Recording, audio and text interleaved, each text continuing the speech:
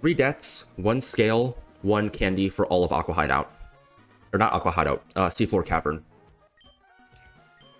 We could have had potentially 3 more deaths, but our boys clutched up on these past 2 fights. They were all relatively unlikely, but we were favored to not have those additional deaths, but yeah.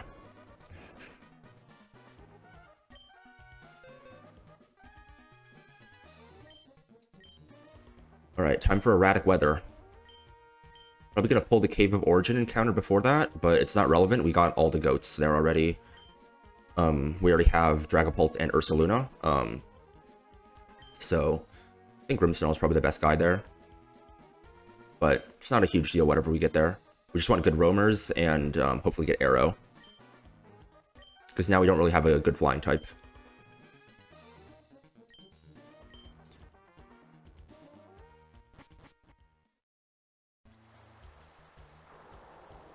Okay, what happened? Okay.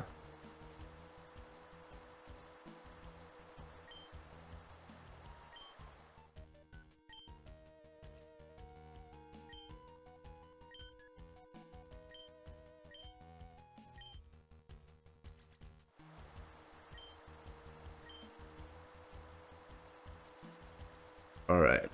Are we in Sootopolis right now, or are we just in the middle of the ocean? Oh, Steven's here.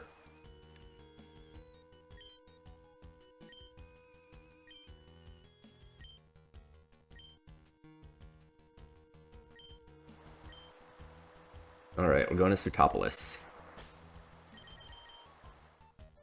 I wonder if, I don't know, I feel like it's, yeah, we're using Talonflame's dead corpse to fly back. I don't know how that happens, but, yeah. Like, I don't know if Steven canonically has, like, his, Skarmory or whatever in Run&Bun. It's like, he never brings one to, like, the tag battle or anything, you know? So, what is he flying with? Alright, let's head back. Heal the boys up. And drop off our fallen soldiers. Ampharos, you're a true soldier. You can keep your Mega Stone. Talonflame. Early game Goat. And Turtonator. You know, complained about you being minus special attack a lot, but you did what you had to do. He just bends time and space with his Dialga. He just opens a wormhole. And fast travels. Maybe, who knows. Okay.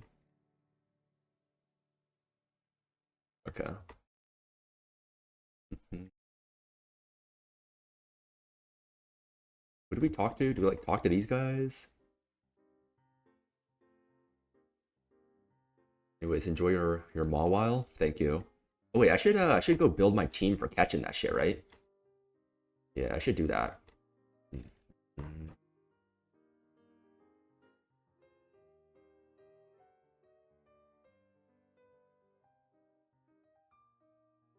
Probably bring like this guy. Corviknight. Damn, you actually got the pulp here? That's sick. Locations. Cave of Origin, okay. Grimmsnarl is gonna have, let's see, Dark and Fairy moves. And fighting. Corviknight's probably pretty good for that. Dark and Fairy. Who resists Dark and Fairy?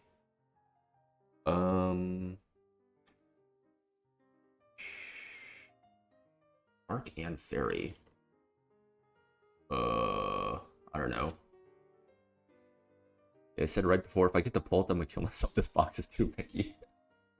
Maybe that's why I didn't get Beedrill, man. This box is kind of Mickey with, like, and Pult, Ursaluna, Sneasler. Like, Sneasler, I'm not even gonna use Sneasler ever. Like, if I decide to invest candies into a fighting type, it's gonna be Mega Medicham. Like, Sneasler's literally wasted on this box. It's fucking stupid.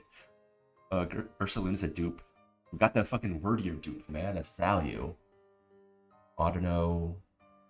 Clef. Why does this guy get Meteor Mash?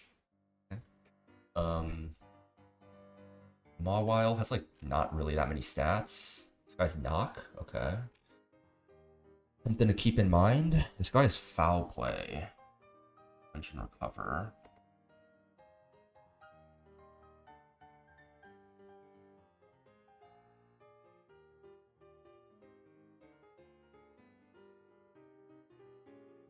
Wordier's a dupe. Gooner. And I have dark, normal, and fighting moves. Dark, normal, and fighting. Okay. Dark. Fighting. Then Pult is obviously a dupe as well.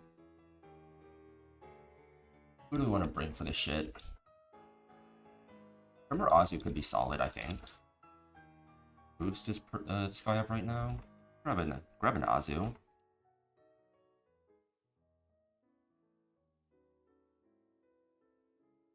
Urshifu's is a bulky boy, should be good.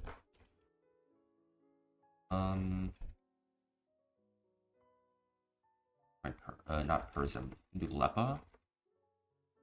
Hudra. If I don't need Life Dew, I don't need to teach Life Dew right now. I feel like I'll probably teach Life Dew to Gudra at some point, but I don't need to do it right now.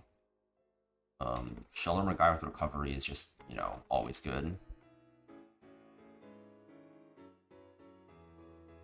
Should have more than enough citrus economy for the rest of the game. We still have like almost 200.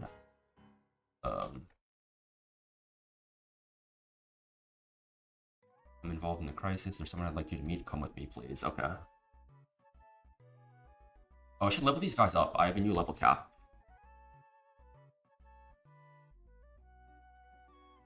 Fucking bots, dude. I block.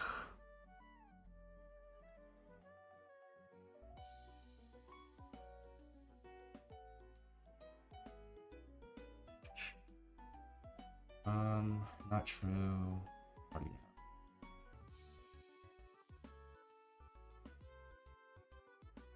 know? Wallace. Okay. Let's level everyone up, I think, first.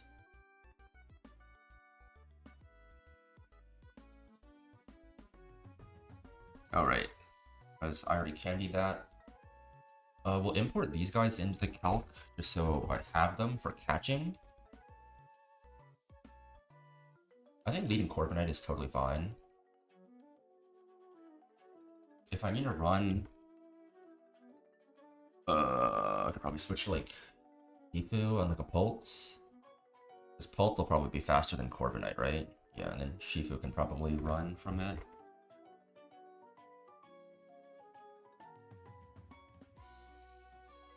See what we get here.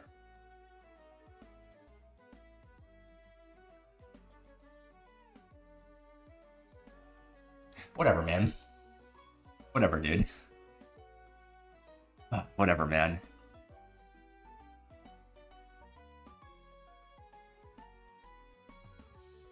Whatever, man.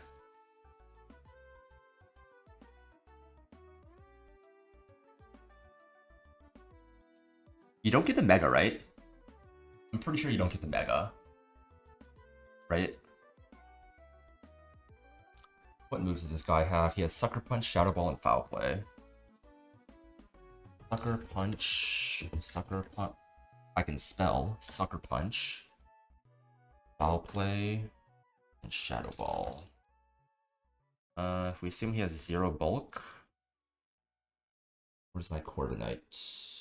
I don't think I can attack this guy. Yeah. Let's kill him. Quick Ball. Is that guaranteed in a Quick Ball? It's not.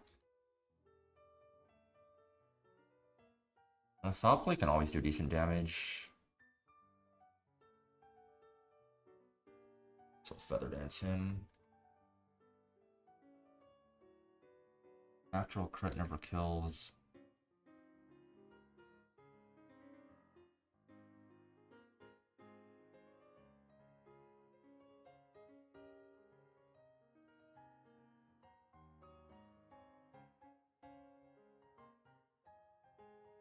It's not click run. I know this guy's a shitter, but you don't need to click run. Wait, let me check if you get the Mega. I'm pretty sure you don't, but...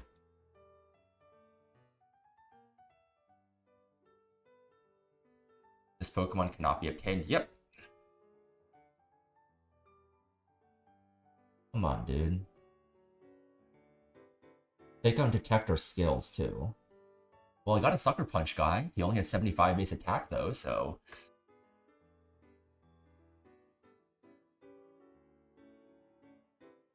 This game knew I'd be too OP. It gave me someone good. Like, what? I mean, I got Goodra, which was good.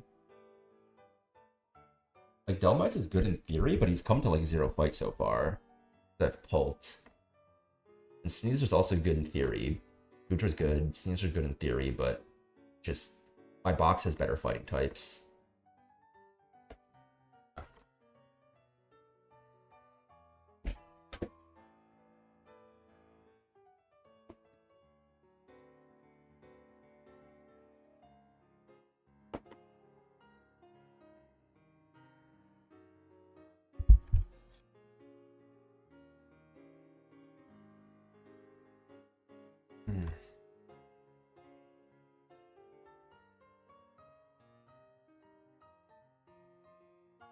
Wow.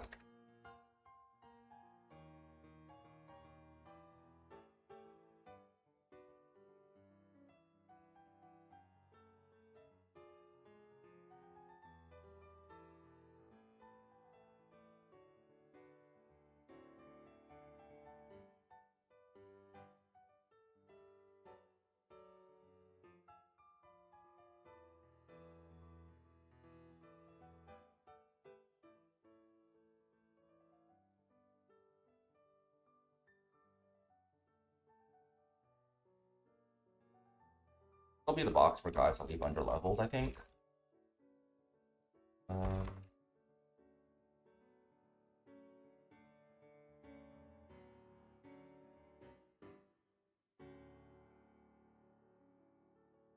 I still can't believe that these are 3 of my 5 last encounters.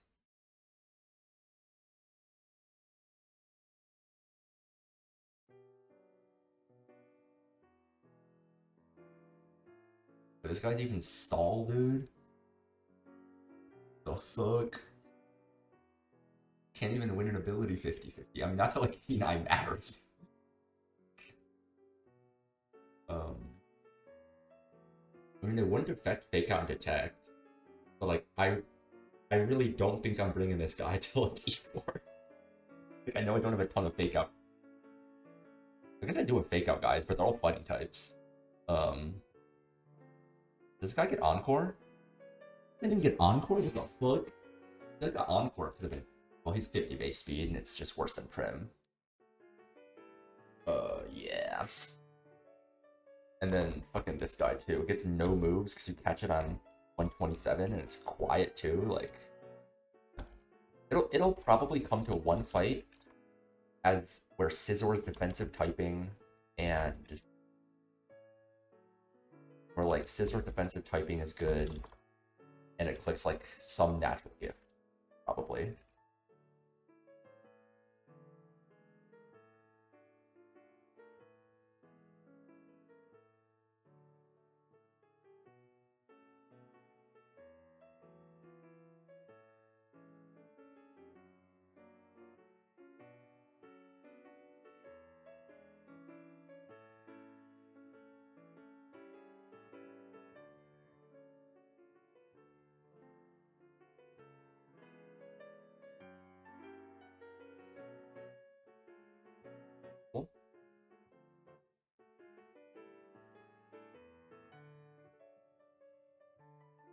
I mean, theoretically, we can definitely leave more guys underleveled if we want, but it shouldn't really matter.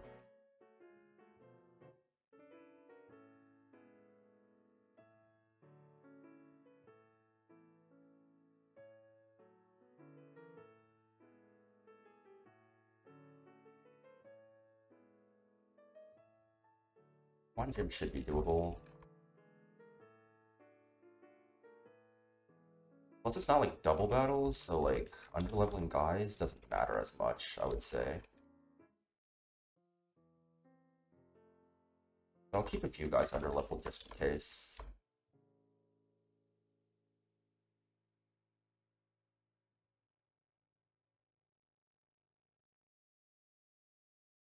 beyond just the protect guys.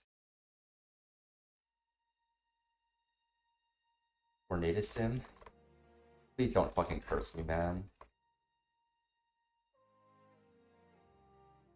Please don't say that. I'll actually just get torn like 3 times in a row. Like torn and crest on repeat. I kinda want Enam just because this guy's not really her or him. Male Primarina still is just weird to me, but like 3 IVs in bulk is pretty unfortunate. And minus special attack on top of it. The only good stat is speed. Insp attack isn't bad, but it's minus attack, so.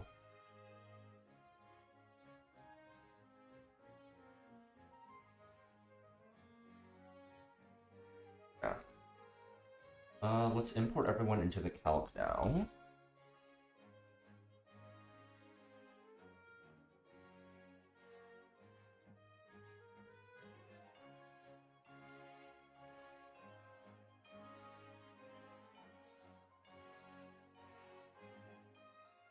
So you guys have all been sacked.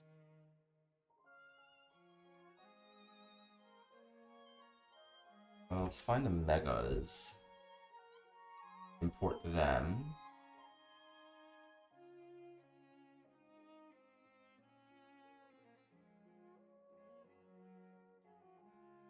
So we're gonna have Altaria Mega with Pixelate,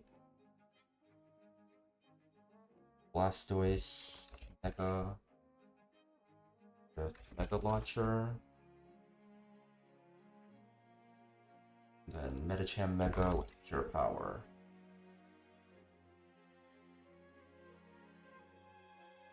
So that's kind of like my last real chance for a Dark type, right?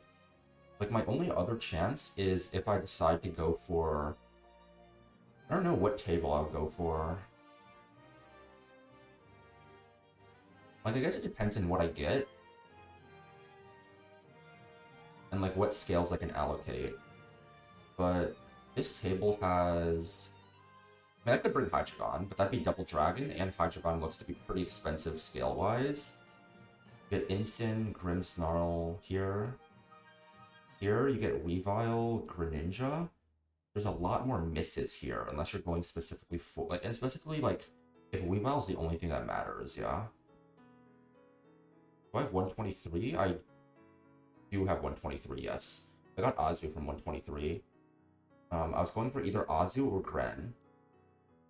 And I got the Azu.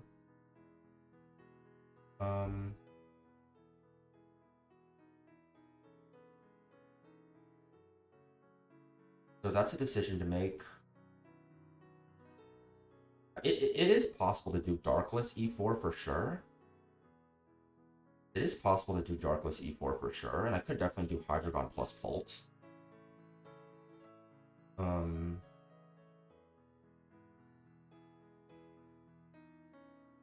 What else was I thinking about? Oh, Megas.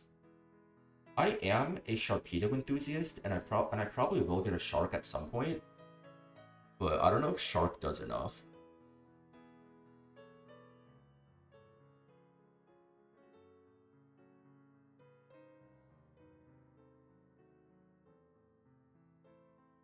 I don't know if I get fucking Evergrande Mudkip, I could bring Mega Swampert. I can't get Mega Bro because I already have Slowking.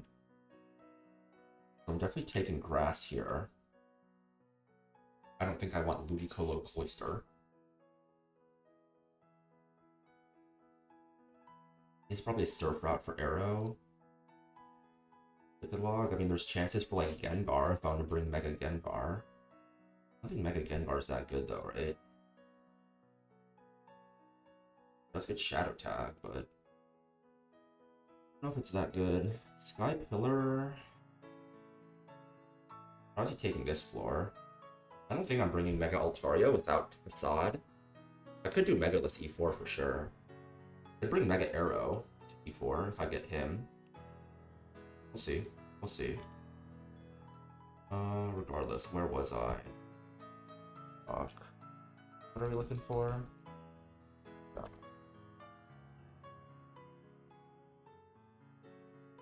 Oh wait, I need to update my death counter real quick. We are now up to 24 deaths. I'll update the command after stream today.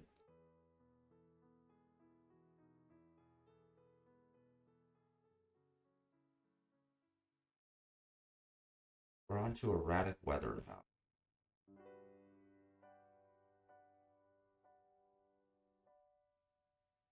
People usually do mega arrow during erratic weather, right?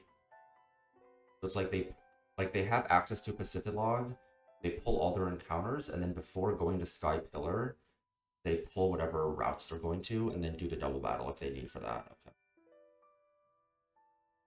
Yeah, 1, 2, 3, 4, 5, 6, 7, 8, 9, 10. Erratic weather is 10 trainers. It depends on if I want rain or not. I have Water Shifu, of course I want rain in that fight. What am I saying? Of course I want rain in that fight. 10 battles. Got way farther than I thought I would. I thought I'd be finishing Seafloor Cavern in July after I came back from travel. Because on Friday, I'm going to be gone from Friday until around early July. So I probably won't finish Erratic Weather before then, but maybe I'll get to Reliant Ian, and then I can come back to some relaxing Reliant Ian calcs.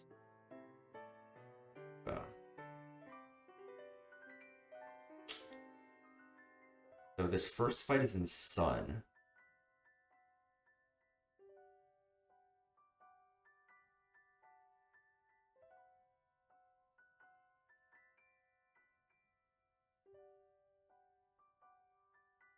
This.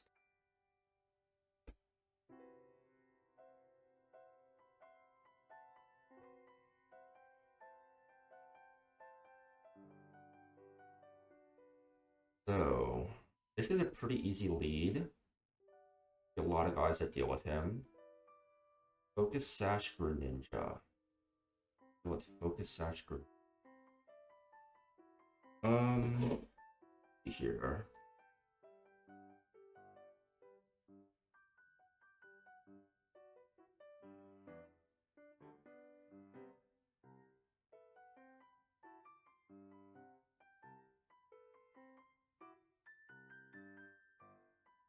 If I switch in on an...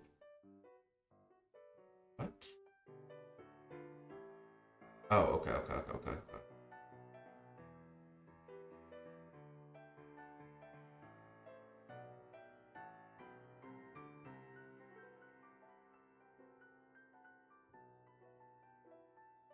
So if I were to come in on an HP Fire... You obviously want to try and deny rocks on this guy, right? Does Dragon Darts kill? Okay, so CB Darts kills. So if I can bait like Dark Pulse or HP Fire, I can eject with Golly and then kill this guy with Pulse. Okay. It would have to be CB though. Because this guy's faster than 8, so I can't like fake out. I can't like fake out kill, so it'd probably have to be bringing Pult to this fight. We have a White Herb Skill Link Cloister with Shell Smash, Icicle Spear, Weather Ball, and Rock Blast. So Fire, Rock, and Ice coverage. Okay. Probably some rock types in my box that resist this guy's stabs.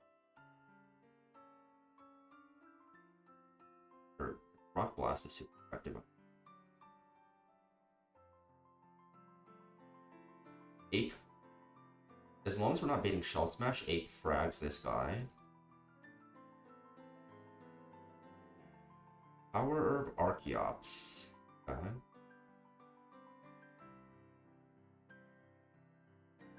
What speed threshold does he hit? 245. God. The special attacking set. Okay. Have a Leftovers Intim Arcanine with Roar coverage, and then a Life Orb Jolteon. Good coverage. If Ursaluna switches in on an electric move... Okay, if Ursaluna switches in on an electric move, it kills this guy.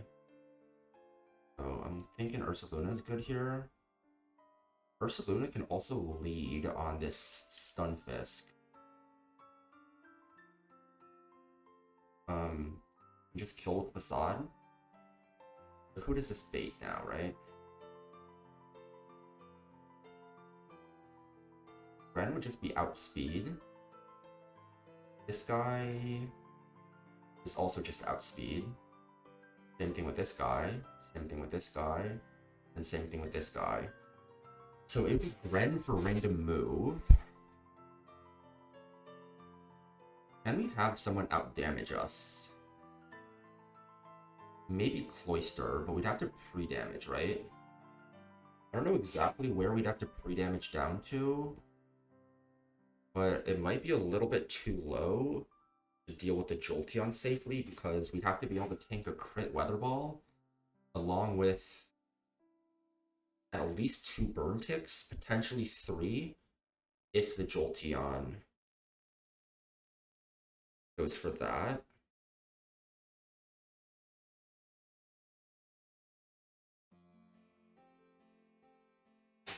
Let me do some math real quick.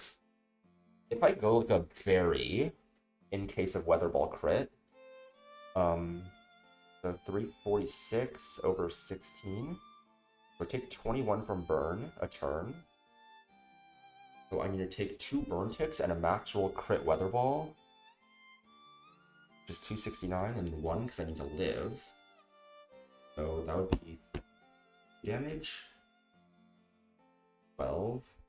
I take the burn, go down to 291.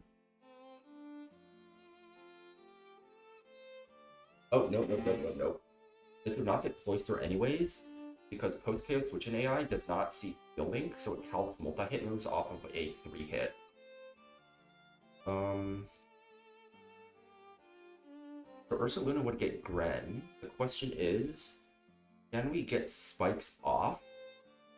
And does it matter?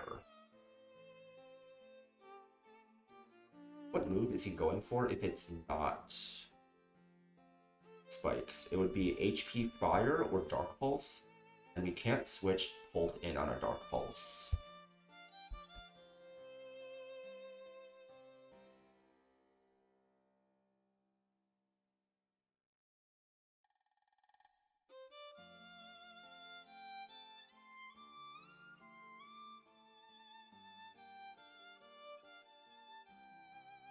This is Sun Boosted. I'm surprised this is doing this little. Oh. Oh, okay. Mega Medi also one-shots this guy.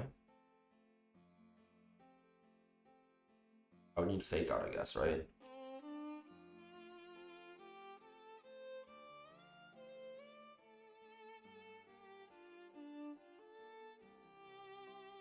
He is, okay.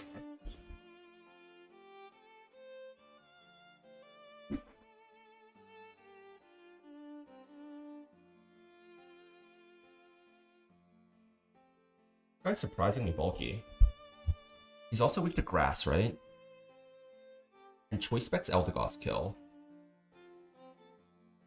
I feel like it barely misses the range. It just barely misses the range here.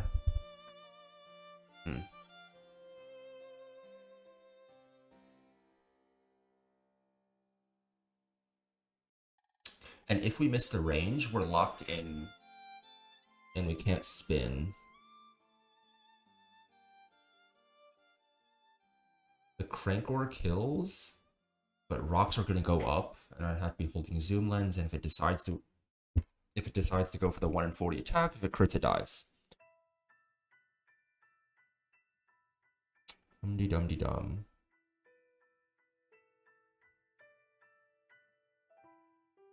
Ground Electric. Ice type moves are also super effective, right? It's Ice, grass. It's ice and grass, basically.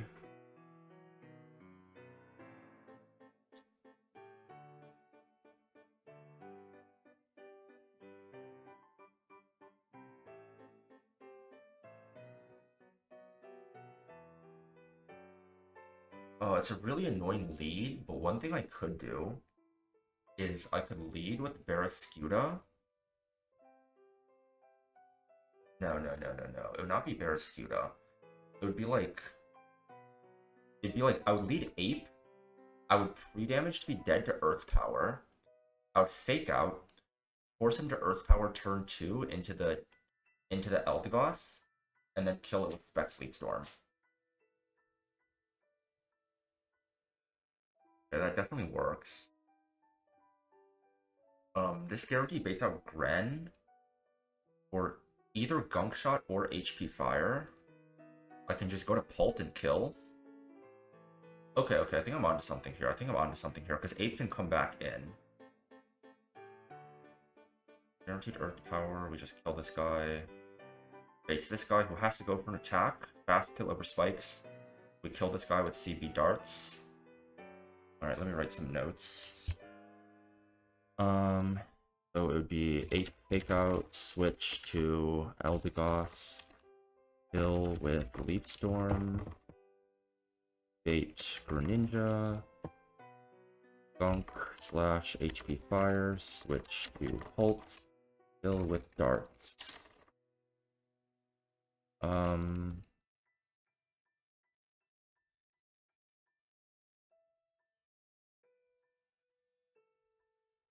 I don't think Ape needs Life Orb for anything, so I think we would prefer to just pre-damage. I think you need Specs. I don't think Life Orb is enough. We need to deal 13.8 or 24. I need to do 44 damage with Fake Out.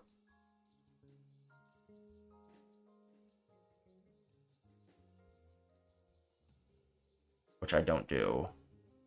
There has to be like Choice Banded Fake Out or some shit.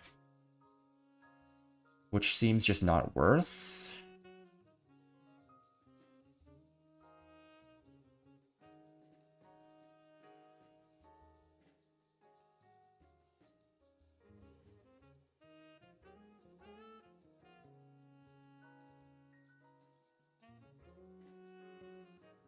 So Sneasler has higher attack, but I think Ape does more in other fights. Or on other mons. So it's not just kind of like a dead brain. So I think it does make more sense to bring Ape then.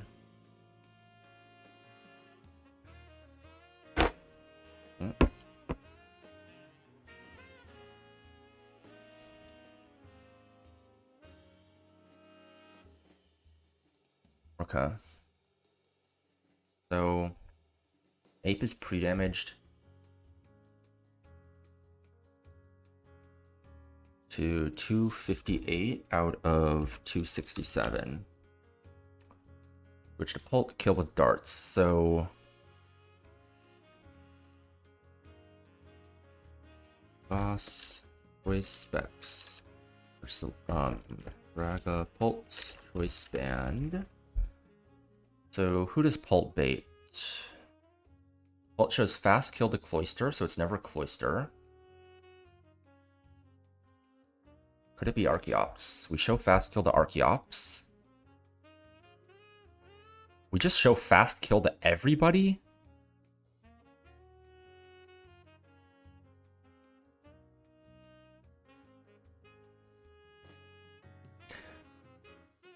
What the fuck? What?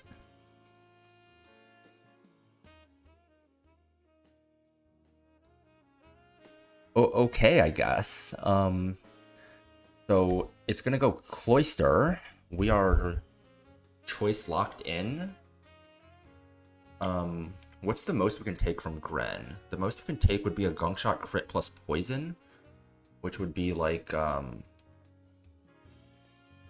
52, 54. It would be at like 40. No, that's not right. We have 46. So we take 2 ticks of gunk shot. With 2 ticks of gunk shot or poison, we'd be at 34% when Cloister comes in. So it's either Icicle Spear or Rock Blast. I think we just switch back to Ape. We show fast kill to everything in the back. So just goes Cloister.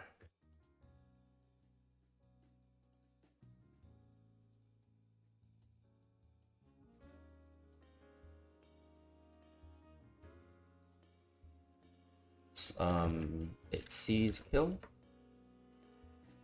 Oh shit, I guess if it misses gunk shot, it won't see kill. So we need a pre-damage to show kill to Mineral of Icicle Spear, which is 280.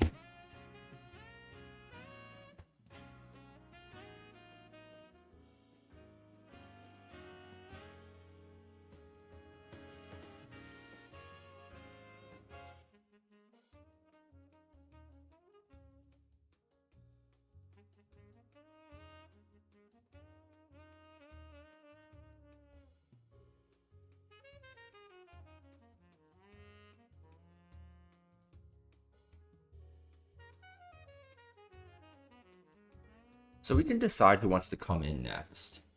If we equip a Black Belt, if we equip a Life Orb, we can deny Archeops. Is that fine, though? We'd be slightly pre-damaged.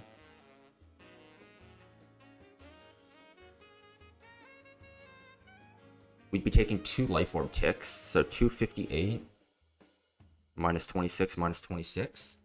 So we'd be at 206 HP.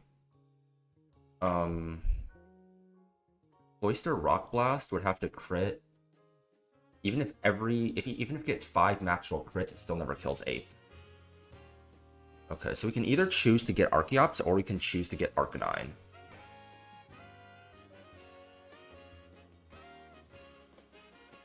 We bait Archeops if no life. Wait. I think what we can also do is we don't need Life Orb. If we just go, if we go Fighting Gem, it sees that we kill it, and it does not see that we kill it. Okay. We bait Archeops if holding Fighting Gem, we bait Arcanine if holding Fighting Gem, otherwise Archeops. So if we're holding Fighting Gem, and we're taking a hit from here, and then it goes Arcanine, it's very likely to be Scorching Sands. Well, how are we planning on dealing with Archeops, right? If it's with Ape...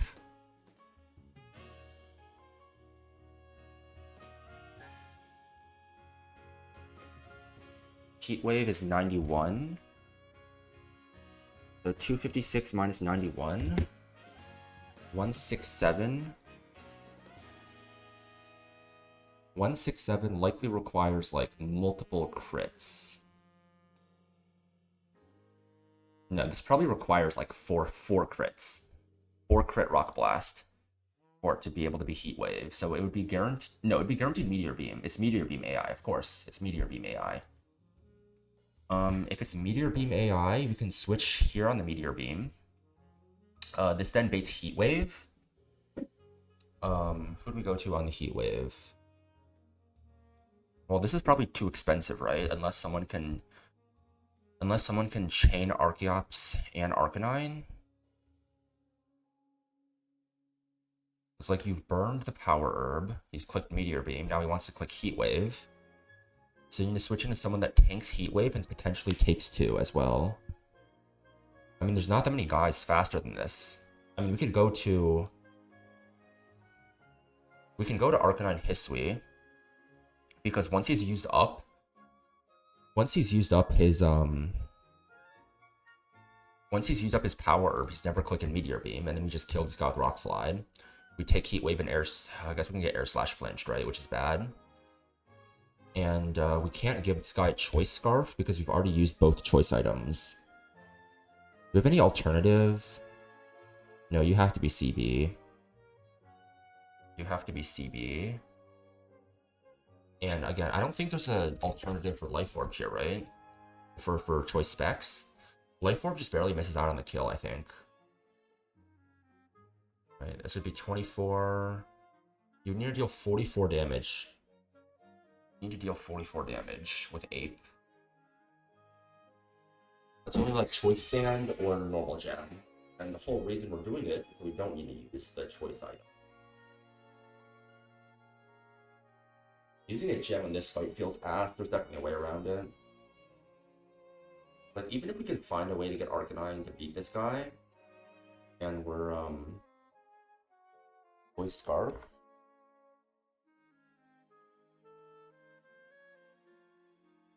Can't stay in here anyways, right? Because he's gonna kill us with a Scorching Sands crit, and Rock Slide obviously doesn't kill.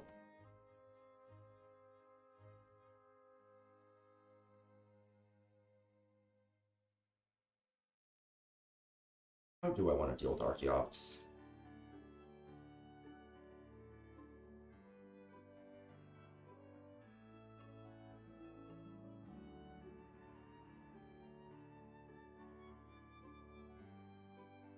Shifu doesn't whip. It tanks a Meteor Beam, but it's slower and dies to Air Slash.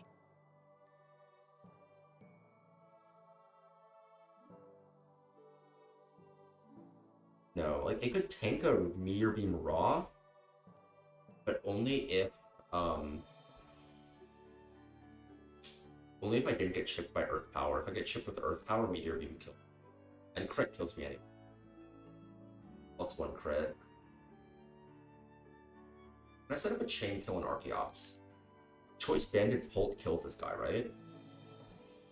So if I can eliminate the... If I were to eliminate the Cloyster, Dragapult could chain Greninja into Archeops. Or getting stopped by Arcanine. How do I set that up, though? How do I set that up? Because, by killing you, we're baiting Gren, right? So we need to get Cloyster out earlier. I wonder if I have any other ways of killing the Stunfisk.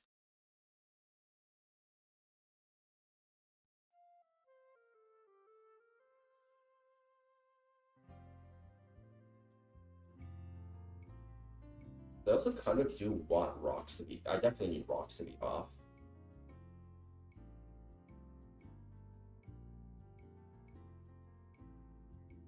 Do I, though? I mean... Maybe I don't need rocks to be off. Maybe I don't. I mean, if I were to go Donphan here... and then eat twice kills, I could Rapid Spin once if he sets up rocks. Get Earth Power once. No matter what, I could crit. Always baiting in Greninja though. Gren is gonna get fast kill after Earth Power. If rocks turns 1, I spin on his Earth Power. He'll continue to bait in Gren.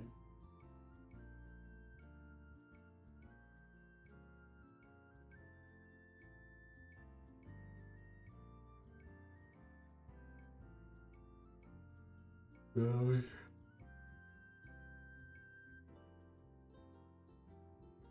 Ice Punch doesn't kill, that was a Sun boosted. That was Sun boosted. Plus it's a speed tie, plus Choice Band doesn't kill.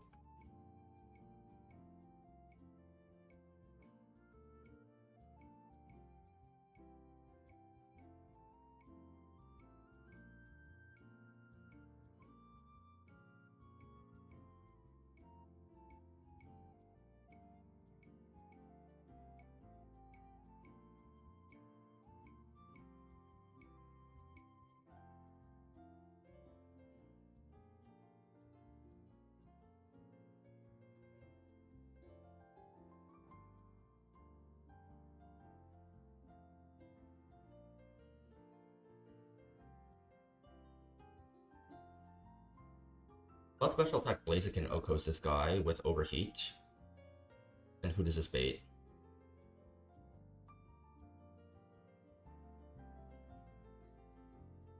At a certain HP range, it baits Gren.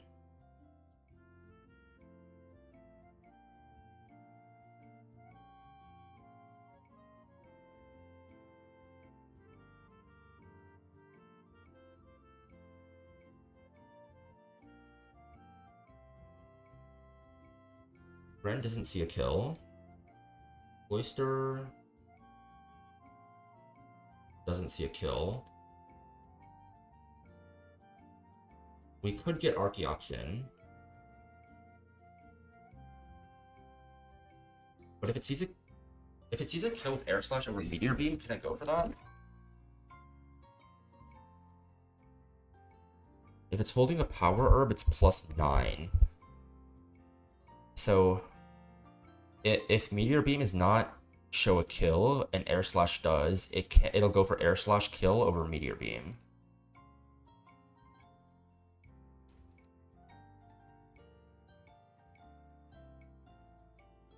Wait, so either way then, I can just go Excadrill, right? Because it's either Air Slash or Meteor Beam. Hold up, hold up, hold up. I think I got it, I think I got it. You don't do as much. Yeah, so we get Archeops. We can just get him to Air Slash. So we don't want to get Heat Wave burned. We just bait Air Slash guaranteed. If we're at the 76 HP, it's never Meteor Beam because Meteor Beam is +9 and Air Slash is +12. So we take the Air Slash here on Pult. We just chain kill. He's gonna go Gren. We chain kill again, and then he goes Cloister. Cloister should be guaranteed Icicle Spear. We could go back to you and then kill. And holy shit, dude, 2 Mons just chained 4 on this fight. Or not chained, but like 2 Mons just took 4 on this fight. I mean, we don't have to...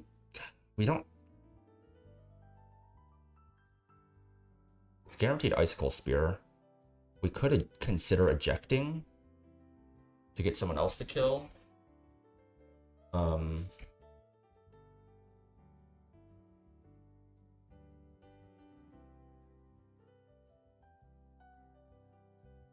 Or we could just go Ape to kill. Right?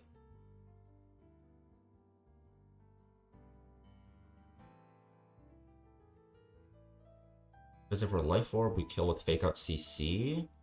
And then this guy has to go for an attack. Do we have anyone that one-shots Arcanine? We have no more choice items. Both of our choice items have been used. Hold up, hold up. We don't need a pre-damage because we're taking an Air Slash. Yeah, Blaze again. Respects pre-damage. Can we stay level 89? We can stay level 89. We need to be baiting Air Slash, so 204 out of 268. We should be at no risk of leveling up.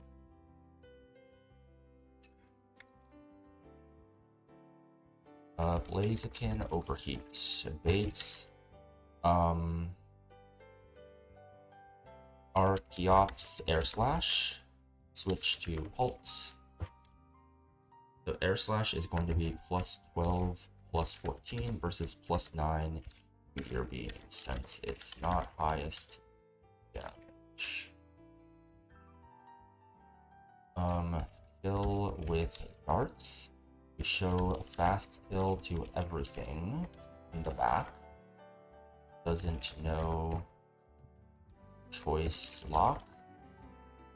Baits Gren, chain with darts. Baits Cloister. Now it wants to Icicle Spear. I think how we want to kill the Cloister depends on how we want to kill the Arcanine, right?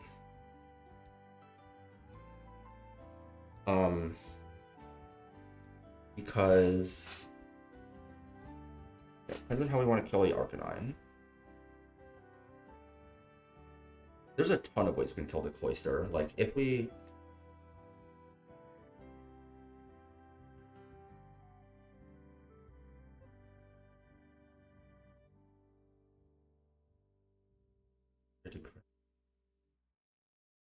Don't want to take the Solar Beam.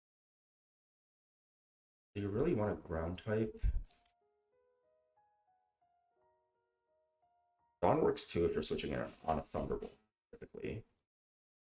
But, I mean, if I go AV on Luna, that's like Giga safe, you know? Yeah, if I go AV on Luna. No, we can't go AV. We've already used both choice items, so we need to come in on a Thunderbolt or a Volt Switch. Okay.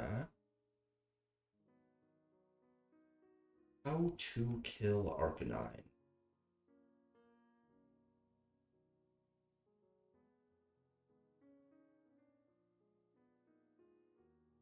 Dead to Solar Beam. Udra? Flamethrower Burn is bad.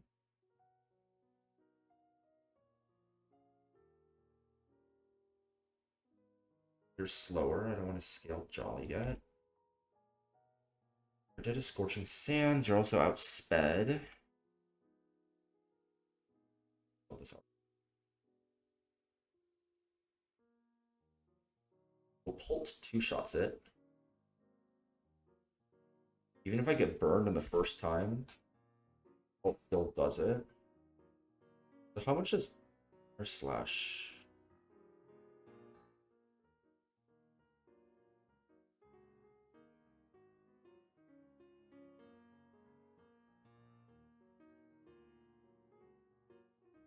Because if I can do Golly into Electrode, and then kill this guy with a Volt, back into Pult,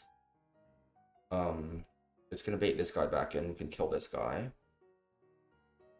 Jolteon will be going for...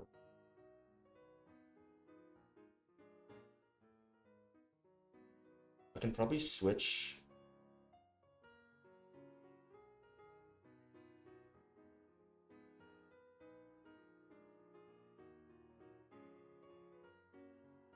I can have someone be a pivot for Jolteon too. Yeah. Okay. So I just need to be able to take a crit Air Slash. So kind of does a lot of damage. I didn't have Defeatist on, did I?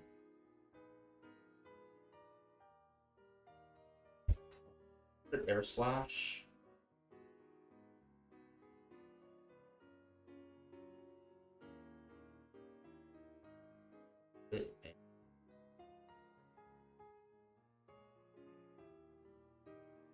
Hold up.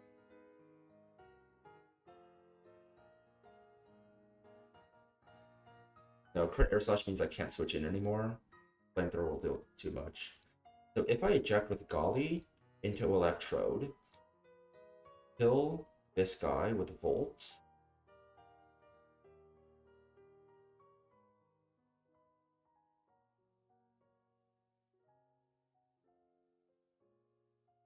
Can't let him Shell Smash, it has to be eject.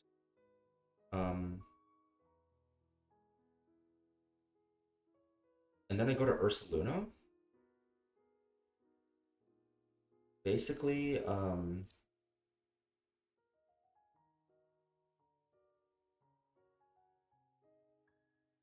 even at -1, I kill this guy. I survive a Solar Beam crit.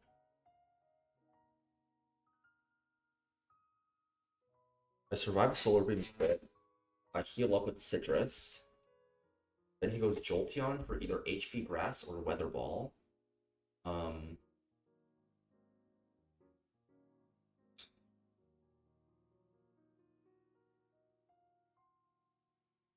Blaziken to bait Air Slash. Has to be at 204.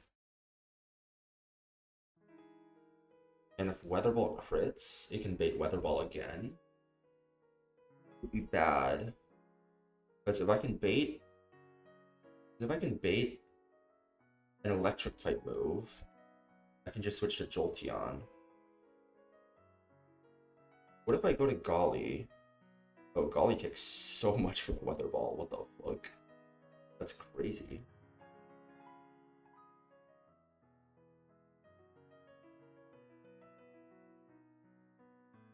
Okay, so the other option is on the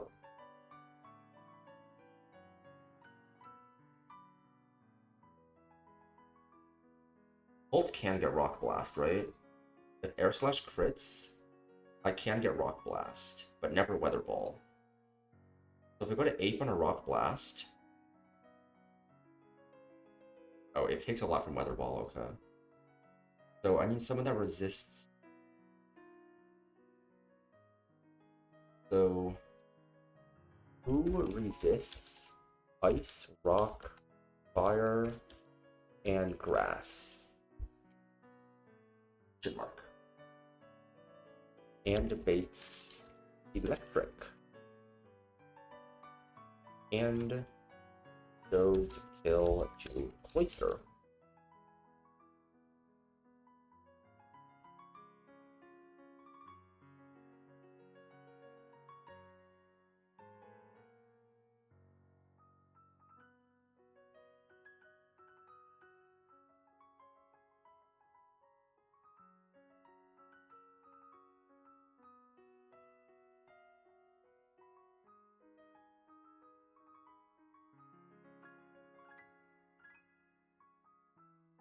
The grass that gets in.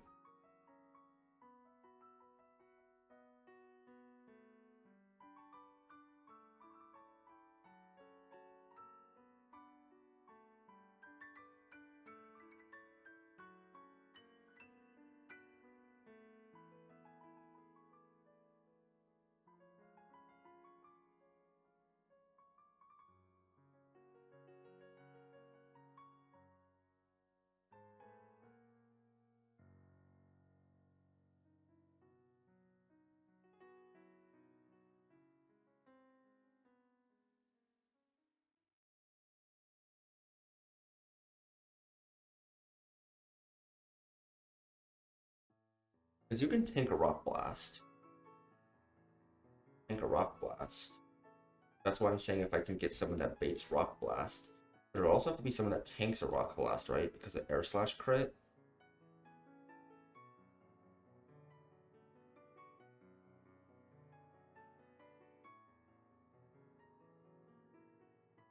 I mean, if it was guaranteed Ice Cold Spear, it'd be probably pretty easy, right?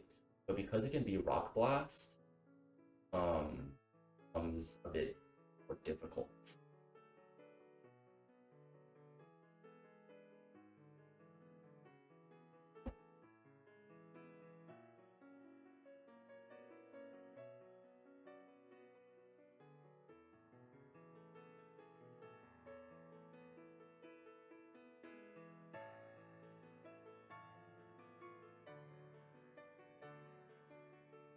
What if I just go someone that, yeah, that's easy. I just go Hydreigon, and then I fucking U-turn, slow U-turn to Dragapult, which just kills. Yeah, I don't need to overthink it. Okay.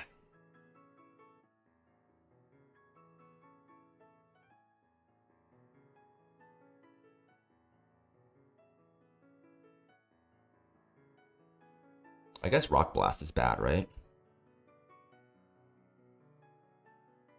I guess if I go to Ape, I just bait guaranteed Rock Blast. I don't need to worry about ejecting. And if it Rock Blasts, that's fine. Okay. Infernape, Citrus, Electrode, H. Also just kills raw. Goes Citrus just cuz, I guess.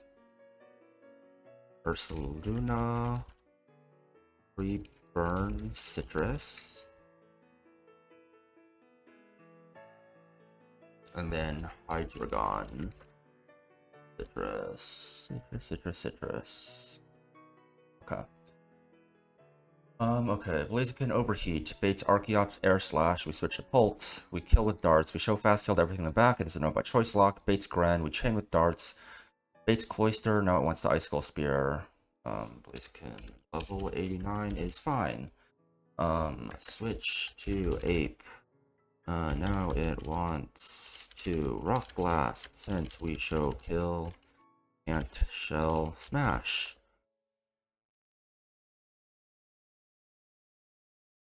Even if it does that, Citrus Berry heals us enough to guarantee that, okay? Switch to Electrode H. Kill with Volt into Ursa Luna.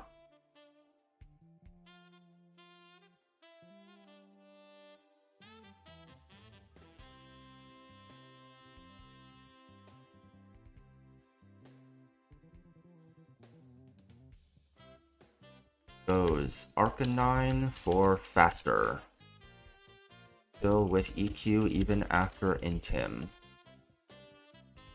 We take one burn tick, we take a Solar Beam crit, we're never dead. If it roars, it's negative priority. Baits in Jolteon last for HP Grass, Flash Weather Ball, switch to Hydreigon, slow U-turn into Pult, kill with darts.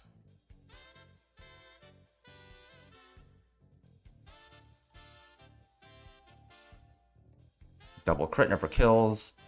It could be Thunderbolt, and if it paras, we should go Cherry Berry. Cherry Berry.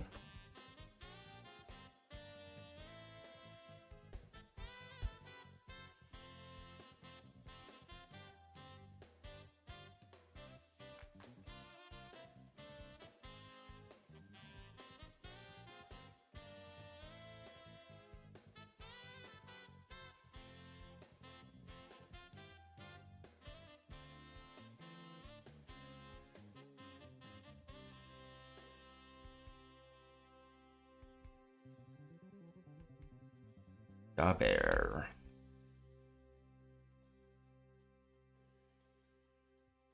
I currently have 2 choice bands, right? Yeah, so I'm gonna trade one of them for a Specs.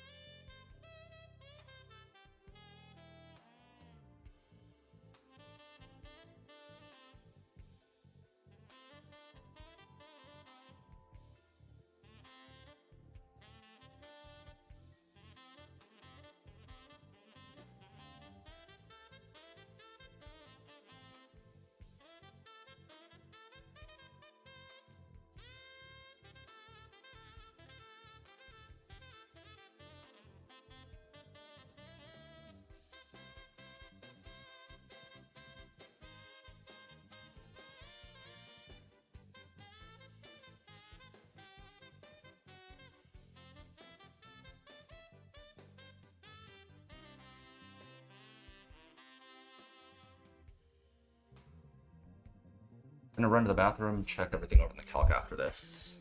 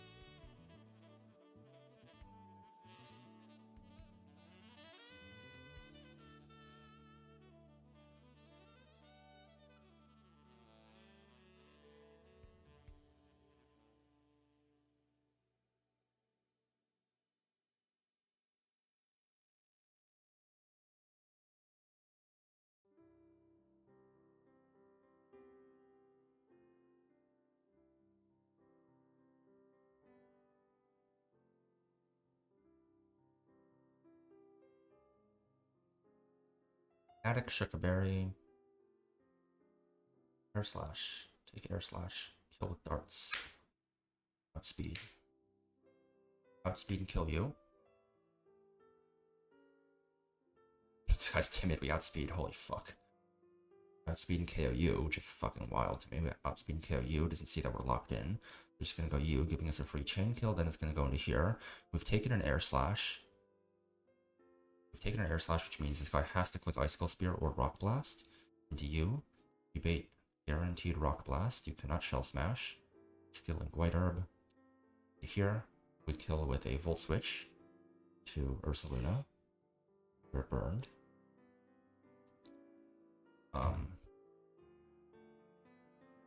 They're both faster. Neither sees out damage or kill. So it's gonna go this guy. Gonna Intim us. We still kill through Intim. Solar Beam plus Burn Tick. We proc our Citrus Berry. It's not like Unnerve or anything. It's this guy. Go here. We always survive 2 hits. You turn out into you, and then you kill. Simple enough. Choice specs. Alright.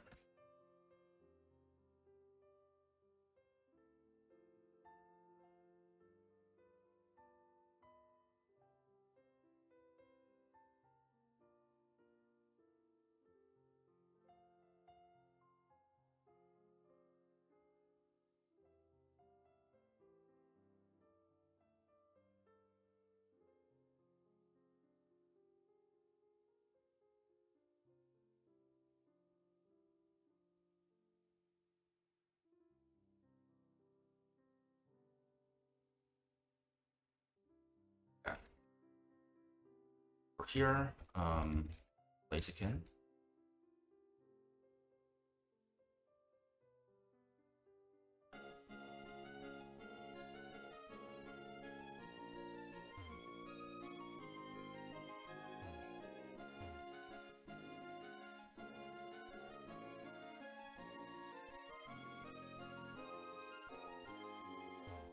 Okay, this should be the guy.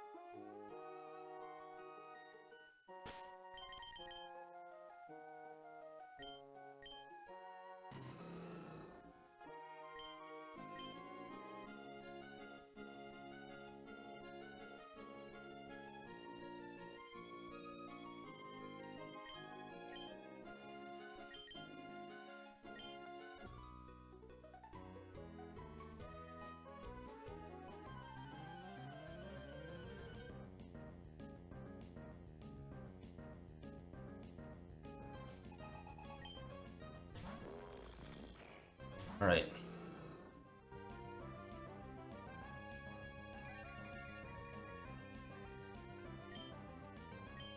Overheat Hogar. Plus special attack Blaziken. Voice specs just Okos this guy. We had some other guys that could do this too, but Blaziken gets us the baiting we want.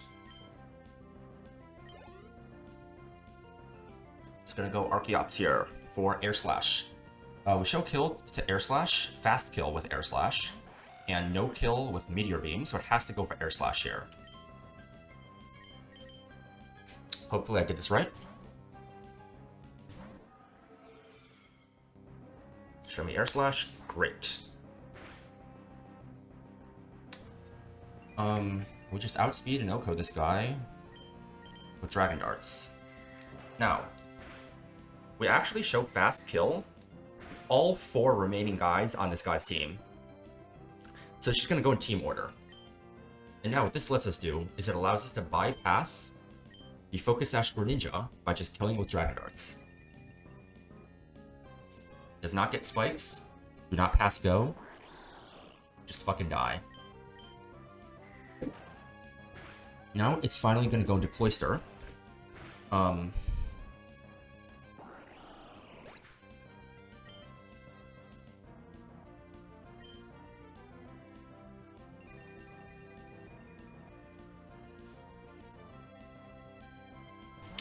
it cannot set up Shell Smash because it sees it kill it with Icicle Spear. So it has to go for slow kill. We're going to go to Ape.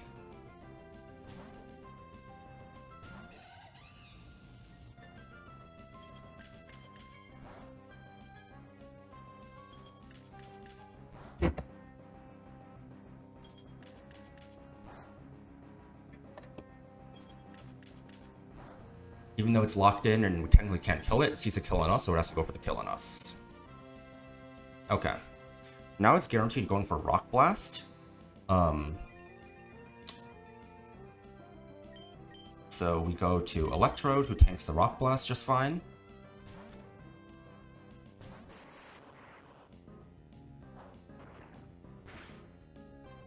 I pre-burned Ursaluna, right? I'm pretty sure I checked. Shit.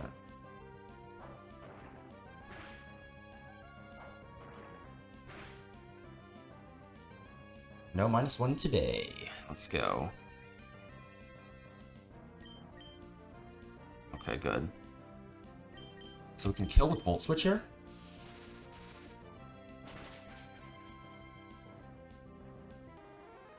This is why we sack Talonflame. And we're going to position ourselves with Ursaluna. So, nothing out-damages or sees a kill, so it's just going to go for first outspeed, which is going to be Arcanine here.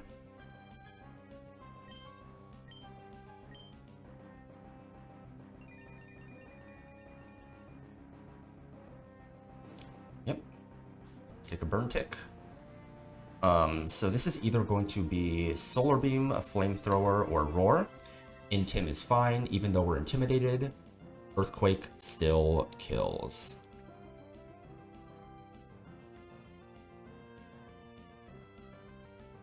Hit him with that fatty EQ. Crit never kills us. Told you. Actual crit plus 2 ticks of burn does kill us, but not after Citrus Berry.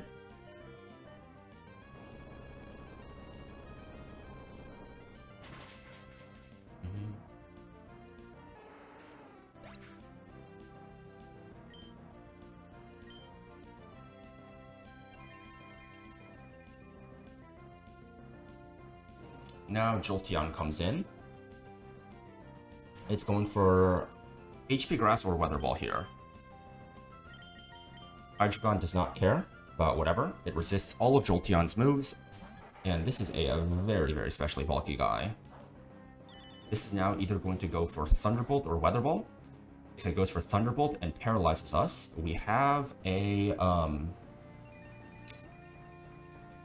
we have Cherry Berry. So just click U-turn here.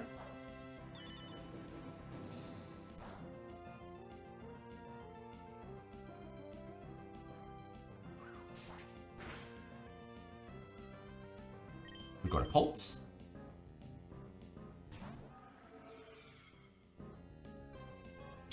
And we outspeed this guy and just kill him with Dragon Darts.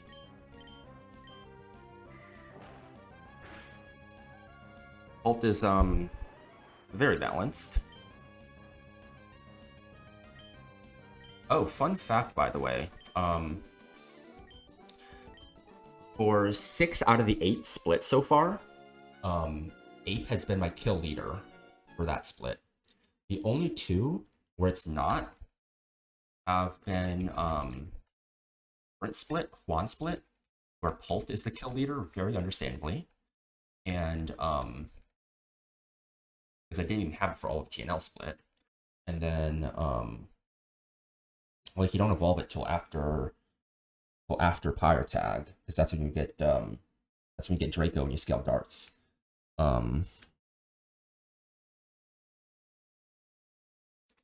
Brain.exe stopped working. And the other split was Roxanne Split, which is a super short split, and then Eldegoss is super crazy on that one. So Eldegoss is my kill leader for that split. But Ape led on every other split. And it's probably not going to lead in VR split. Pult is probably going to lead on VR split because Pult is so broken.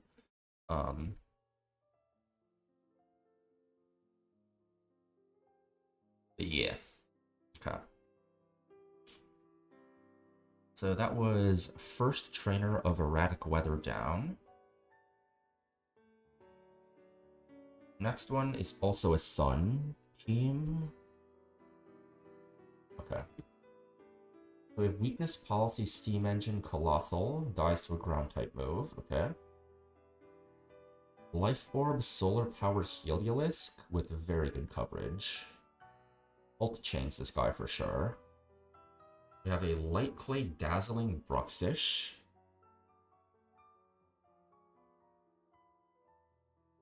Ult chains this guy too. An Ice Gem, Lapras with Ice, Fire, and Grass moves. A Life Orb Cannon with Tailwind. And a Focus Sash Nidoking. Let me run a quick little calc.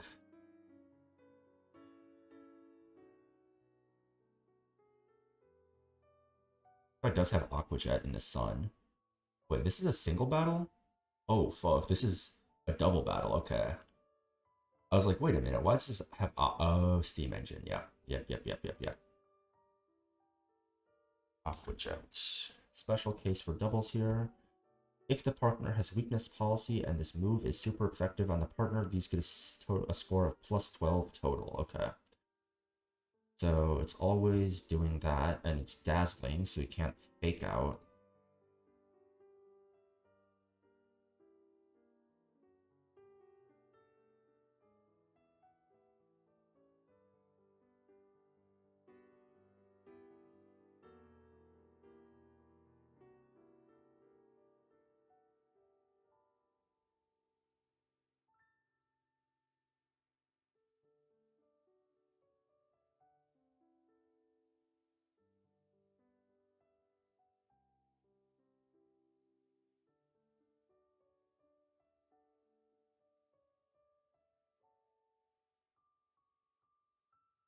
Foxand is going to be enough. So we can sweep the field turn 1 with EQ from Ursaluna if we can bait kill onto someone in this slot. It's never going to screens. We can just sweep the field with Ursaluna if we want turn 1. Aqua Jet. Steam Engine is going to boost this guy up to plus 6.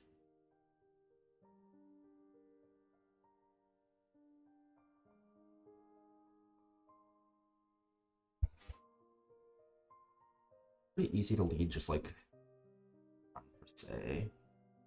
Maybe Caracosta? Caracosta bait Solar Beam. That could be pretty good. And then we just wipe the field turn 1. You see kill on Ursaluna. Yes, Heliolisk does see kill. Heliolisk is a problem. Heliolisk is going to come in turn 2 guaranteed.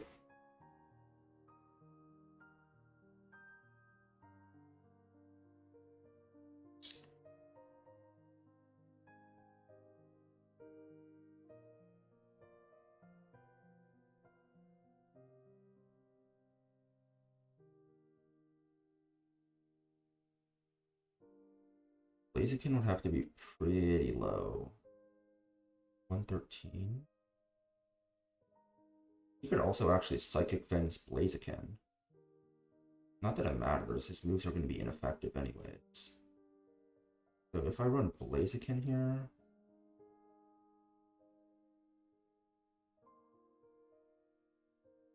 Also...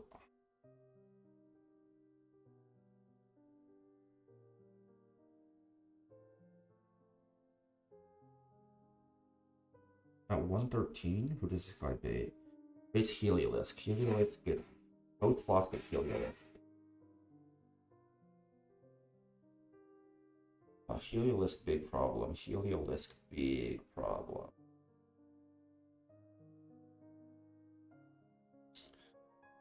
What if we just kill this guy turn 1?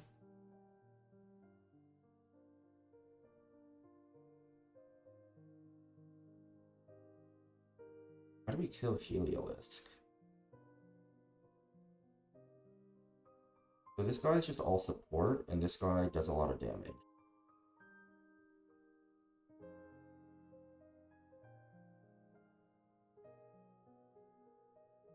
Could I kill you with a water move?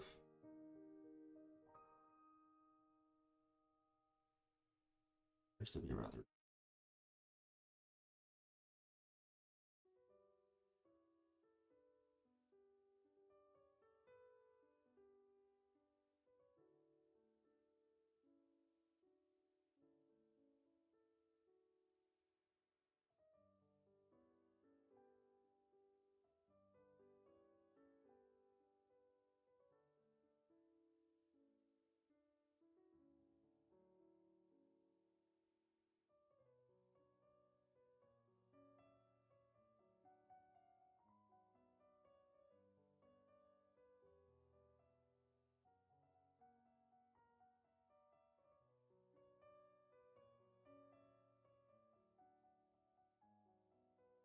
If you lead Choice Banded Ape on this side, it literally just gets 3 frags. When does Aqua Jet see kill? You have to be at like, even at -4 doesn't see kill. So if you can show fast kill to the Bruxish side, it's never going to target Ape. How do we want to do that? Psychic things and Aqua Jet, yeah. Aqua Jet.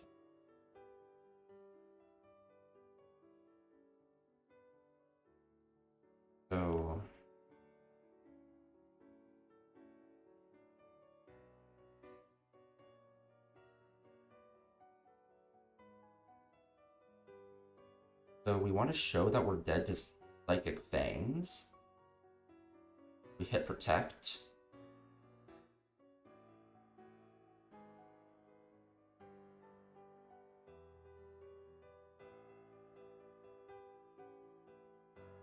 So turn 1 Protect. Turn 2 Switch. And then what do we do turn 3? What if we then go someone that one-shots the Bruxish and outspeeds it? I don't see kill on you, so he's not going to want to Aqua Jet us yet. So we can go someone that kills the Bruxish, someone that outspeeds and kills the Bruxish.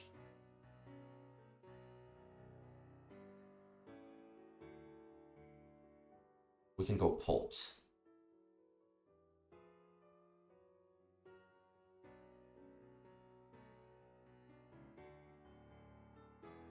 How much do you take from Psychic Bang? Take some damage, I guess.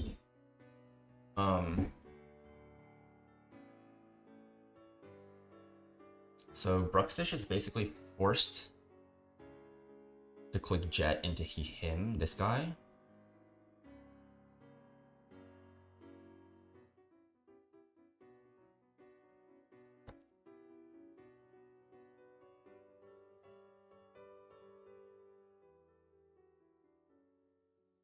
Wait, does Ape outspeed this guy?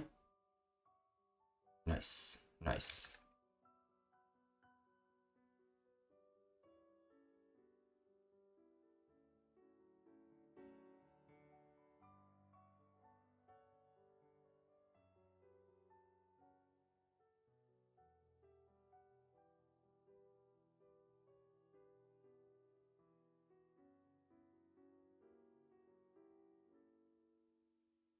So once Pult is out, Bruxish is forced to click Aqua Jet on only Pult, I think. I'm not positive if when it's in Phantom Force it can Aqua Jet the Ape. At -3, I guess crit still doesn't kill technically.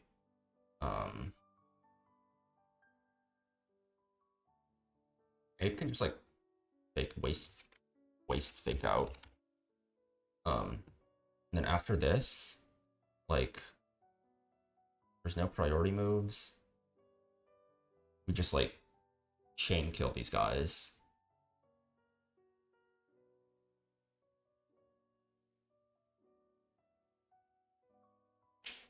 Can't we just do this? Isn't this just free as fuck? It can't be this simple, right? There's no way this fight is this simple. I mean, maybe it is, but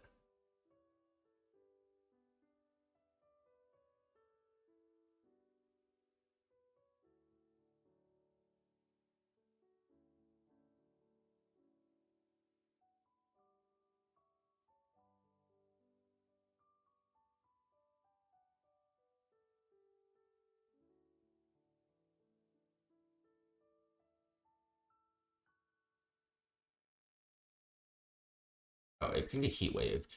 Let's not do Vivillon then.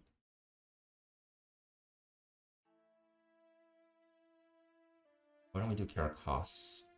Caracosta, yeah.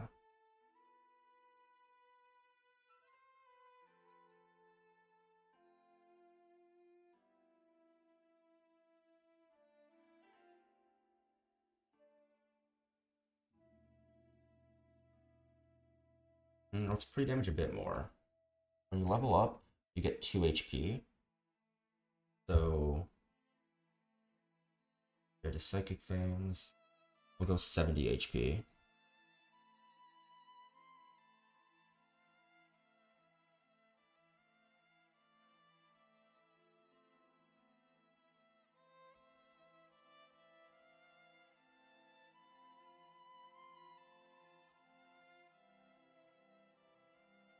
We should switch in case it can Aqua Jet you.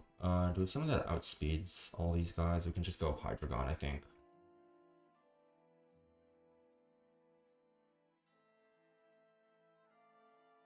And we can go Citrus, it's probably fine.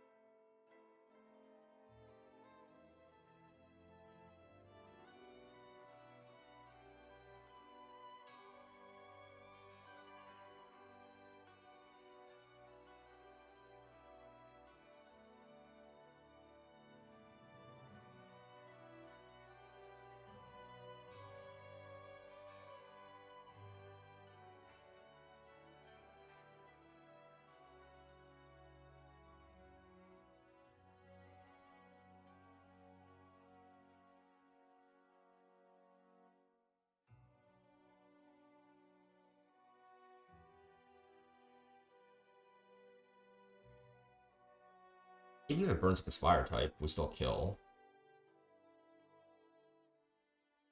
We're faster than everybody.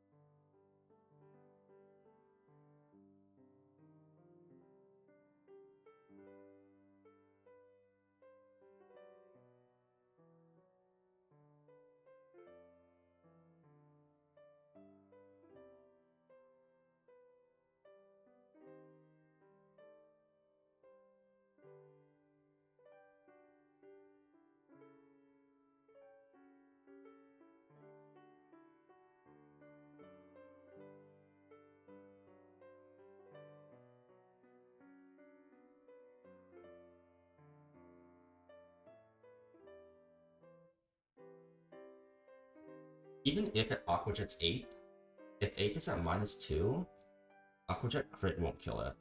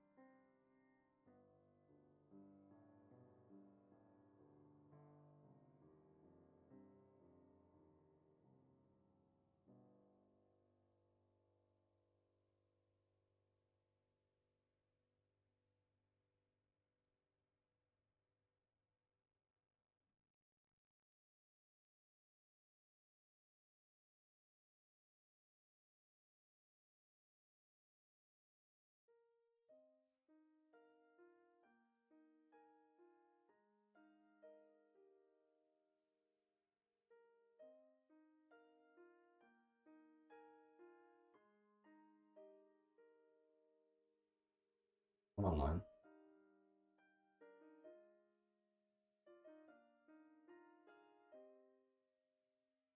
Rockstars can never click screens?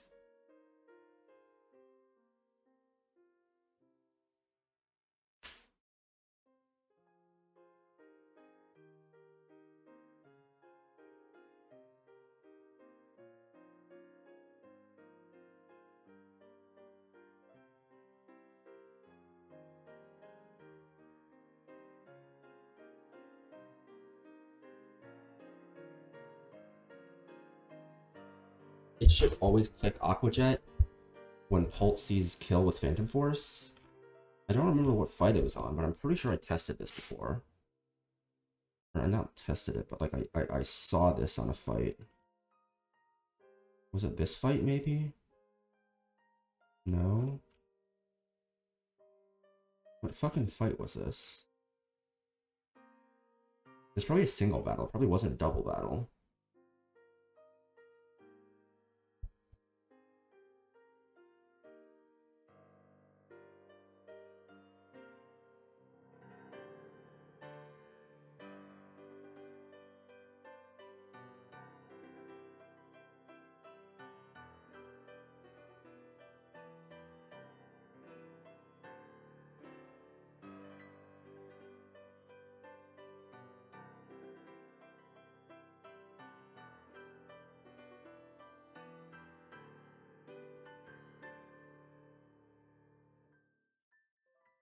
I believe it was this Bruxich here.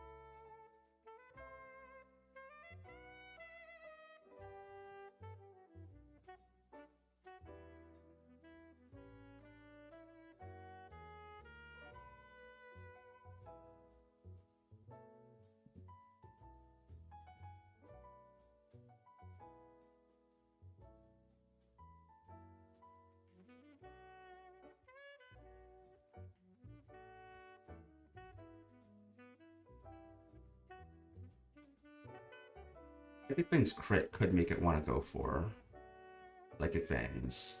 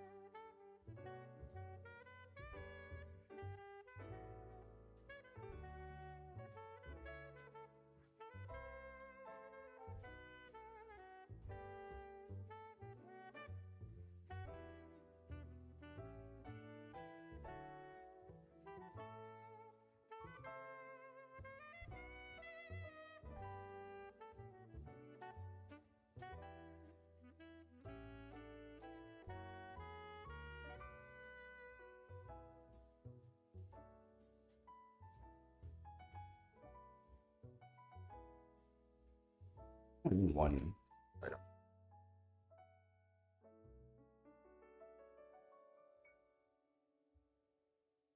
I don't even need Dragon Fang.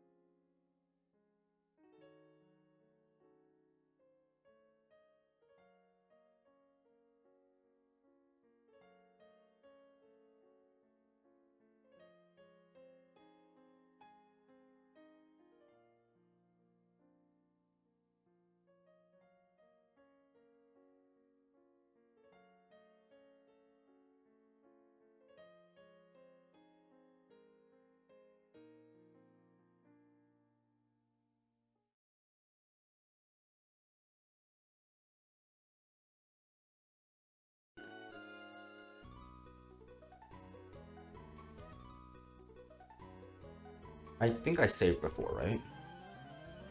Hopefully, I mean, I don't think right guy bug matters at all here. I'm gonna be honest. I literally just chain kill down one side.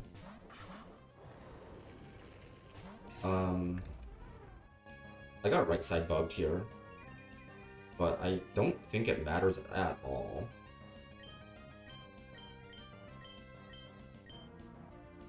Funnily enough.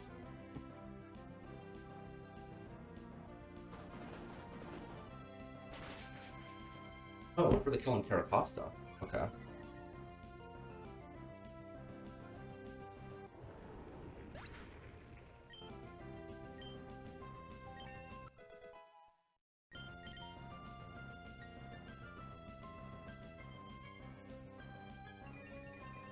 I can't go for slow kill on Ape, right?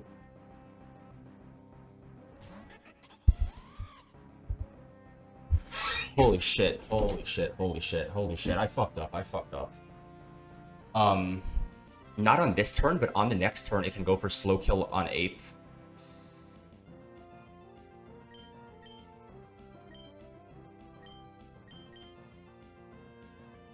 Oh, I knew I fucked something up. Okay, so it's guaranteed Psychic Fangs this turn.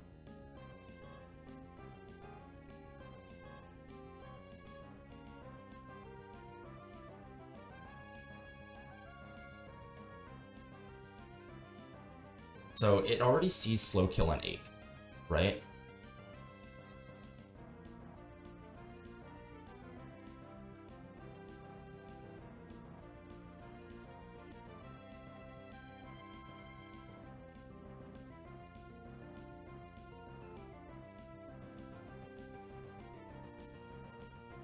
Holy shit, dude. I knew I missed something. Oh, this is ass. Oh, I needed to bait fast kill. Plus 11 wasn't enough. Plus 11's not enough.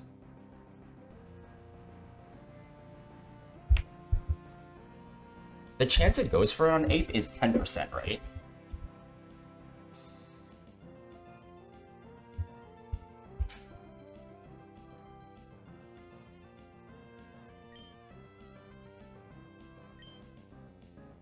So Ape always has to take the kill on Heliolisk here, for sure. The question is, who does Carracosta want to switch into? I think Carracosta actually wants to switch into Urshifu here. Because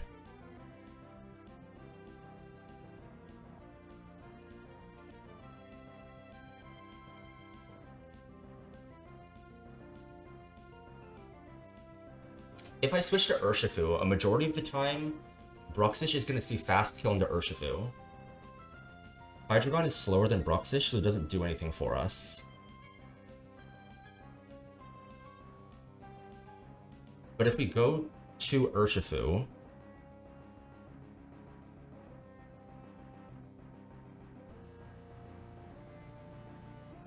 so if I get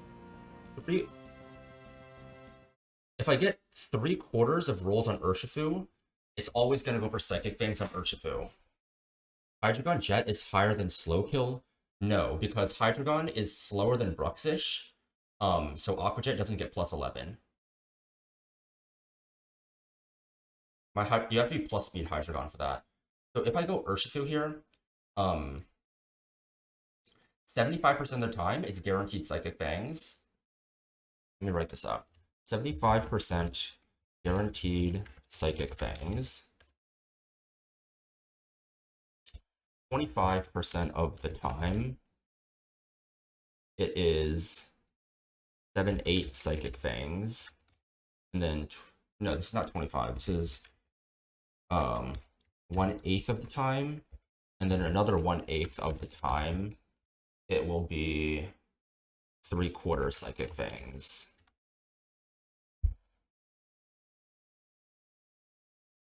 Well, it's just this number, right? It's the 95% chance to be Psychic Fangs, basically. And if it crits, it's guaranteed Psychic Fangs the next turn. Whereas if I'm going to Pult, it is, it's plus 11 psychic things on Ape 20% of the time, so it's going to go for it 10%. So this is better odds. It gives me 5%. Do I have any other plays that make sense?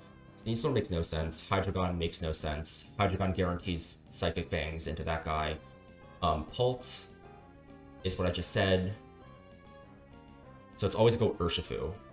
Okay. So we're going to close combat and switch to Urshifu here.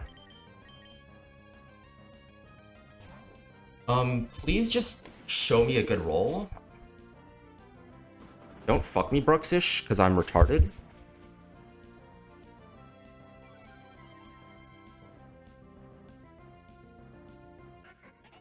Show me a good roll. Show me a good roll.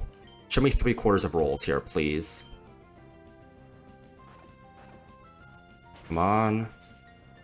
Come on. I don't know. That might have been exactly 50%. This might be 7 and 8.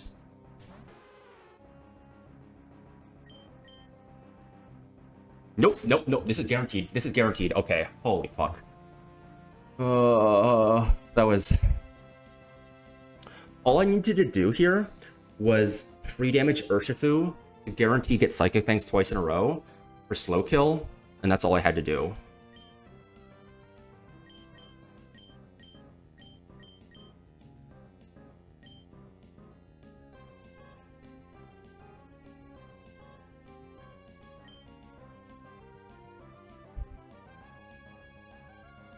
Bruxish has fast kill into Urshifu. It does 150 min. It's faster, so we switch to Pult here.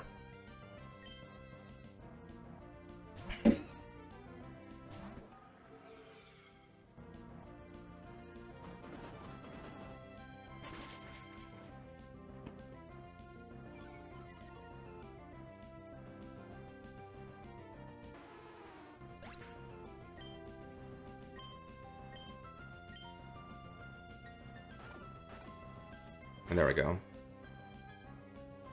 And there's the crit.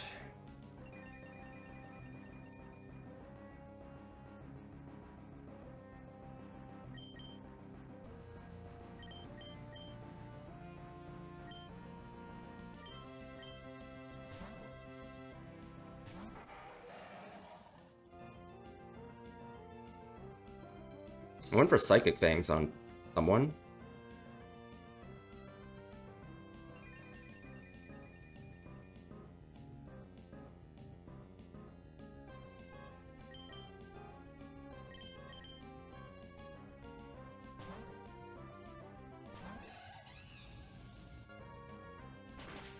Good thing I caught the mistake.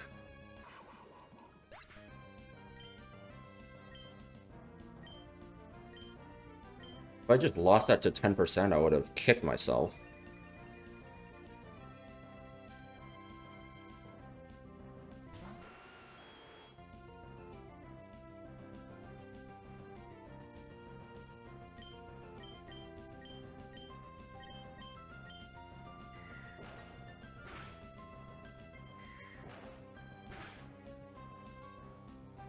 Jeez, Pult. Bro really wanted it.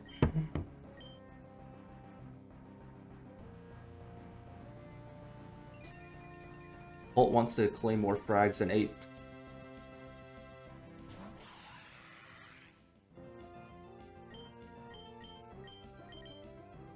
Either way, I'm gonna call it after this fight. After how horrendous that cook was. Not a bad cook, I just missed something.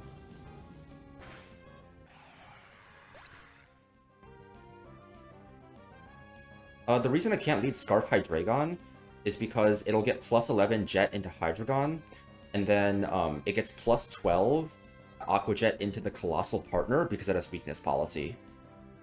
So you have to lead a Protectamon so that once Colossal gets plus 6 speed and weakness policy, Colossal is forced to hit into the partner that's protecting.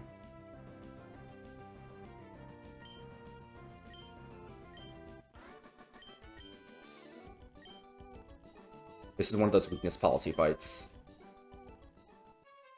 Oh my god, I managed to steer, but I can't believe I almost lost Ape to 5% there.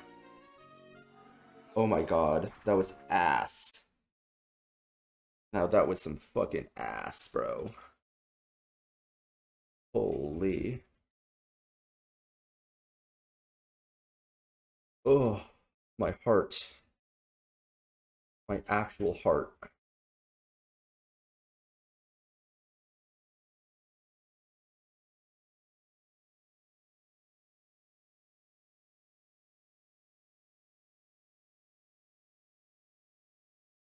Actually, you're right. It is plus 17 because Psychic Fangs were immune to Psychic Fangs. Wow, that's actually very interesting. I did not think about that.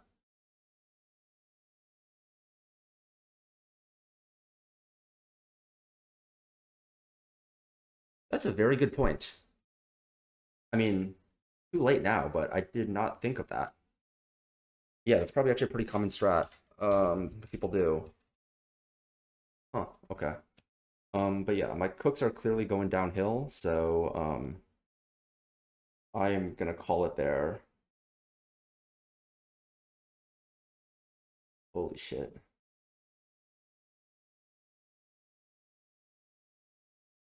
Let's go raid Squirk. He's doing some New Game Plus. I love Squirk, he's a funny guy. Um, Looks like he's getting packed up by truck.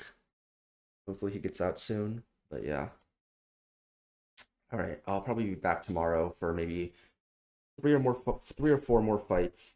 Probably 3 fights. I think I'll plan out of erratic weather, but that's probably what I'll do tomorrow. 3 fights of erratic weather.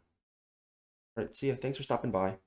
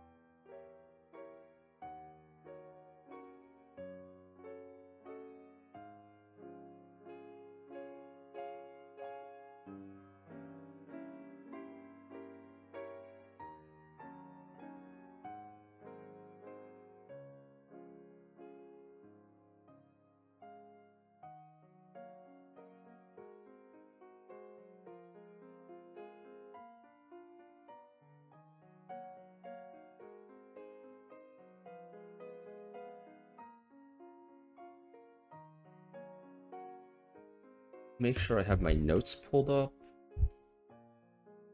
Okay.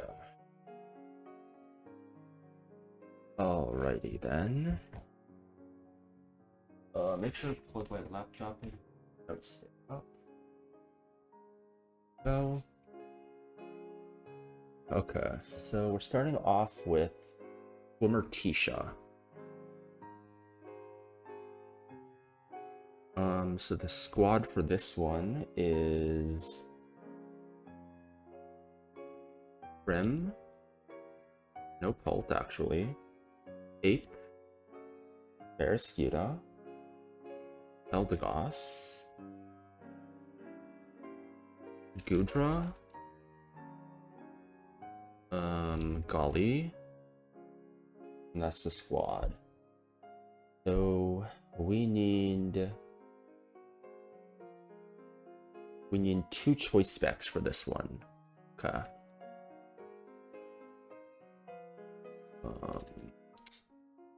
What do I have right now? I have 1 specs and where's my other choice item? Is someone holding it, maybe? Huh? What?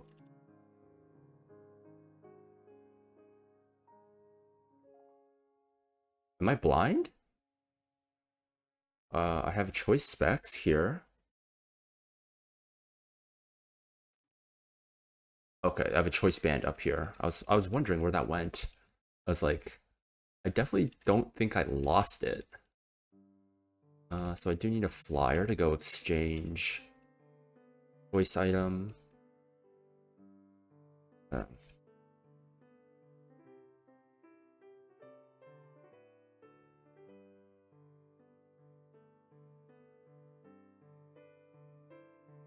Choice band, we'll exchange it for the choice. What? Let me equip it. I can probably trade for a second one. Choice band. Okay, so that's how you get 2 of them. Okay. So we need to give choice specs to Prim and to Eldegoss.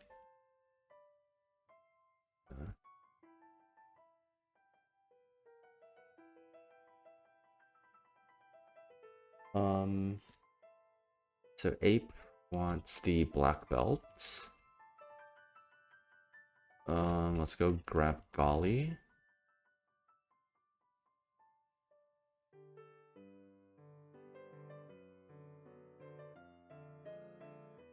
So Ape Barrascuda wants the expert belt. I don't know if I need expert belt, if I can go someone else. I think there's a reason for that. Why I need that, but I'm not positive. Eldegoss needs specs. Gudra needs a citrus berry.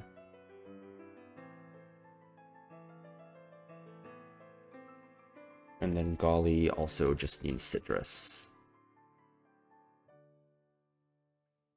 So we need to teach some moves, pre-status. But I'll check over the line before doing anything else again.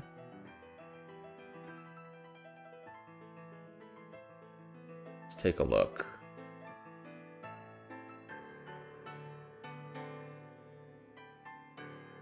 Prim, Ape, Golly, Barrascuda, Eldegoss, Isui, and Gudra. So, this fight is in the rain.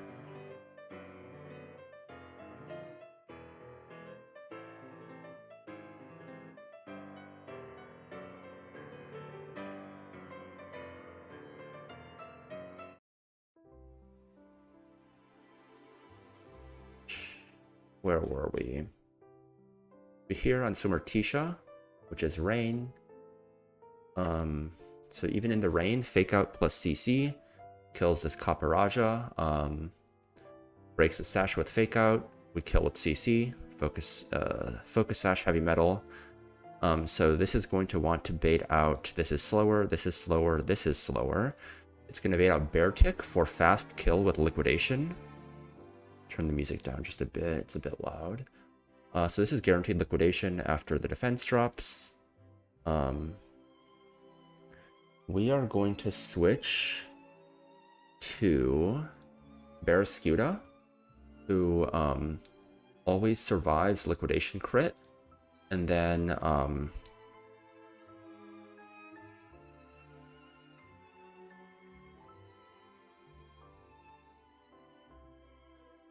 after even min, so whenever dead to liquidation crit, and then after taking a min roll, which is 107, we're going to down to 127. And then we're going to drop our defenses. It's going to take a life orb tick, which is going to mean that close combat now kills. We're faster than everyone, so he's going to go for first slow kill, which is going to be Vaporeon for Scald. We're going to switch to Eldegoss here. We're going to pre-burn just in case there's no like fucking around with whether or not Scald burns or not. No, we're not going to switch. We're going to flip turn first. The reason we can't go... I guess Ape doesn't need black belt. Barrascuda could take the black belt. But it doesn't really matter. Ape doesn't need a boosting item to kill, I think. Oh no, Ape needs... I know why Ape needs that.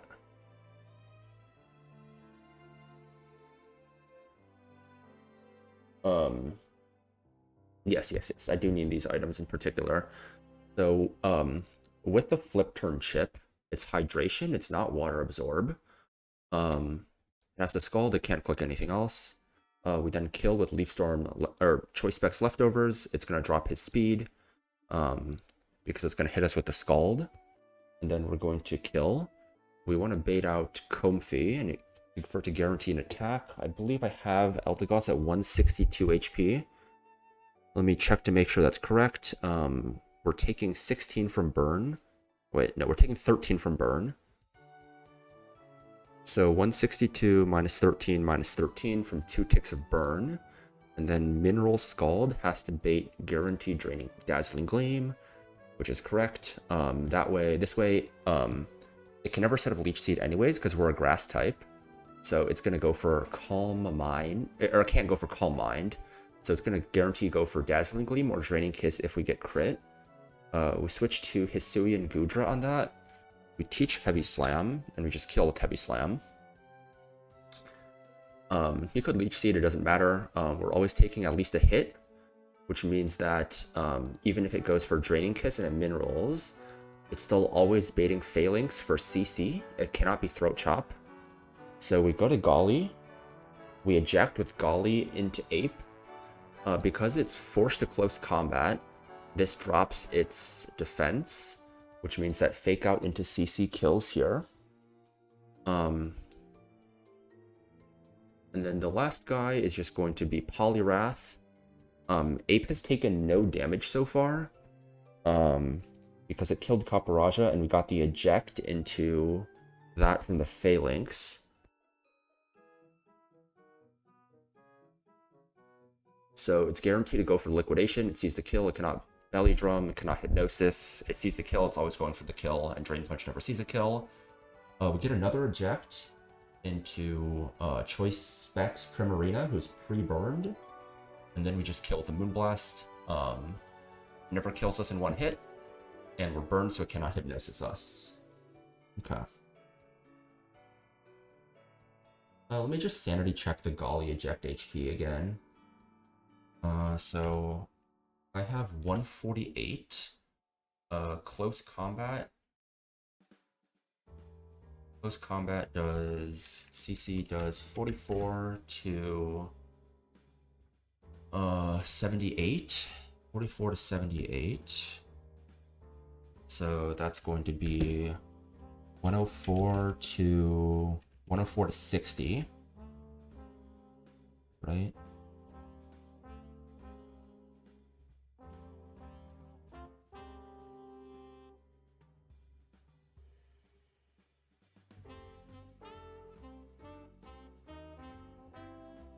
Wait, this double eject might not work. This double eject might not work. Shit. 104 to 60. No, wait, that's not 60, that's 70, right? Yes, 148 minus 78 is 70, not 60. I can math. Citrus heals 61, so we go up to 165 to 131. Yes. And then liquidation deals. So 104 to 70 always ejects. 165 to 131 is always above that. And then liquidation does minimum 45. So if we're at 165, we go down low enough to eject. We go down to 120, which should always eject us. And we're never dead to a crit. So yep, that should work. So for all the prep, first we need to pre-damage Eldegoss down to 162 HP.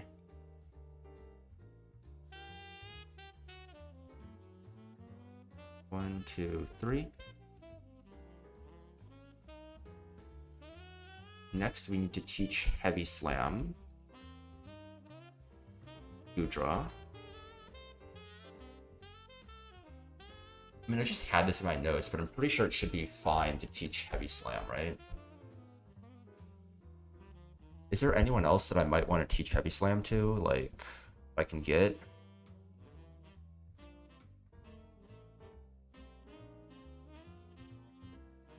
127 we pulled, 126. No. That we're delaying, that we're delaying. I'm not teaching it to any of the roamers. Ferrothorn gets it by level up. Seafloor Cavern we pulled, 130 is a roamer, 131. Probably secondary arrow, Pacific Log, no one. 132, no one. Sky Pillar. Is Scissor's not that heavy. I don't think he learns Heavy Slam anyways, yeah. Sky Pillar, that floor, no one we're teaching Heavy Slam to. He'd be like... I mean, Metagross gets Meteor Mash.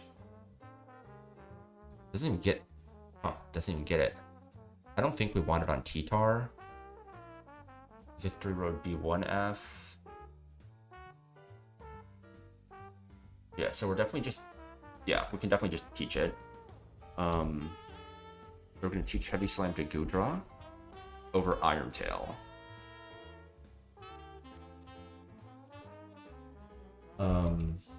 Eldegoss needs to be pre-burned.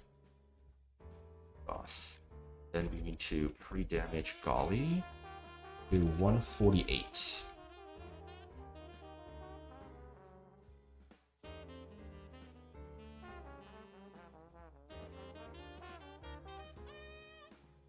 One, two, three.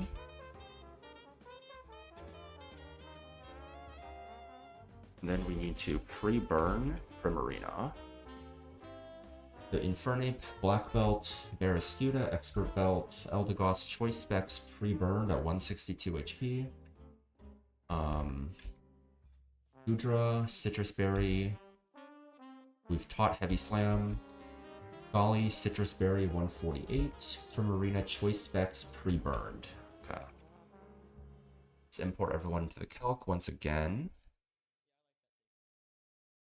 I'll check the ranges one more time. Make sure I'm not missing any ranges. So that we kill with Fake Out to CC. This guy would kill with Leaf Storm plus Flip Turn. Not Water Absorb, Hydration Leftovers. Flip Turn does do enough damage. This guy we kill with Heavy Slam. He's Triage, Pixie Plate. Doesn't matter what he clicks. This guy we're killing with Fake Out CC after he's dropped his defenses. He is Defiant, Lumberry. Defiant can still be flinched. It's not like Inner Focus or anything.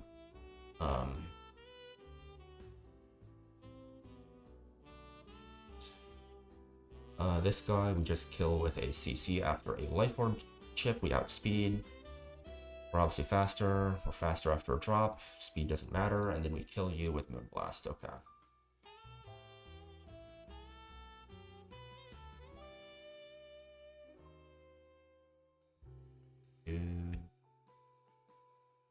Goodra is honestly in for erratic weather. Suing Goodra has been so phenomenal on so many of these calcs. I have all of the calcs done through Relly and Ian. But this is not the right place. I'm not going to Seafloor Cavern. Because Relly and Ian's just a demon fight. And I honestly got more fights done than I thought. I thought I'd only cook maybe like, I don't know, 3 or 4 fights for today, but I got 6 done. Because I had a really productive cooking session earlier this morning. I got like a bunch of fights done in maybe just like an hour and a half. It was like 30 minutes of fight, I think. So I think this is our gal, Swimmer Tisha.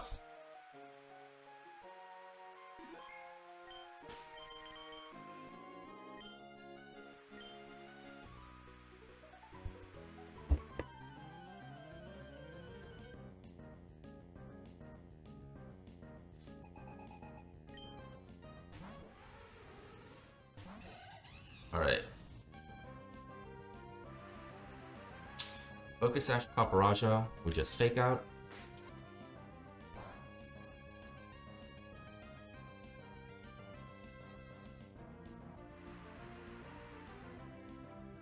And then we CC. going to bait in first fast kill, which is going to be Bear Tick with Liquidation.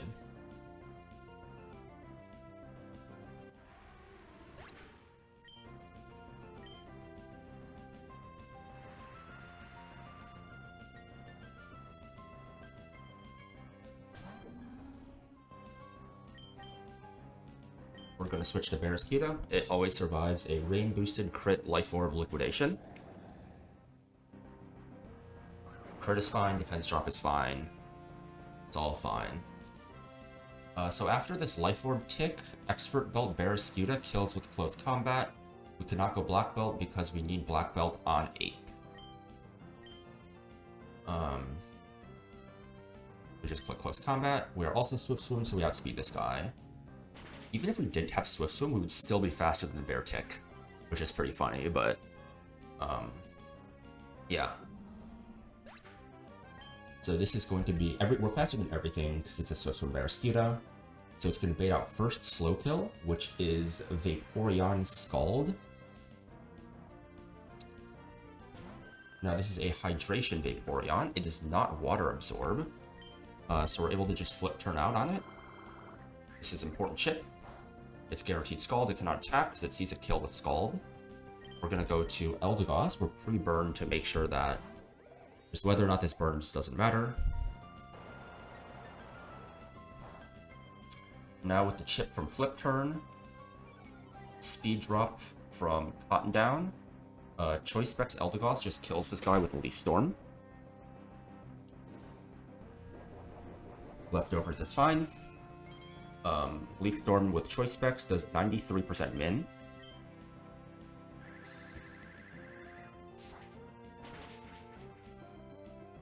Now, this is going to bait out Fast Kill Comfey.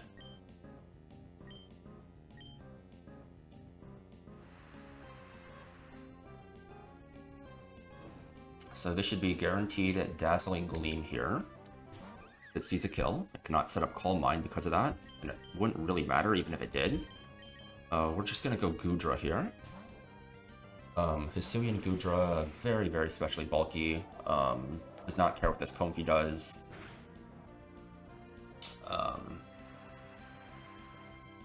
We're just going to kill this guy with a Heavy Slam. Leech Seed is fine. We took all the chip we need. So this is going to bait out Phalanx for fast kill with close combat. It sees a kill with close combat and only close combat, so that's the only move it can click. Cannot set up no retreat. So we are going to go to Golisopod.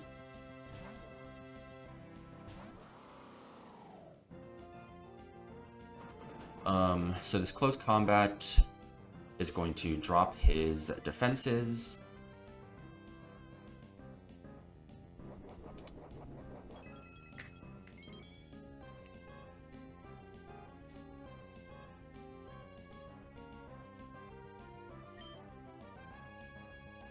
We're going to switch back out into Ape.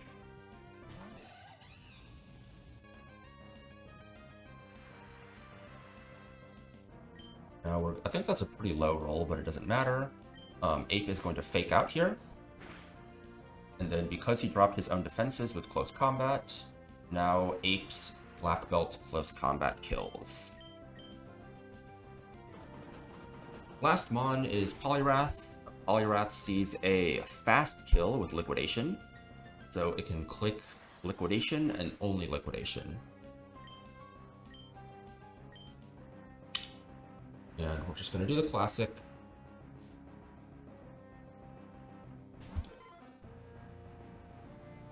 We are going to eject with Golisopod.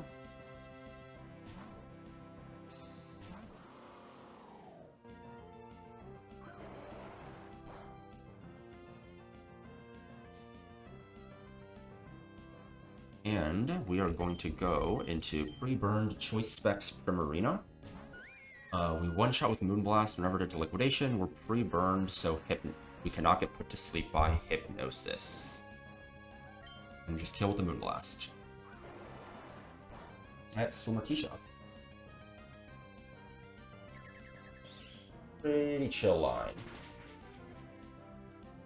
I have a pretty cool line for this next fight here.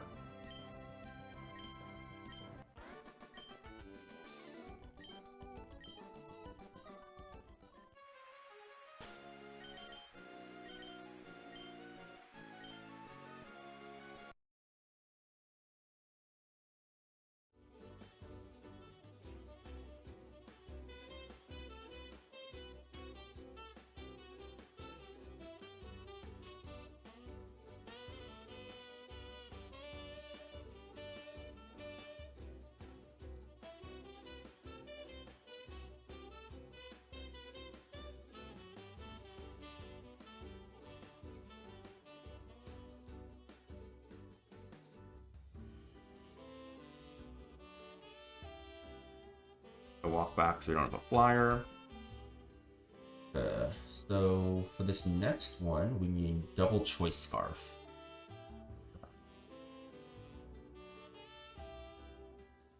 Well, I don't equip all the items first. Double choice is so good, man. Like, the amount of flexibility it opens up on planning is just insane. So we want Pulse. We want Hisuian Electrode.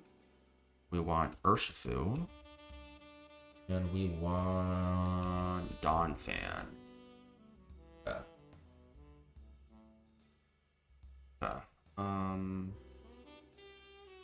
So first thing let's do is let's fly to Mauville, because we need to teach Thunder Punch to Urshifu over Brick Break. It's our flex slot. Do we want to teach it to Goodra maybe? I mean, I don't actually need Goodra for this fight. It's kind of just backup. I think Power Whip is good to keep around, but between like Outrage and Dragon Pulse, I think we could probably get rid of Outrage. I don't think Outrage is ever getting clicked on this guy. I'll use that as a flex slot, I guess. Huh? I'll probably honestly just run 2 flex slots.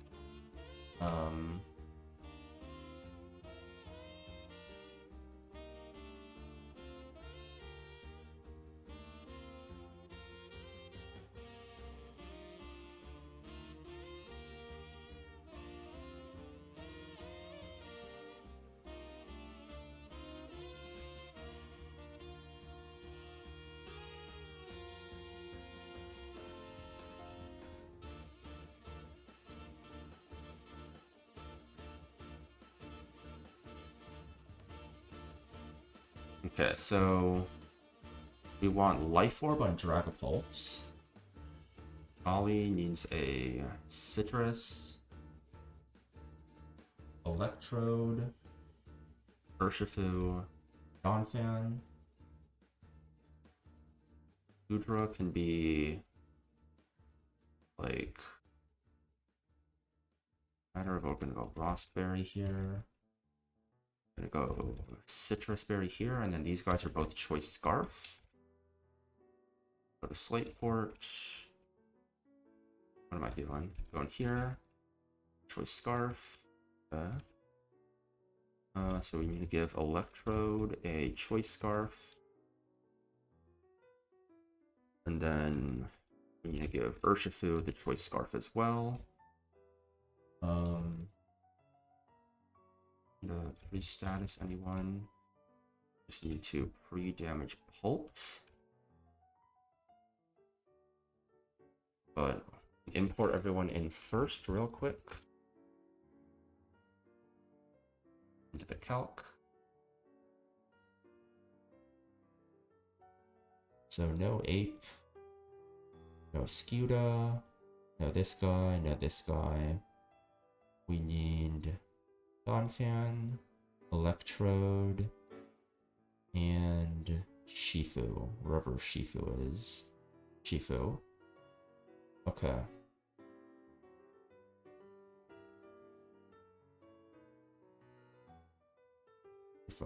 Okay, so the plan for this guy is Ult just outspeeds the Dragonite and kills it with Dragon Darts.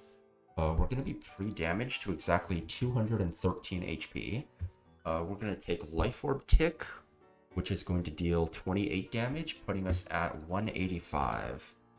So at 185 HP, the only guy faster is Seismitoad, and he does not see a kill with Earth Power yet.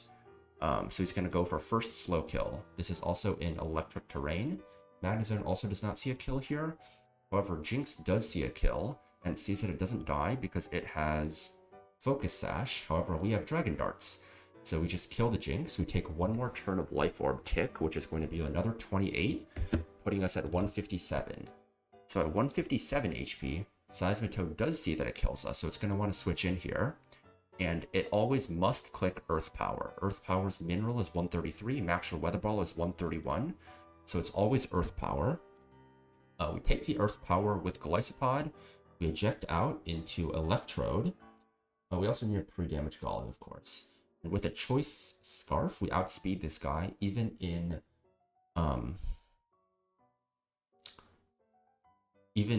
with Rain Swift Swim, and we kill with Energy Ball. So we're faster than everybody, so he's going to go to first slow kill. Magnezone does not see a kill. Jinx is dead, so it's going to go Armaldo. Armaldo does not see that it's dead, and it's going to want to try and kill us with Leech Life. We switch to Shifu and Leech Life. We outspeed Swift Swim with Choice Scarf, and we kill with Surging Strikes. This is going to bait out Magnezone for... Shit, it's not going to be Magnezone. No, it's going to be Magnezone because we show fast kill to both of these guys. Actually, no, we don't show fast kill to Magnezone because it sees that it has Sturdy. So the max we can take from a crit Leech Life is like 23%. We're still at 77. So it has to go for Thunder because it sees Thunder has a kill. We switch to Donphan. We take no damage from the Thunder, and then we just kill with Rapid Spin or like EQ into Ice Shard. Explosion never kills us. It goes for HP Grass or Flash Cannon.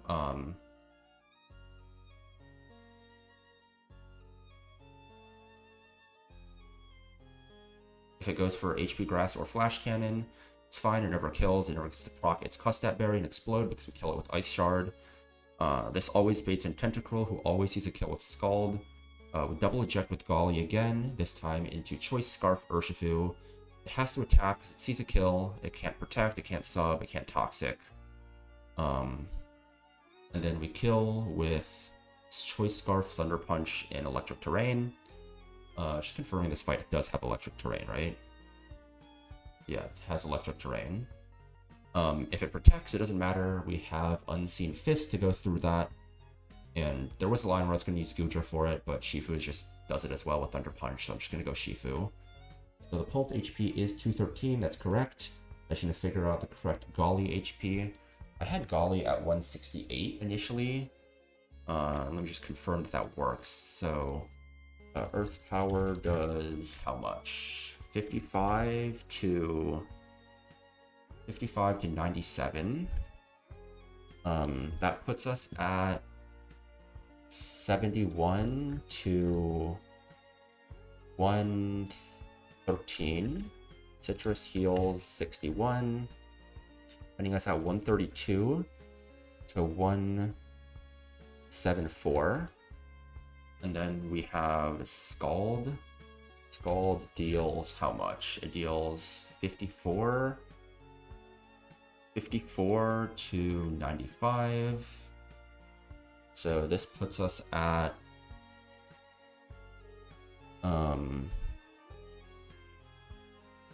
37 to 120. So this should always eject us at 120. Yep, okay.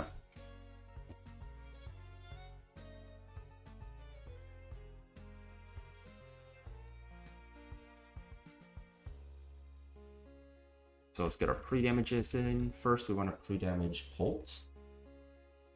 To 213. Okay.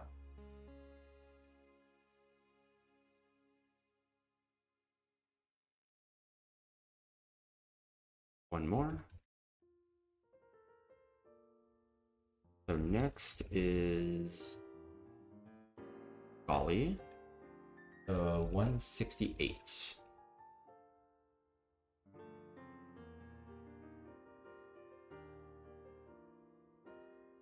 Two more. 1, 2. So Life Orb, Citrus, Choice Scarf, Citrus, Frost. You have Thunder Punch. I don't need any pre-statuses on anyone. Let me just make sure I'm checking all the items. Inner Focus, Yachi Berry. Mustat Berry, Sturdy. Focus Sash, Dry Skin. Swift Swim, Lumberry. Rain Dish, Black Sludge. And Swift Swim, Life Orb.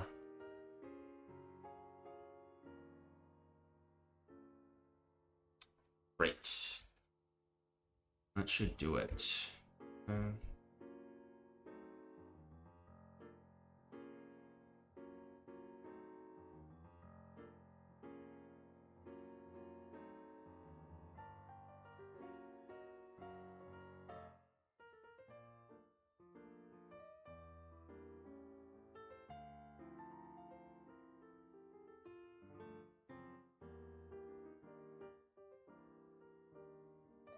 Okay, so it should be this next guy up here.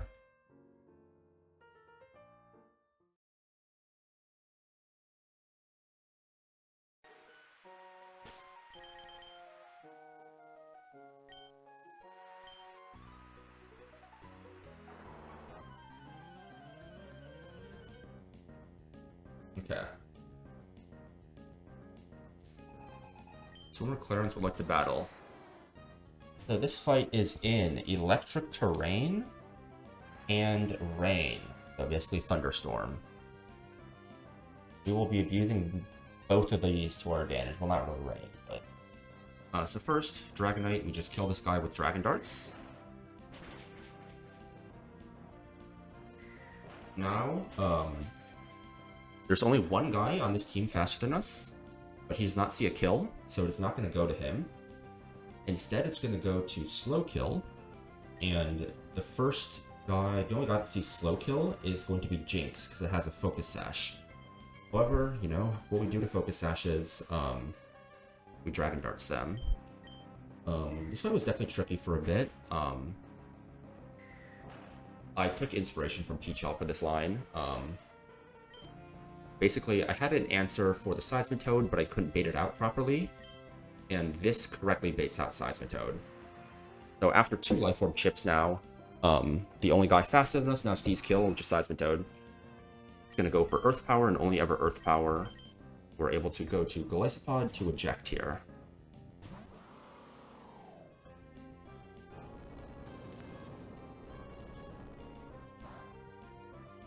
Yep.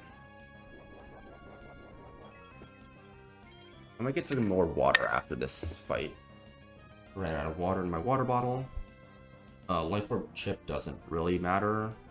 We're going to go to Choice Scarf, Hisuian Electrode, who outspeeds Swift Swim, Seismitoad in the rain. And we're able to kill with a quad effective energy ball. This is going to bait out the first slow kill, because Choice Scarf, Hisuian Electrode obviously outspeeds everybody. And that is going to be our Moldo for Leech Life.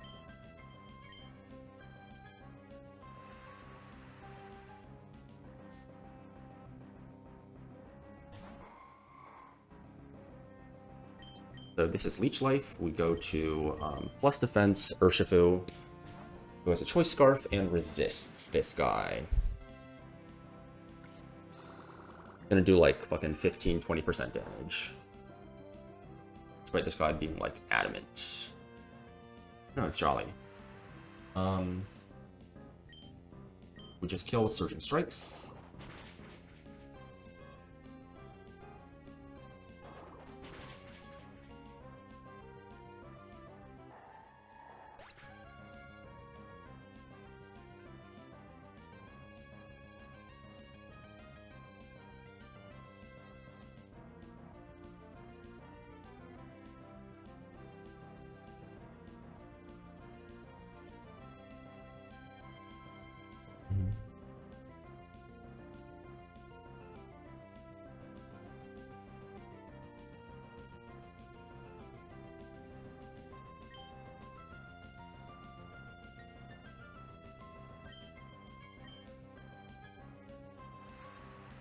Okay, so now it's going to go for first slow kill, which is going to be Magnezone with Thunder.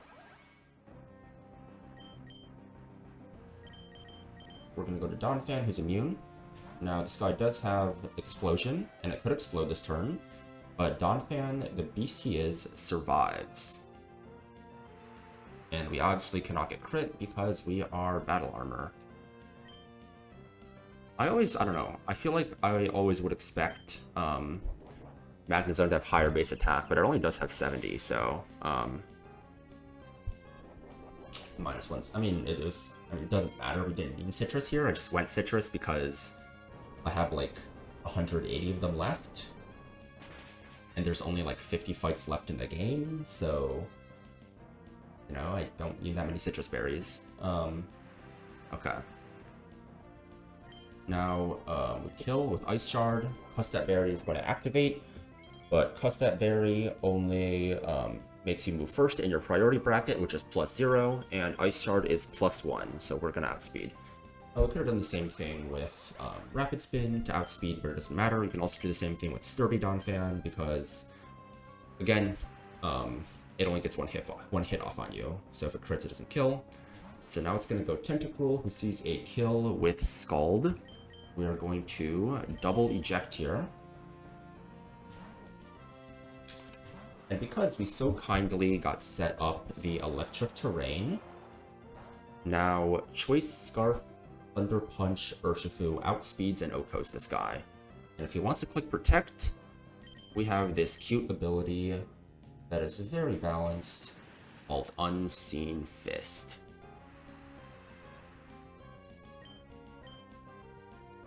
And that's Trainer 4 of Erratic Weather down, Swimmer Clarence.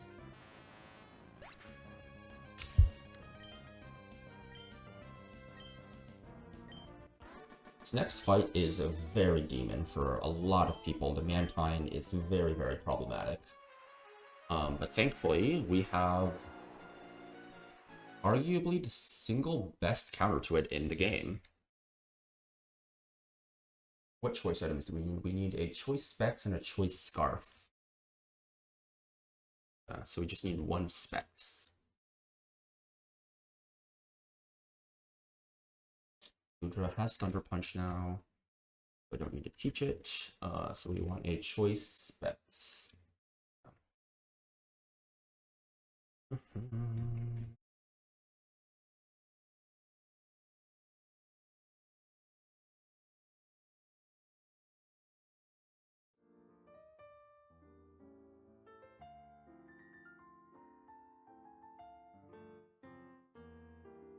Wait a sec. Okay. I was like, wait, did I take some of them off? I did, but it's fine. Okay, so for this one, we don't need Pult. We don't need this guy. We don't need Electrode. We do need Shifu. We don't need Donphan. So we're bringing Hydreigon, Eldegoss, Drapion, and Hamilton. I can find him. Okay. So in terms of items, Goodra, we need to pre-damage.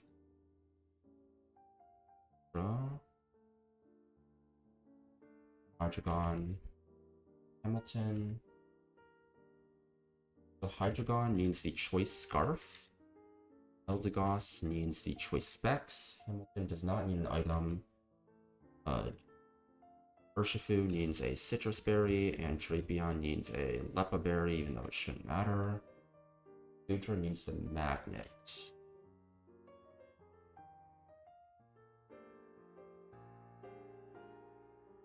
Okay.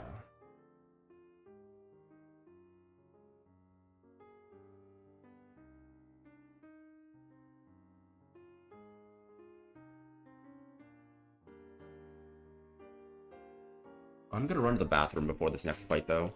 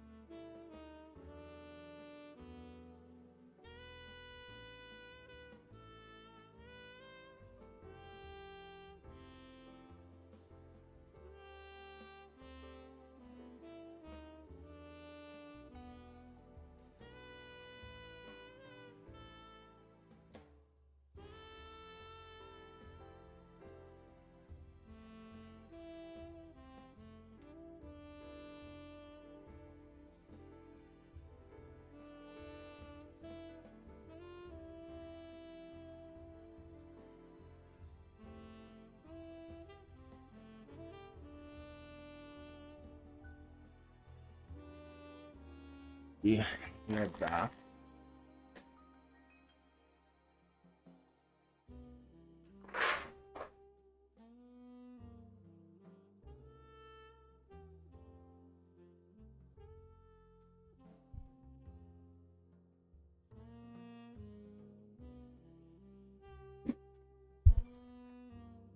All right, swimmer or Rodney time.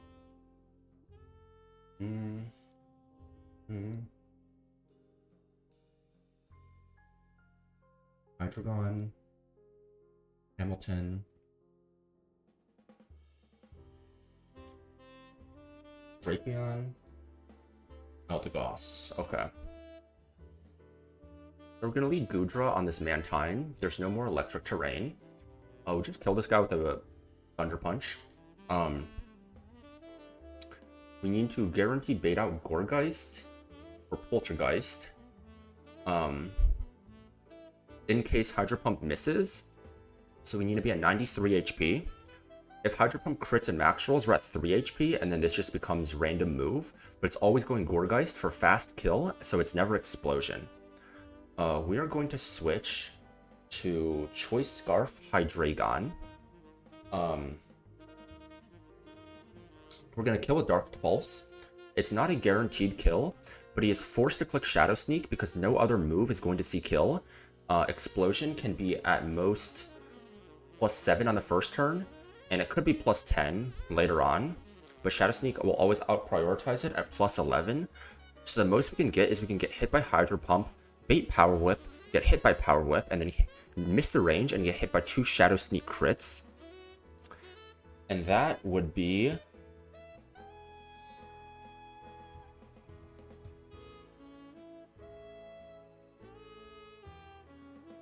I don't think I need a pre-burn for this line anymore.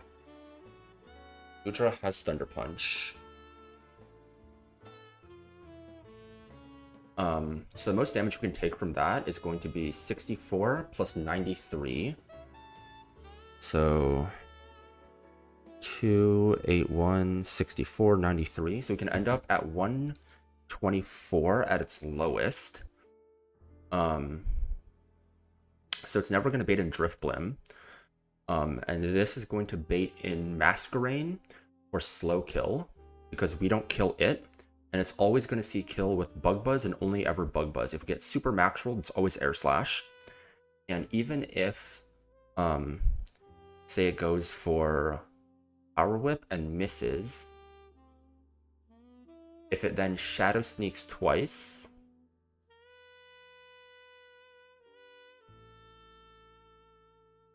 I think I need a pre-toxic Hamilton. Because it's gonna only guarantee Shadow Sneak once, right? Because if we pre-burn to knock it stun spored, then we take enough damage where it could be Air Slash. And if we pre-damage, if it only gets off 1 Shadow Sneak, then Bug Buzz might not see a range to kill. So I think I should pre-toxic Hamilton, or maybe just pre-poison is enough.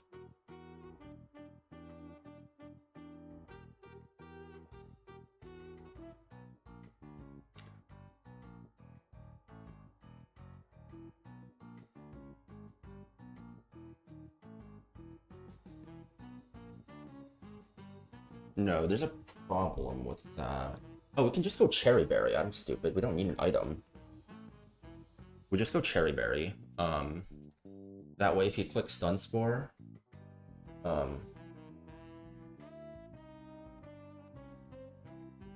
might need to pre-damage very slightly to just make sure that max roll Bug Buzz plus Mineral Shadow Sneak puts me in range. So 275.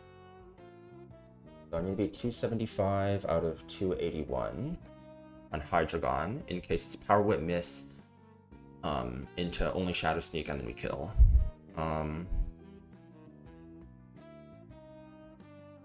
So if it goes for Stun Spore on me, I'm fine. If it goes for Bug Buzz, that's also fine. The most we can do on a crit is 114, which is going to put us at 1, 6, 7, and it could drop Spadef. But we outspeed, we kill this guy with the Rock Slide.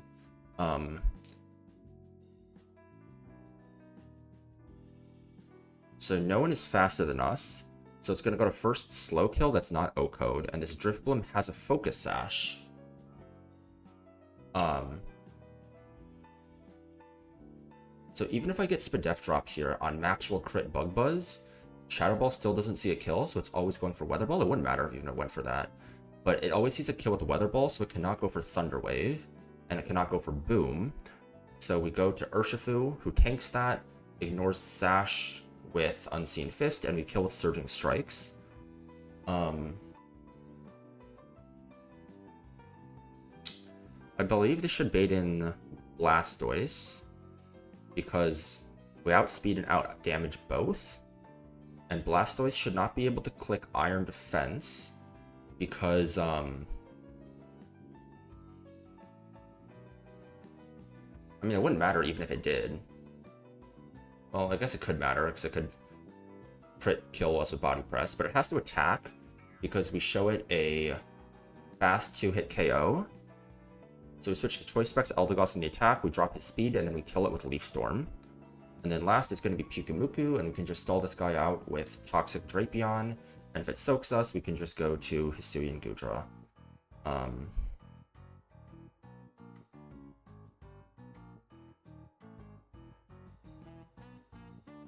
Yep, this should work. So I need to give Hamilton a Cherry Berry. And then I need to pre-damage Gudra. Okay.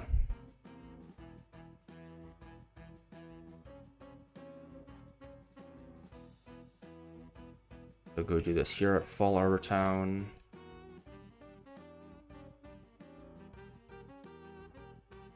Until we find a Salazzle.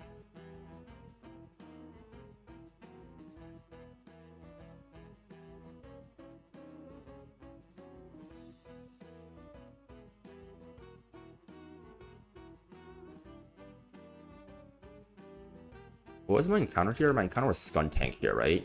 I got Drapion and Mirage Tower. Yeah. Yeah.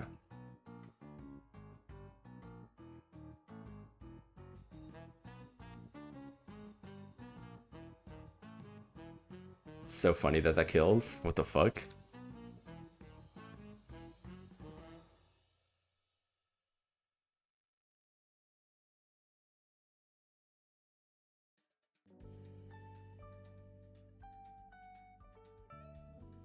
I guess we're literally 3 times their level, right?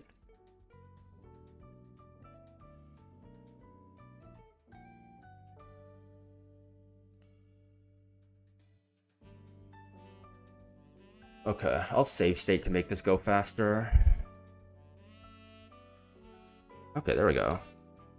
Simple enough. I just had to say that and then it happened for me.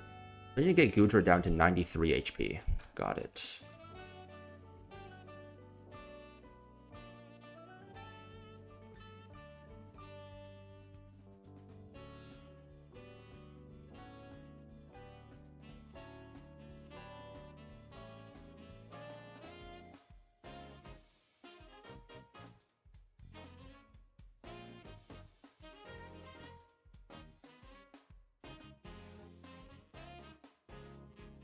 Then we need Hydreigon down to just 275. Thunder Pump. Kill with a Thunder Punch, even though it's not thunderstorming. This fight obviously is going to take place in the rain. Should be everything we need. Let me check everything over again. We have Magnet Gudra at 93 HP, Choice Scarf Hydreigon at 275, Cherry Berry Hamilton's, we'll do Citrus Berry Urshifu, Choice Specs Eldegoss, and Lepa Berry Drapion. Okay.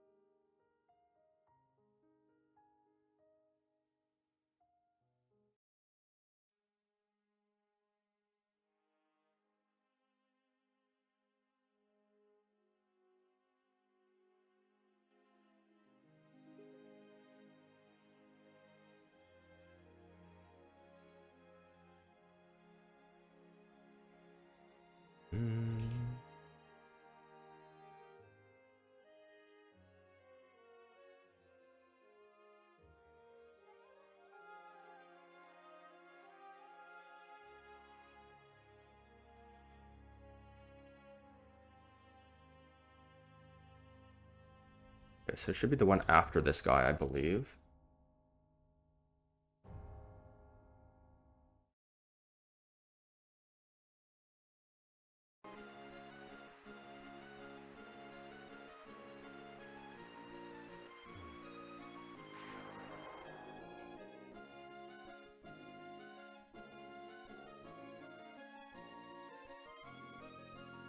Okay, so Route 130.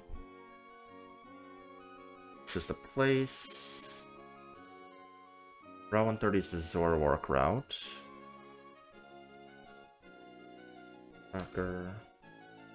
Are there any, like, scales or shit to pick up around here? 132, 132, 134. Okay. Nothing of note. So it seems like that's our guy that we need to fight down here. Okay. I believe it should start raining here. Okay.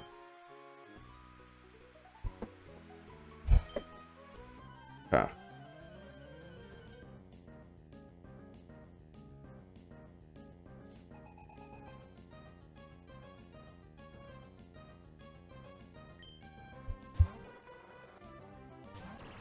Okay. Normally, this Swift Swim Mantine is a Giga Demon, water gem, super fast, super bulky, a lot of special attacking electric types won't even be able to kill this, and its moves can miss, especially the Hydro Pump. We have a perfect counter to this in Shell Armor Gudra. We just killed this guy with a Magnet Boosted Thunder Punch. Doesn't matter if it hits or misses, doesn't matter if it hits or misses. We pre-damage to this HP, so that this is going to bait Fast Kill Gourgeist. And it always has to attack. It can never boom. Boom will be +7, and Poltergeist is going to be +12 min for Fast Kill. So we switch to our Choice Scarf Hydreigon here.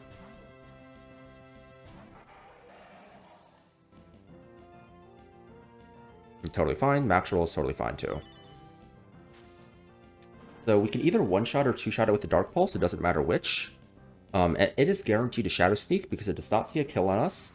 Priority move, when the target is faster in Okos, is +11, which is always higher than Boom. So we can freely Dark Pulse this guy until we kill it.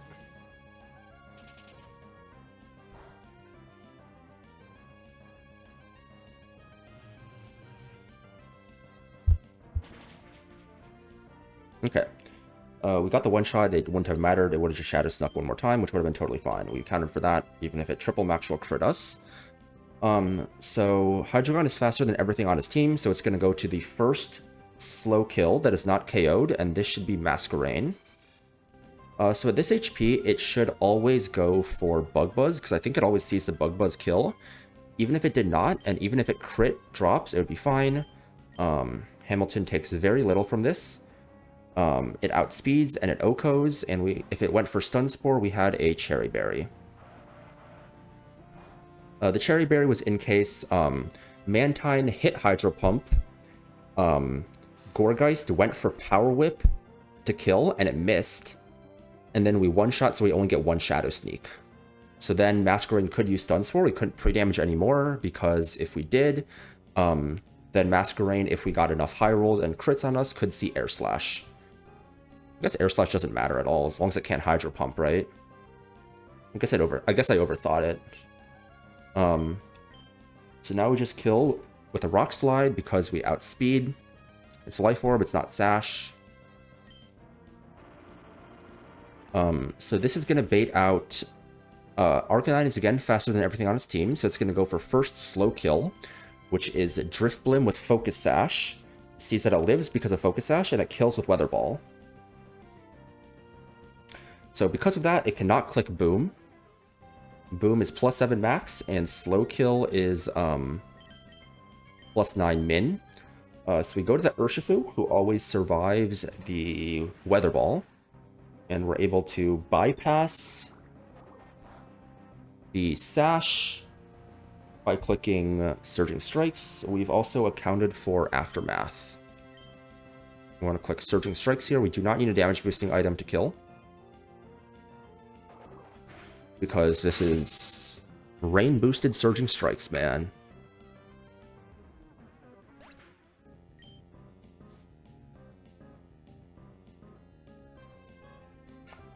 So we outspeed and outdamage everything in the back. Actually, Blastoise might outdamage us, but it's fine. It'll always be Blastoise here. And we show it a fast to it KO, so it cannot set up Iron Defense here, so it must attack. We're going to go to Choice Specs Eldegoss here. Because it's forced to attack, we're able to drop his speed and outspeed after the first turn. Burn or anything doesn't matter at all. Again, doesn't matter.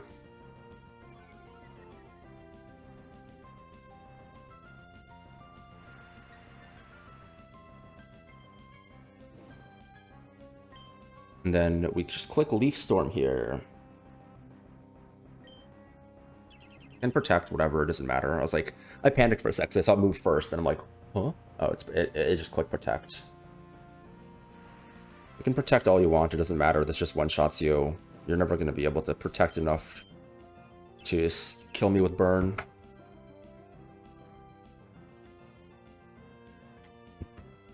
Oh, I should update my stream description. It still says Seafloor Cavern. I'm on Erratic Weather now. Erratic Weather.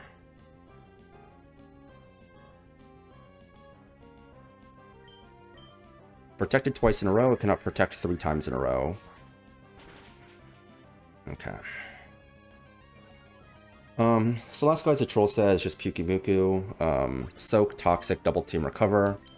It's just a stall set. We have Stall Killer in Toxic Drapion. We are a poison type, so we cannot miss Toxic. And if it soaks us, we can just switch to Gudra, who is another Toxic immunity, and we can just switch back and forth until it succumbs to Toxic. So I'm just going to speed up here. This is not interesting.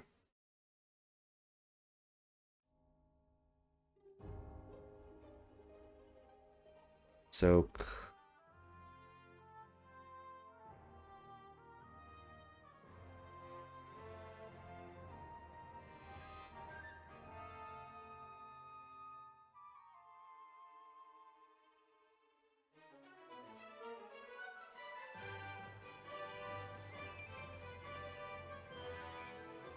Yeah. And eventually Toxic ramps up, or even Recover cannot out-heal it. I can just switch infinitely.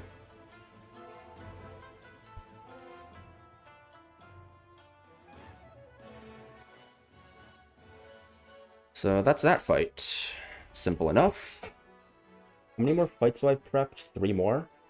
Yeah, it's the last one I prepped yesterday. These next 3 I prepped this morning. Okay. So for this one, I just need a Choice Scarf. Which I already have.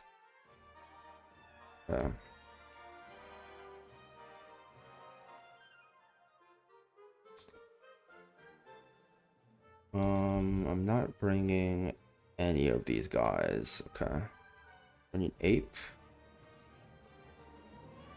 I need Ape. I need Donphan. I need Pulse. I need Sneasler. And I need Mega Medicham. And I need Basculegion. Okay. So in terms of items, I need Choice Scarf Pulse. I need Citrus Donphan. Sneasler needs the Poison Barb. Might be like one of... No, Sneasler came to 1 fight before this, I think. Poison Barb, Sneasler, Ape does not need an item. Medicham is holding its Megastone. And Basculegion is holding its Pecha Berry. Is holding a Pecha Berry, okay.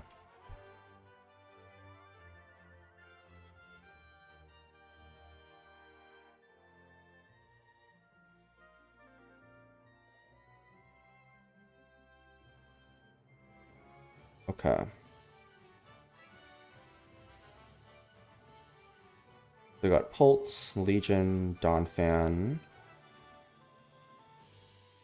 Medicham, Ape, Sneasler, Mega Medicham. So this fight takes place in rain as well. Swimmer Katie takes place in the rain. So Swift Swim, Dragon Gem, Kingdra, Choice Scarf Pult outspeeds this guy and just kills with a Dragon Darts. So this is going to bait. So we're faster than everybody. So it's going to go to first slow kill. Rotom does not see a slow kill. Toxicroak does not see a slow kill. Goodra does not see a slow kill. Durant does not see a slow kill. But Choice Band Swift Swim Dreadnought does. This thing is such a fucking demon. Like baiting it consistently and having it in the back is really fucking scary. But we actually have the perfect counter to this. It's going to guaranteed go for Head Smash. And we're going to go to Donphan. Now, Donphan always takes 2 Head Smashes. We cannot get crit because we're Battle Armor. And if it Head Smashes twice, the recoil is enough so that Earthquake kills. And if it misses every Head Smash and we're able to get off 2 Earthquakes and he misses 3 Head Smashes, it's still fine because it always baits Rotom Mo for the Leaf Storm. So the worst thing that can happen is double Head Smash highest roll. And let me do some math real quick to confirm. So Citrus Berry heals 69. And max roll Head Smash does 123. So we would end up at 101 HP, which is out of Signal Beam range. So the only move it can ever click is going to be Leaf Storm. We swap to Sneasler on the Leaf Storm. We kill with Fake Out into Poison Jab. Levitate out Papa Berry, totally fine. We outspeed this guy. So, we've taken a Leaf Storm. This is going to bait in preferably fast kill first. This is slower, this is slower, this is faster. Because it's always going for Leaf Storm, we're left at 67 min, which is always Iron Head. Iron Head always sees kill, and it'd be highest damage move anyways. And if it were to crit Leaf Storm, it would still be Iron Head. We swap to Infernape. It doesn't matter if it hits or not.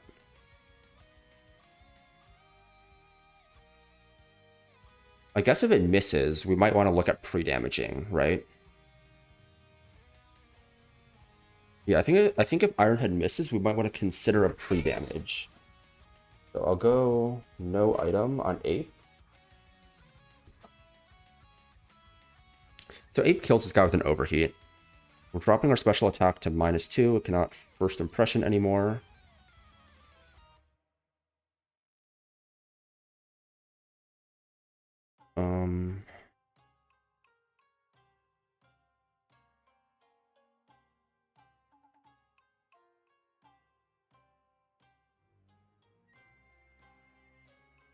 We need to make sure it cannot Swords Dance ever. We can do that in a few ways. We can show it a kill. Yeah, we can show it a kill by pre-damaging to 204. 204 out of 267. So if that's the case, it's always going to see kill. And then if it max roll Ironhead crits, dealing 142, that puts us at 62. That puts us at 62, so it can never go for Sucker Punch. We don't show it a kill. Might as well go like, I don't know, fucking Oranberry, I guess. So it's guaranteed going for Gunk Shot or Cross Chop here. We switch to Basquiat Legion on that. Worst thing that could happen is like, I don't know, fucking Gunk Shot, crit poison. We have Pecha Berry for the poison. And even if that were the case, Gunk Shot still wouldn't see kill. It can never Swords Dance because we showed a slow kill. And Sucker Punch is now the highest damaging move. Sucker Punch is the highest damaging move. It's always clicking Sucker Punch. We switch to Metacham on the Sucker Punch. It's going to fail. It sees that it can kill us with Gunk Shot. It sees that it can maybe kill us with Gunk Shot. Doesn't matter if it does, doesn't matter its health, if it dry skin, life orb, whatever. It should never go for Sucker Punch because Gunk Shot is highest damaging move or kill. But when we Mega Evolve, we become faster and we just kill this guy. And we also just chain killed the Gudra with close combat. So let's pre-damage Ape a little bit, because if we don't pre-damage Ape and Ironhead misses, this guy could set up. I mean, the alternative is to just go like Charcoal or something, and that shows that we fast 2-hit it. I mean, I guess we can just do that, right? We can just do that instead. It's probably simpler. Charcoal. I guess the risk is like it could bait in Gudra. No, I don't think it can ever bait in Gudra, right? Because if it doesn't land, Gudra doesn't see a kill. Gudra doesn't see a kill, so it would just be slow out damage. And if it lands, then Toxicroak sees a kill, so it's going to be slow kill over slow out damage. So you don't kill it anyways, so we can just go Charcoal, I think.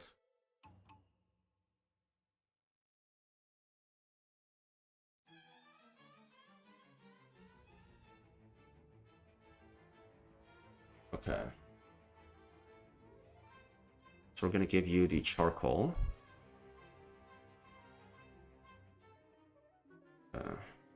Nuzlocke, Ape,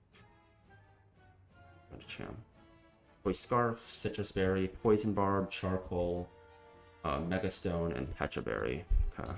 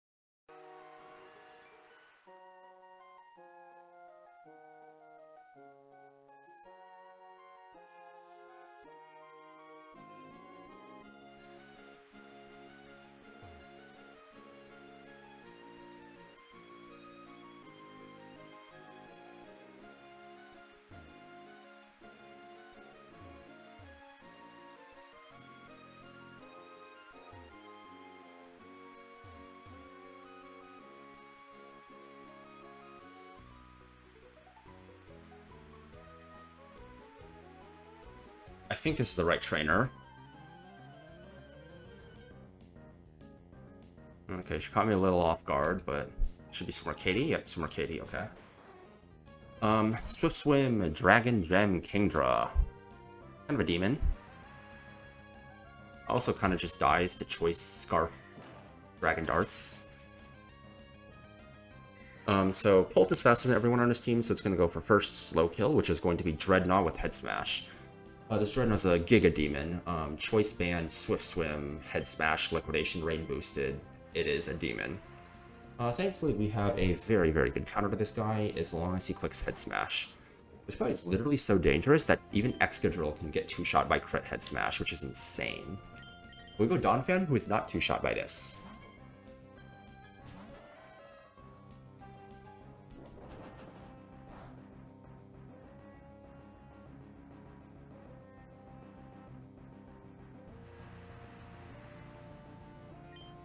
Now we click Earthquake. We don't care if it hits or misses. Hit means it dies to this Earthquake, guaranteed. Because of the recoil damage it took. We heal up with Citrus Berry here, very important. So after taking this damage, we're baiting out Rotom Mow or Leaf Storm, and only ever Leaf Storm. Cannot be Signal Beam here. Like, I know that Dreadnought looked easy, but this Dreadnought, I feel like if you don't have a box that can easily deal with it, can be so difficult. So on the Leaf Storm, we're going to swap to Sneasler.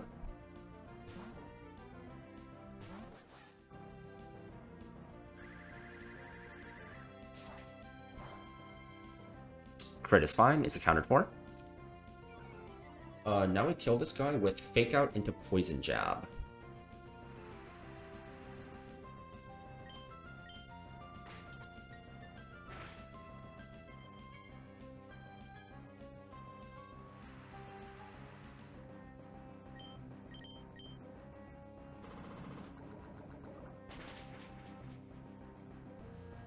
I'm literally surprised Sneasler does this much damage with not being plus attack and only having a 7 IV. So this is going to bait out Durant for fast kill with Ironhead. We're going to swap to Infernapier. It doesn't matter if it hits or misses, it hits here.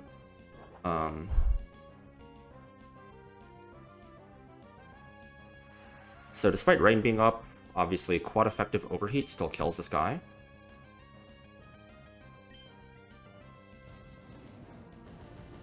And this is going to bait out Toxicroak for a slow kill. And because it has slow kill, it cannot go for Swords Dance. We do not show it a kill, so it cannot go for Sucker Punch. So it's always Cross Chop or Gunk Shot. We switch into a resist/immunity here in Baskia Legion.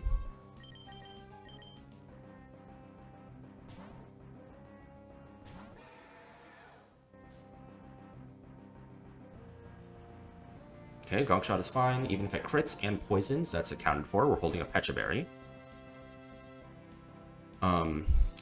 So now we show it a slow kill with Psychic Fang, so it cannot set up Swords Dance.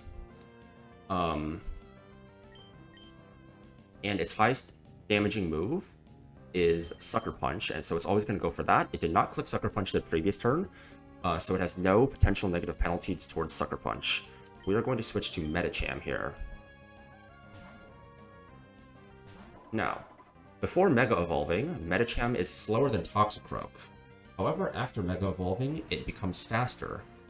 Therefore, since Sucker Punch is not highest damaging move, it's never going to go for Sucker Punch. It's usually going to be going for Gunk Shot here. So we're going to Mega Evolve, and then kill this guy with a Zen Headbutt.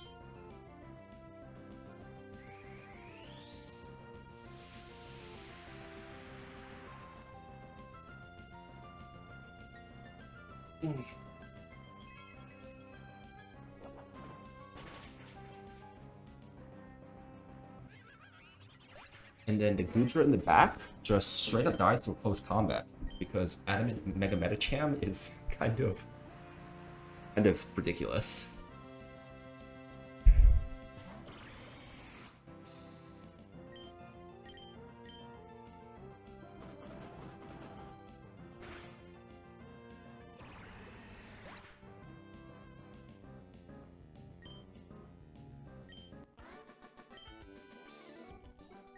Alright, 2 more fights for today.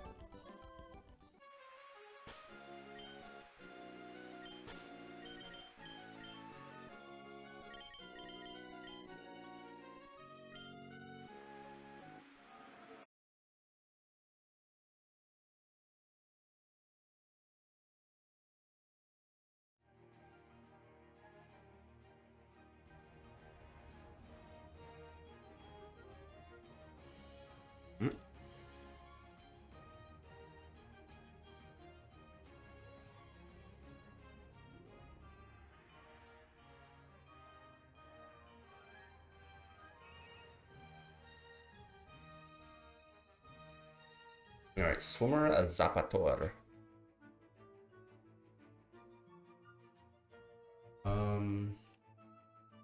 This is a 5-mon line, okay.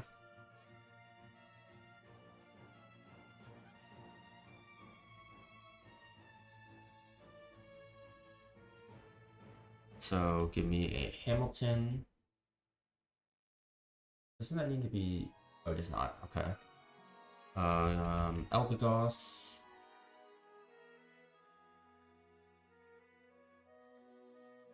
I did not write super detailed notes on this. Okay. So when you give Ursaluna the choice scarf, and then Golisopod and Hamilton both need citrus berries. Citrus. Citrus.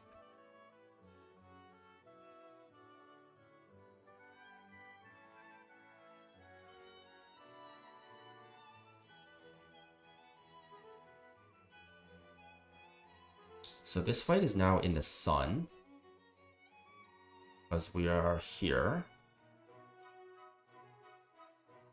Yeah, I'm gonna do these two fights today. Relly and Ian is gonna be a bitch to calc.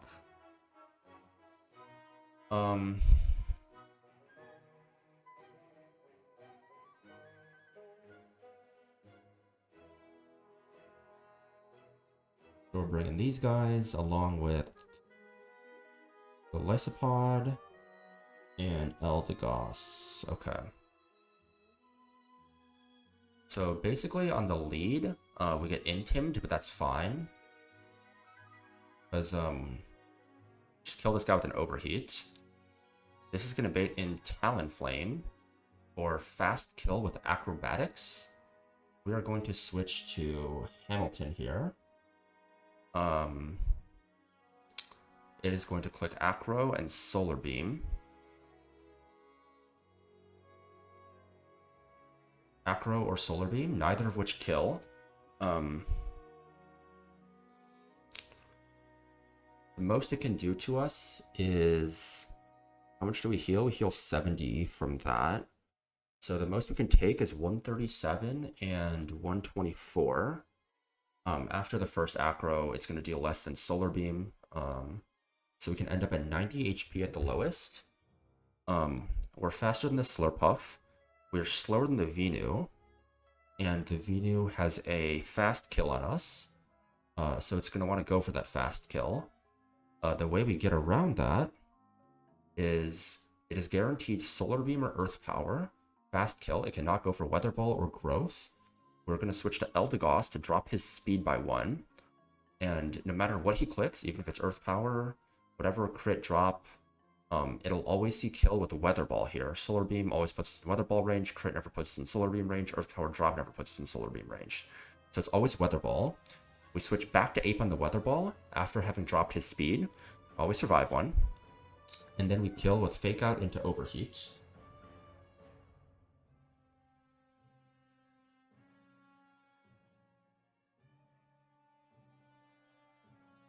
We need a Charcoal.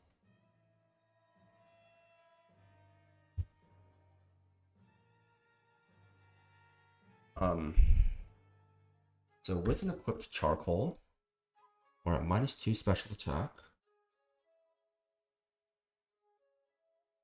And basically the reasoning for that is because when we have a Charcoal equipped, we show kill to Slurpuff, and we show kill to Electivire.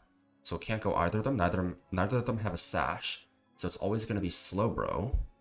And Slowbro is always going to be going for Psychic here. Because all we did is take an Weather Ball. We can be left at 44 min. So it's always Psychic. We go to Golly to get ejected by a Psychic.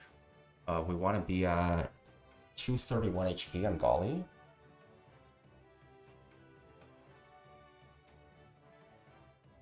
We eject into Choice Scarf Ursaluna. We kill Slowking with a Facade. We show a fast kill to Slurpuff. We've taken no damage so far, by the way, besides burn. So it can never go Slurpuff, it's -1. So it's going to go Electivire for just outspeed, +1. Kill this guy with a Facade too. And we also just kill this guy with a Facade. So the most damage we can take is burn on this turn. Burn on this turn, plus Ice Punch. No, burn on the switch, burn on the kill, burn on the kill. And then we just kill this guy. The most damage we can take is 3 burn ticks, plus a max roll Ice Punch crit. which never kills, because burn ticks will do 18, 19%, which is not enough. We can't get frozen because we're already burned, and we just kill this guy. Should be simple enough. Oh, sorry, I was not in the calc screen there, my bad. We can bring Poultice back up, I guess. Poultice is always pretty good. We can go, like, Dragon Fang. So Ape needs the Charcoal. Eldegoss should never proc it, but I'm going to give you a Citrus just in case. The Charcoal, Citrus, Citrus, Citrus, Choice Scarf. Yeah. So we need to pre-burn Ursaluna. And I need to pre-damage Golly to eject. Golly needs to be at 231 HP.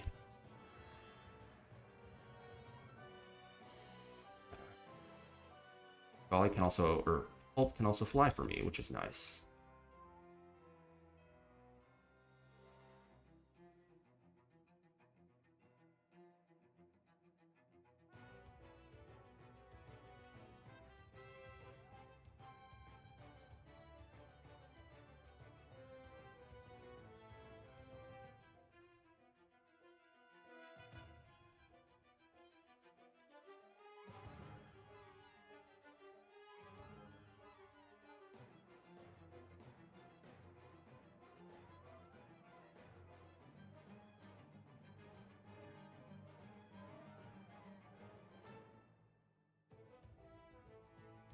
That's the girl I just fought.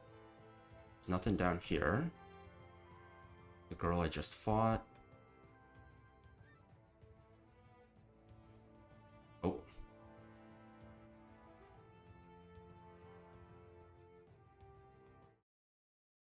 Didn't see him there. Okay.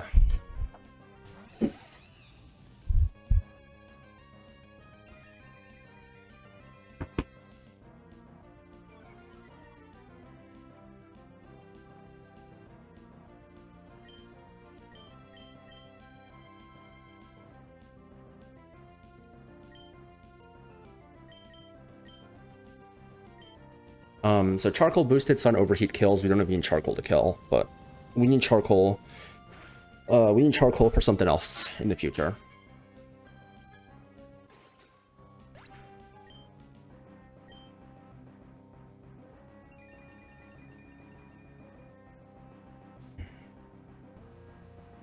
So this is going to go Talonflame for fast kill with Acro. I'm going to switch to Hamilton on this.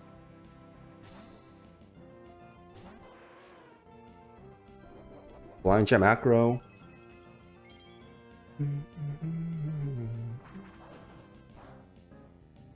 Crit is fine. We've accounted for it. And even if it crits this next turn, it's also fine. We kill with a Rock Slide here.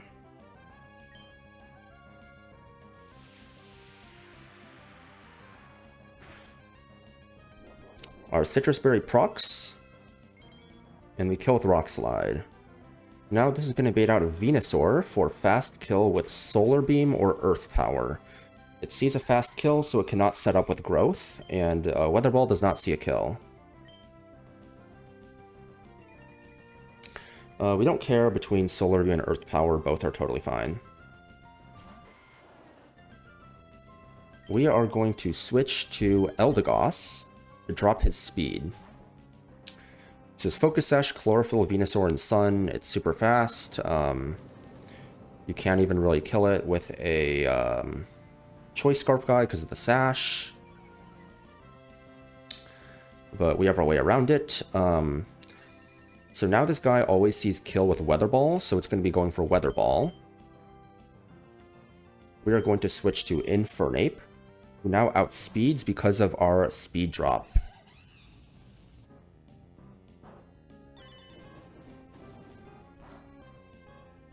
Crit would not matter there.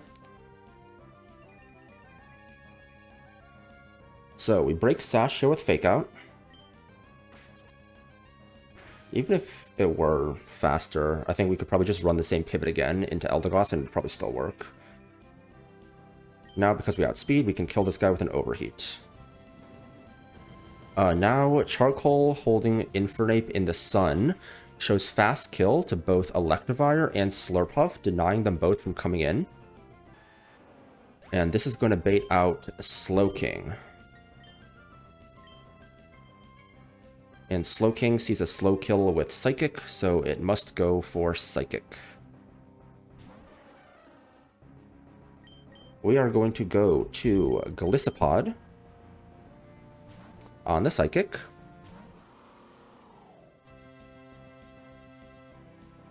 And this is going to eject us out into Choice Scarf Ursaluna.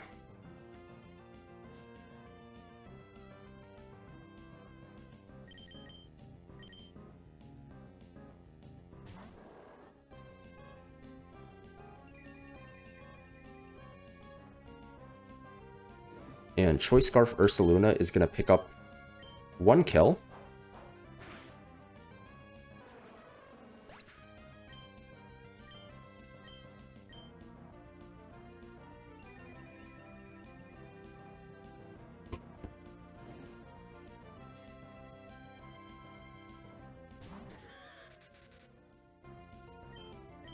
Two kills.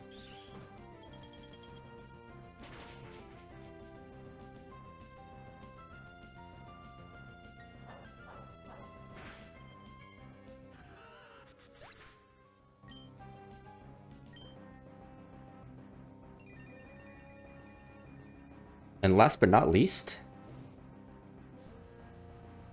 3 kills.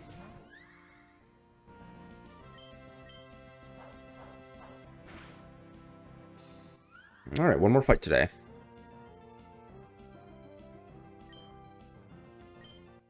This is what I mean by choice items are insane. Max speed, Choice Scarf Ursaluna just nukes guys.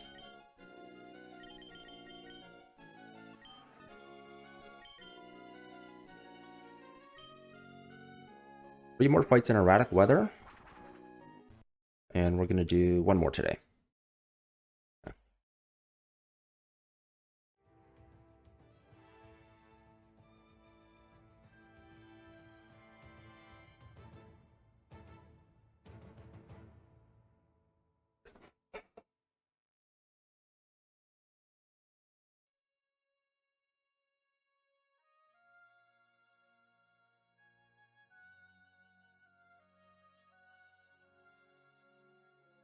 Didn't even need the pult.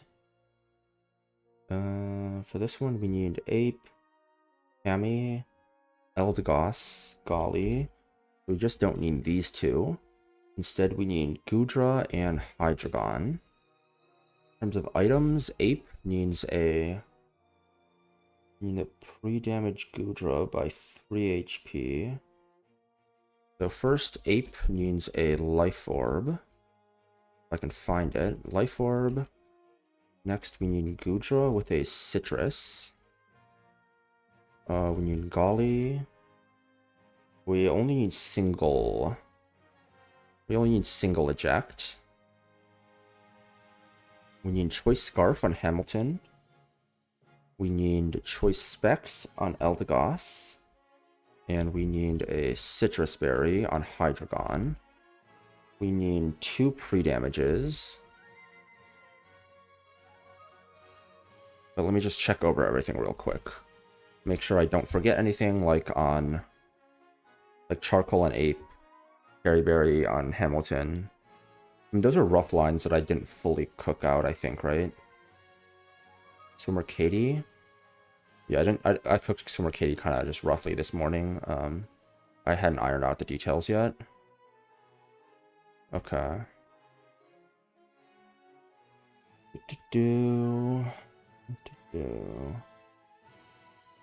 Okay. So we don't need Ursaluna. Instead, we need Hydreigon. And we need Hisui and Goodra. Okay, so this sun is in Sun again.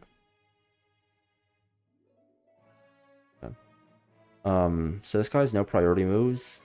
We just killed this guy with an overheat. After one life orb tick, we take 26 damage, which is going to put us at 241, which is perfectly outside Charizard's kill range. No one is faster than us. So it's going to go for first slow kill. Silvally does not see a slow kill. Charizard does not see a slow kill. Gliscor does see a slow kill. So now Gliscor, Life Orb is just so perfect for this, by the way. It is going to be going for either Earthquake or Acro, 50-50 between the two. It's fine no matter which one it wants to. We switch to Hisuian Goodra, who's pre-damaged by 3 HP. The reason for that is so that if it clicks Acrobatics and Minerals, it's still going to bait Earthquake the next turn. If it clicks Acro, it's always baiting EQ the next turn. 263 minus 77 is 186, which is exactly Mineral Acro, so cannot set up Swords Dance. And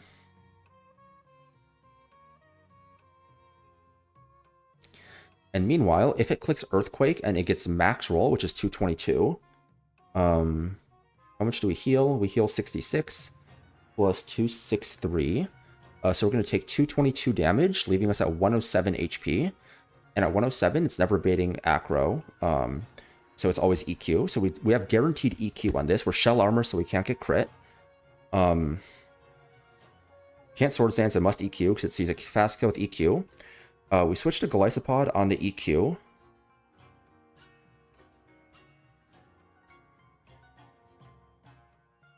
So Golly, we want to go, let's say, 155 out of 244. That way we always eject to Earthquake. And we go back into Ape. Now we could kill with just Overheat, but we don't want to do that. We want to take a little bit more Life Orb chip. So we click Fake Out before we click Overheat. He's Hypercutter. Hypercutter is fine.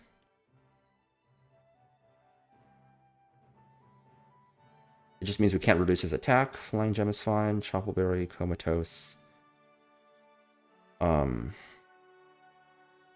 That way we've taken 3 Life Orb ticks, which is going to bring us down to 212.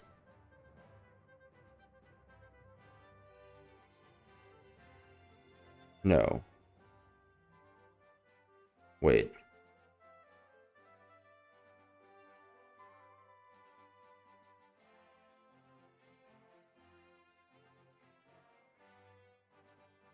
We're going to be at 189. Yeah, we're going to be at 189, which is going to bait Slow Kill Charizard. Since we've taken this many, Flamethrower always sees kill, so that should take precedent over Flame Charge. Let me see if there's any notes on Flame Charge AI. Like, because I know it can click it if it's just slower. I think it should just be the same.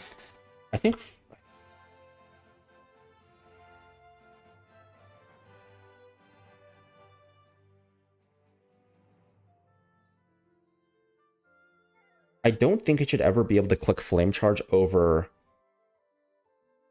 Slow Kill, though.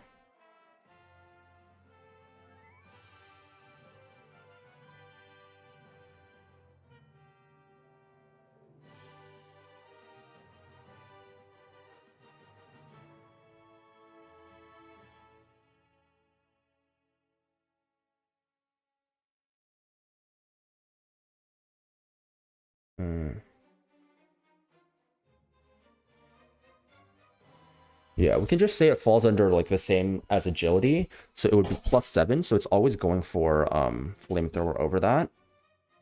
And on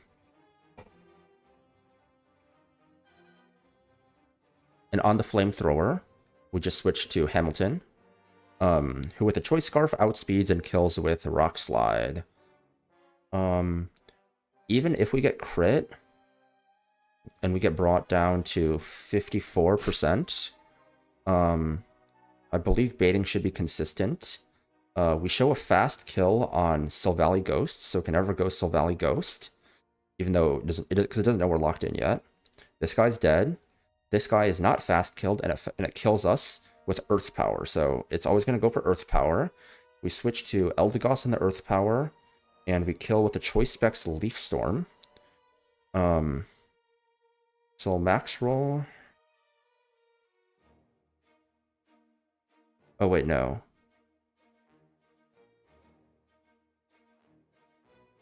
No, Golly is double ejecting here. Golly is double ejecting here. Because okay. I haven't calculated this out yet, so I guess I need to calculate the Golly eject HP here. Okay. Citrus. So we start at number. So the first move we're ejecting on is EQ does how much? Citrus heals 61, and then Earth Power does some amount. Okay. So Earthquake, because if we're in on full health, we kill this guy with Leaf Storm, it has no chance of dropping our special defense and baiting Silvally Ghost.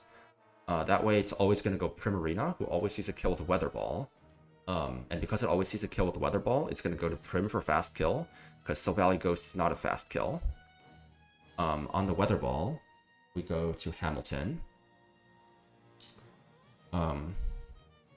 Even if we take a Maxwell Crit Flamethrower, can still take that. We show him a fast twit KO, so he cannot set up Calm Mind. So he has to go for Psychic. And then on this Psychic, we go back to Eldegoss, drop his speed, kill it with Leaf Storm. This is going to bait Silvally. It cannot boom because last mon. It's going to be either multi-attack or flamethrower. We switch here.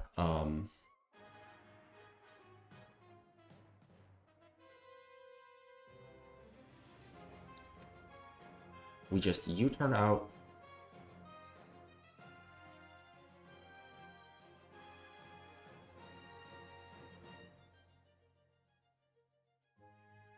I guess we go Rostberry on Hydreigon.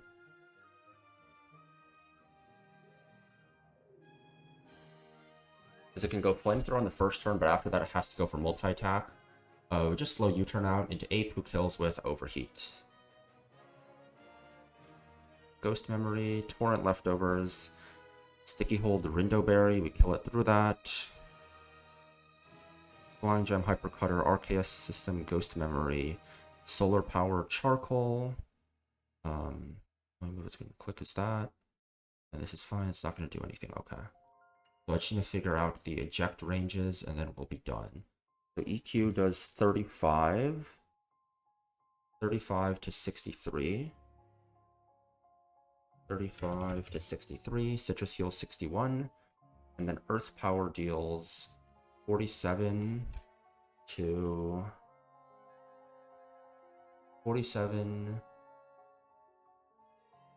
84. Okay. So if we're saying we eject at 120, and then we get Mineral from Earth Power, Citrus heals that much, and then EQ does 35. Oops, plus 35, plus 35. So if we start at 141 HP, EQ is going to drop us down to 78 to 106, right? 106, is that correct?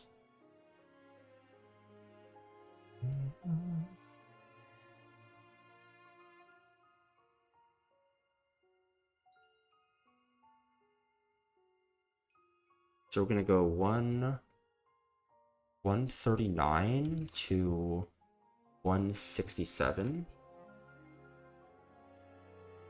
And then this is gonna bring us down to 55 to 120.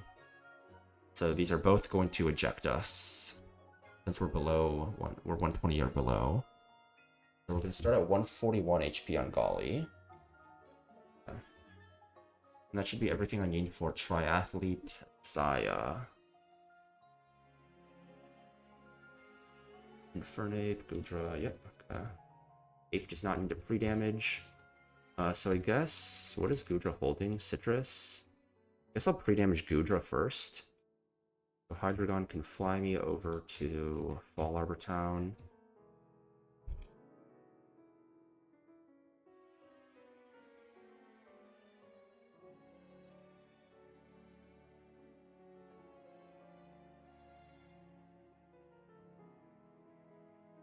Okay, let's state it here. Quick save, state 9. Go to Gudra. Toxic on the first turn, lovely. So we need to be at 263, so we'll go down to 243 and then use an Oranberry.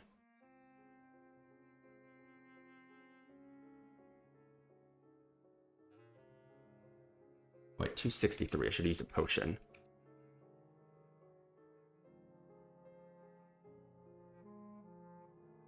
So 263 and then volley the next guy when you're free damage.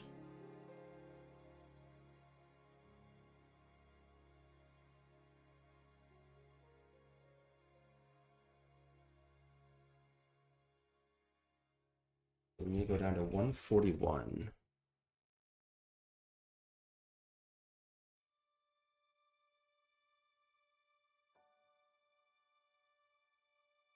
$144, so 1, 2, 3.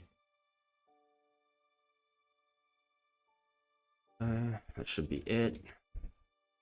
Life Orb on 8, 263 Citrus, Citrus 141, Choice Scarf, Choice Specs, and Rostberry here.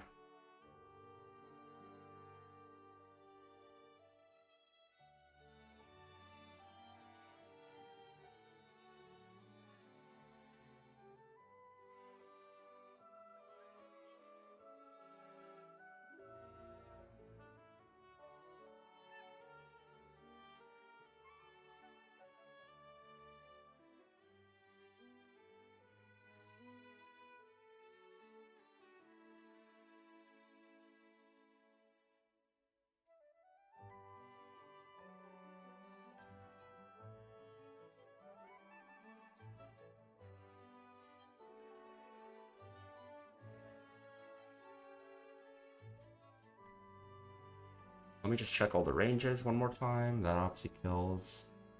Oops. Never click. It can never burn us twice. Turn into kills.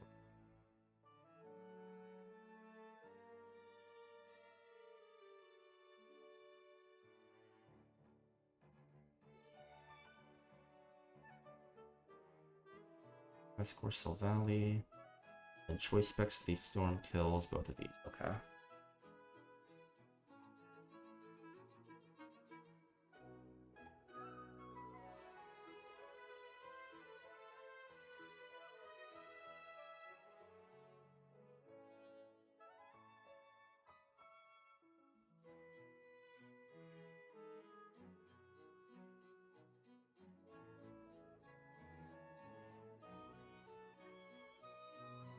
Oh, fuck. Forgot about that guy.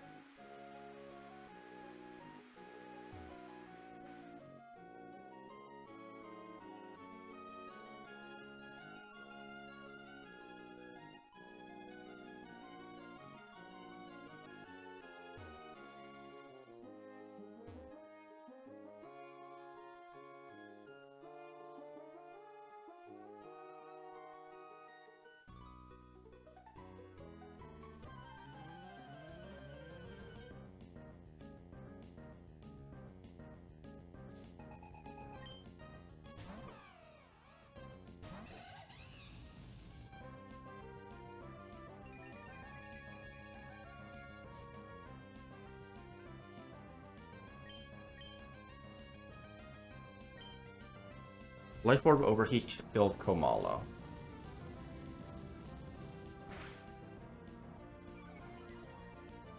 This is going to bait Gliscor for slow kill.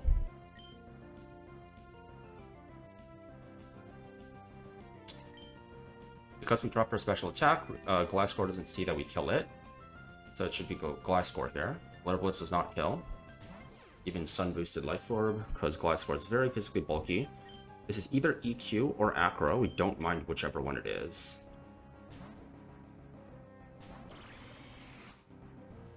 Okay, I went for Acro. +1 Citrus, I guess. So we pre-damage by 3 HP here to ensure that Acro would always be EQ kill this turn. So now it's going for EQ. EQ sees kill, it cannot Swords Dance. So we're going to go to Golisopod.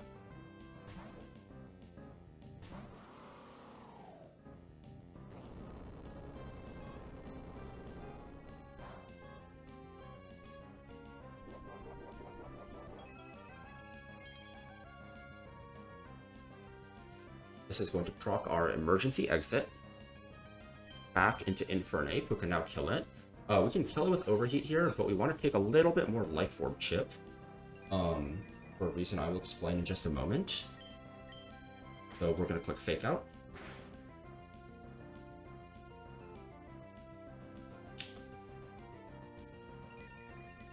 So now we click Overheat.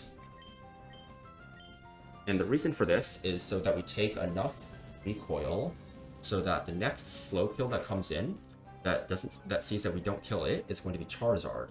And now Charcoal boosted, Sun boosted, Solar Power boosted Flamethrower sees a kill, and only Flamethrower. Therefore, it has to go for Flamethrower. Because we cannot afford to let this guy go for Flame Charge and get a speed boost on us. And if we didn't show it a kill, I think it could go for Flame Charge, because Flame Charge AI, I believe it works similar to, like, I don't know if it's more similar to, like, Agility, or if it's more similar to, like, Mystical Fire, but it's, like, one or the other, and Slow Kill will prioritize them both at +9 versus, like, +7, +6, whatever. So we're going to go to a Quad Resist in Choice Scarf, Hisuian Arcanine. It's still going to take a lot of damage for a Quad Resist, though, because the amount of multipliers this guy has. Yeah, it did almost 100 damage, and we literally Quad Resist it, so... now we just kill with Rock Slide.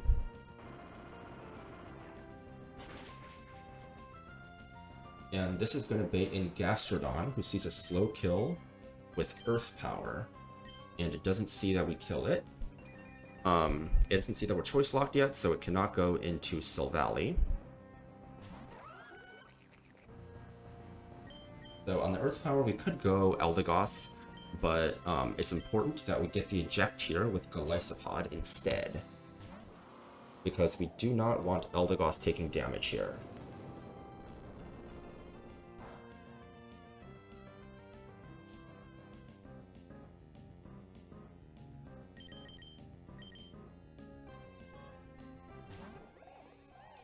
Now, even though this has a Rindo Berry, Choice specs Eldegoss kills this guy with a Leaf Storm. So because we didn't take any damage, Silvally does not see a kill. If we had gotten Earth Power or Earth Power crit or Earth Power dropped, Silvally would see kill on us and it would come in, and because it was not the last mon, it could explode. So because Eldegoss is on full health, we are instead baiting Primarina for fast kill.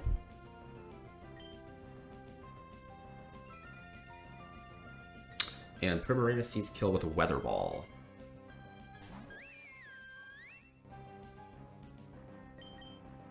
So on this Weather Ball, we switch to Hamilton.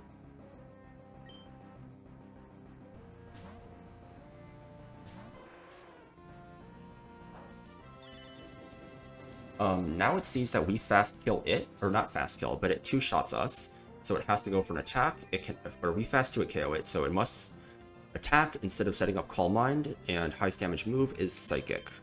On the Psychic, we are going to go to Eldegoss. It never kills us, and because of Cotton Down, we drop his speed, and are able to outspeed and OHKO this guy with a Leaf Storm.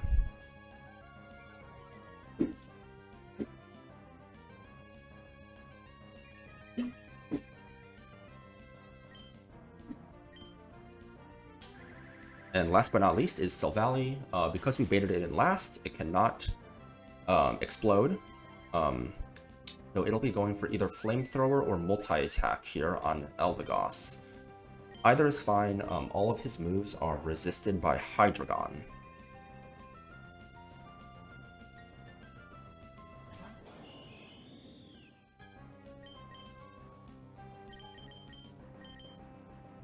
We have Frostberry in case it goes for Flamethrower and it burns us.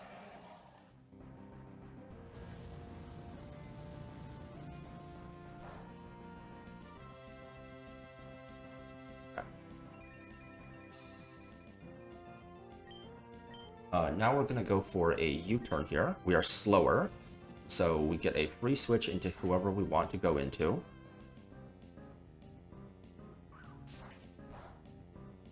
And the guy that we want to go into is Infernape. And that is because a Life Orb boosted Overheat kills after U-turn chip.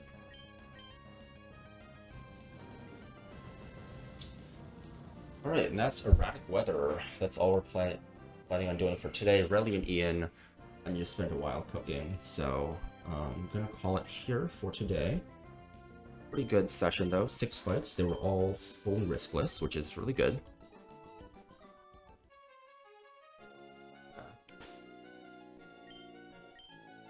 I'm not gonna fuck around with exploring and optionals, whatever.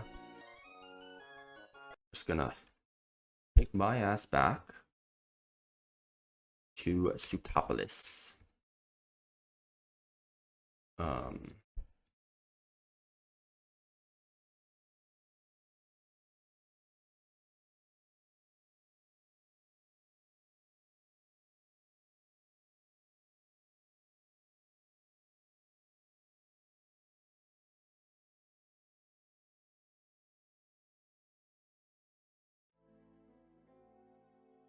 So yeah, I'm gonna call it there. See if there's someone to raid into. Here. Yeah. Yeah, that was 2 more trainers in Erratic Weather. She got Relly and Ian. Swimmer Herman, I think, is pretty easy. I didn't spend too much time looking at Swimmer Herman calcs, but I'm fairly confident that Choice Scarf Ursaluna just destroys this guy. Like, it one-shots you, it one-shots you, it one-shots you. It even one-shots Metagross. The only guys it doesn't one-shot is, like, Porygon Z and Jellicent, so as long as I can set up the line to make it work, I'm pretty sure Ursaluna just completely destroys this guy.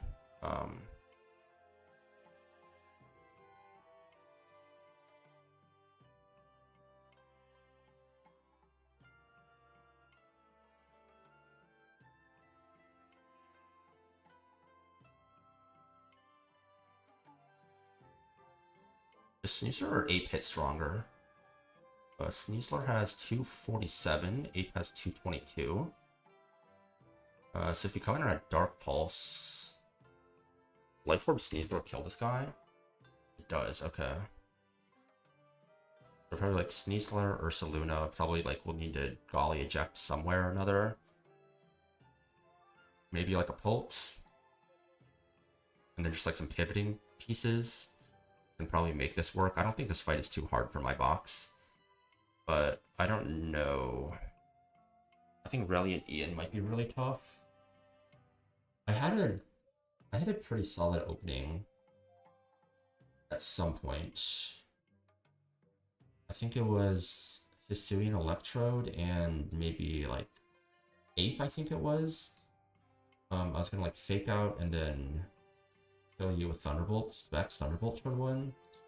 And then Cinderace comes in and sees a kill here, but the problem with that...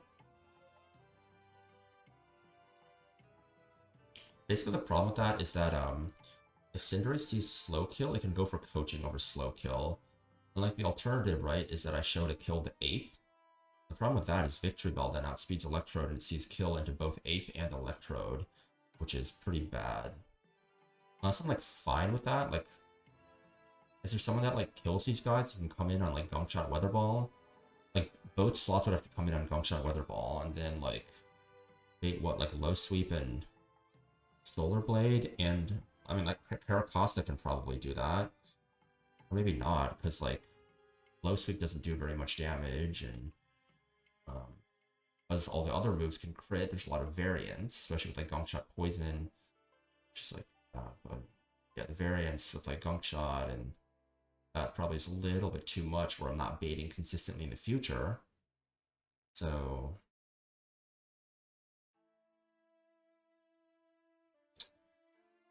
yeah, not too sure. I'll have to spend some time theory crafting Reliant Ian.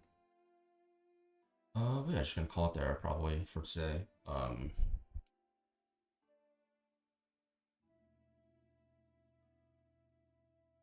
Why is my music? Oh, has my music been out? Um, I don't know. Doesn't matter.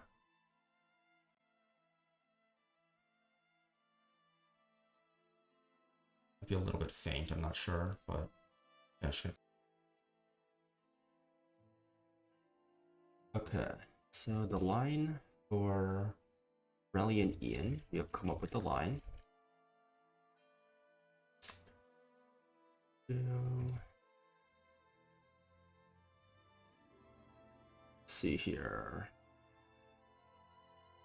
Bringing all the protect guys out. It's fine if you level up, and we accounted for you leveling up in the calc. You should not be able to level up twice.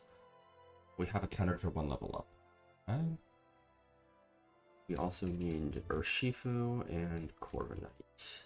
Okay. Let's see here. So we need to level up Durant. The max. We also need to exchange some choice items. Let's see here. We don't need to free damage any poison types, so we can just free damage with here. So choice Scarf is going to be going to Durant. And then Corviknight, we can fly over to Slateport. Give me the choice band. And give the choice band to Urshifu. Corviknight can just be Citrus. Vivillon can also be Citrus. It doesn't really matter, but you should be Rost. And then you should be Citrus. Okay.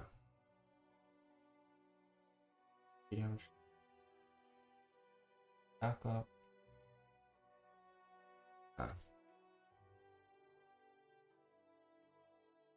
So in terms of order, we're going to have Caracosta first, then Durant, then Vivillon, then Golly, then Urshifu, then Corviknight.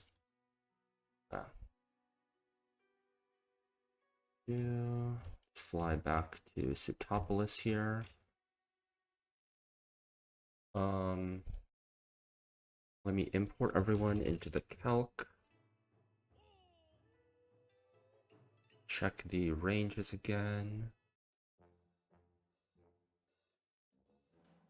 Check all my ranges. Okay. Doubles in the sun.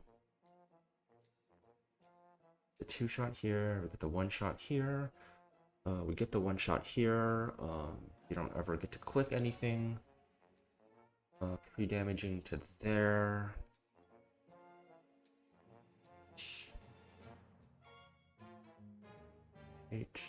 Level up. Get 3 HP.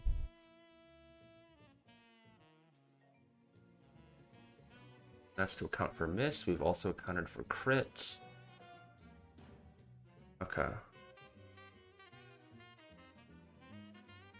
Then Shifu on this guy. One shots you, one shots you, one shots you. Outspeeds, they can't target me. Yes, okay.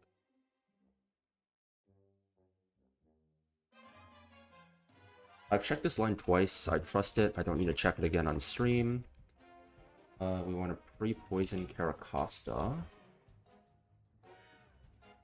I need to just check one thing after this. I just need to make sure that Caracosta is at a high enough level to properly repel manip. Otherwise, it's fine if I need to level him up once or twice, but I just want to make sure that the guys here are not so high level that we can't repel manip at level, or that we can't make sure that they can't, or we want to make sure that we can't run into them at level 81, which we can't. It looks like the max level for all these guys is level 80. The level 100, those are land on Route 130, okay. 82, 82s before that, 75s, that's Victory Road and Sky Pillar. We're not going to run into those areas yet, so we should be able to repel manip away, okay. We want to go to 138 on Caracosta.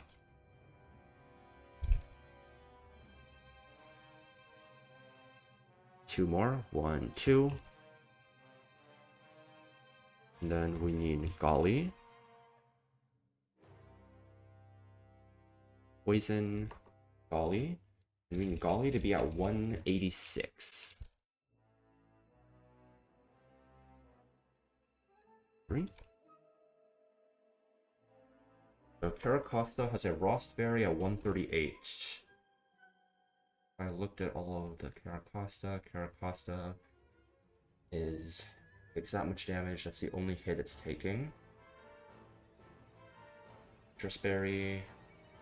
Always show the kills you need. Golly does what he needs to at that HP range. Choice Band, Citrus Berry.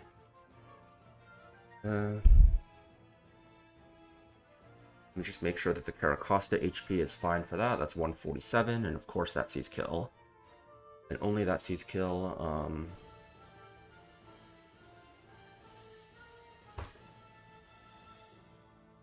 Yeah. This should be the squad.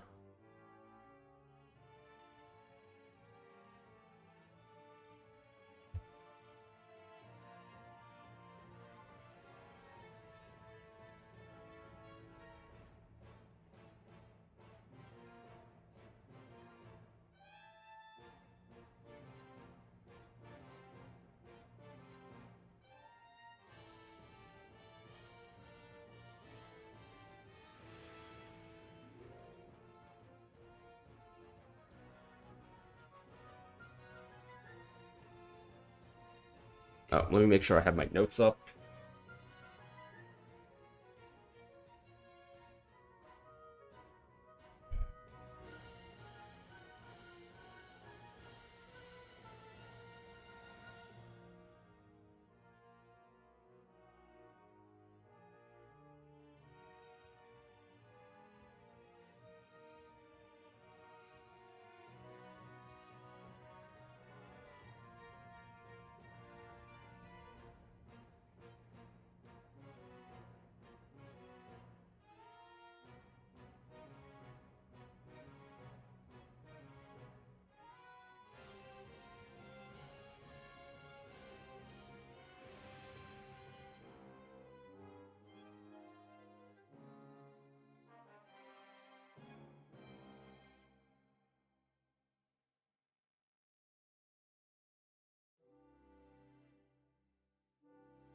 We fought this chick.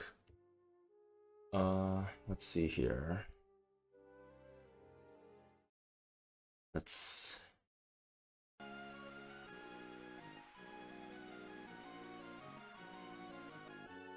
So we fought these guys. So... Looks like Relly and Ian are up there. What do we have down here? Nothing? Okay. We have that guy there. Okay, so it looks like we have Relly and Ian right up there. Yeah, everything should be correct here. Anything I'm concerned about?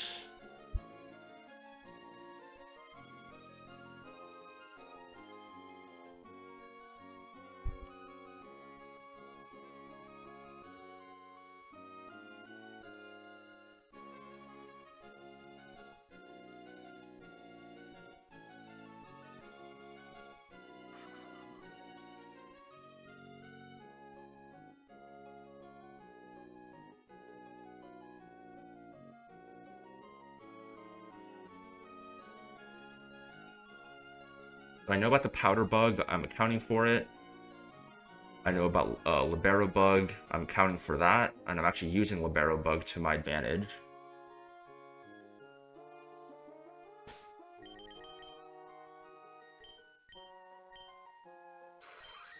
I'm just so nervous, dude. I'm pretty sure this works, but...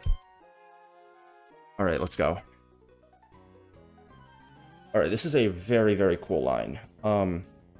Shout out to Full Tier Chunk. This is inspired by a line that he ran. But I improved on it in a couple of ways, and I think it's super, super sick. So, I got Hustle Durant from, Sutopolis, which is obviously not what you're hoping for. Swarm is usually much better, and you want Beedrill over Durant anyways, but Hustle Durant very specifically pops off on this fight. So we've given it a choice scarf, so it outspeeds both Victory Bell and Aerodactyl. So if they see slow kill on the other side, or if they see fast kill on the other side, they can never go for slow kill on Durant. So they both see slow kill on Caracosta with Stone Edge and Solar Blade, respectively. So we are going to protect with Caracosta. Meanwhile, Durant is just going to click Smart Strike into Victory Bell. This is going to break its Sash. It can't kill it because it's Sash.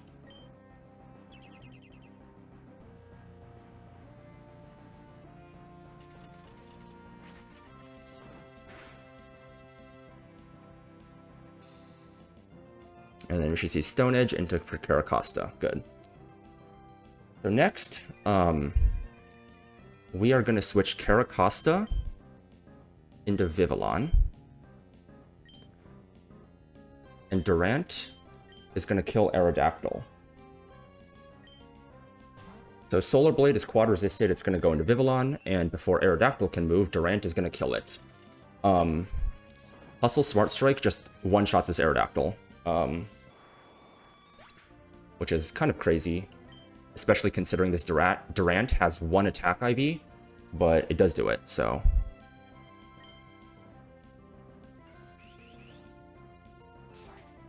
Yeah, it's literally one attack IV Durant. Okay, so in the Durant slot, we should be baiting out Cinderace for slow kill. Cinderace sees slow kill into Durant, but fast kill into Vivillon, so it has to go for the fast kill over the slow kill. And it's going to be going for the fast kill with specifically Pyro Ball, because low sweep does not do enough damage. Because we showed a fast kill, it also cannot click Coaching. So there's a bug in this game with the move Powder. Powder does damage if the enemy clicks a Fire-type move into the user. It's used on Vivillon a lot around Flannery Split, but it's bugged in double battles. The bug in double battles is that when Powder is clicked, it only affects the Mon that is on the left side in slot 1 on your team. So we purposely routed this, so Vivillon is on the left side in slot 1, so Powder protects it from Fire-type moves.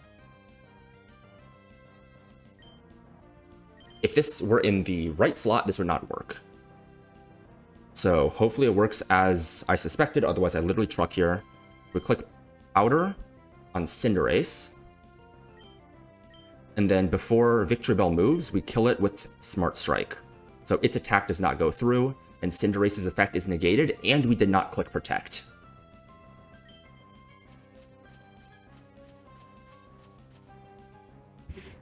So it's basically like we have two Protects that we can just alternate between on Vivillon, and it's super broken.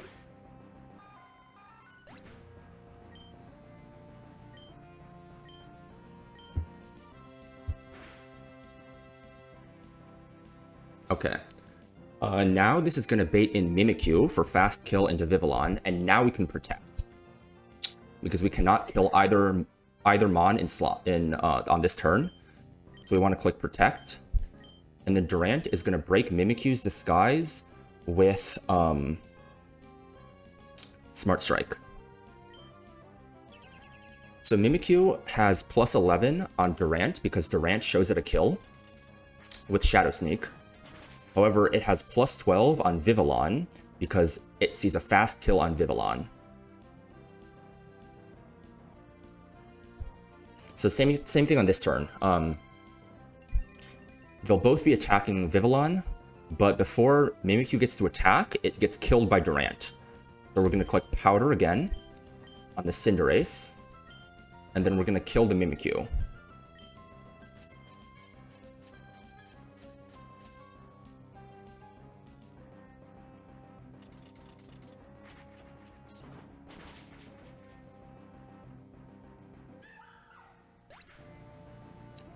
Oh my god, did I fuck this up?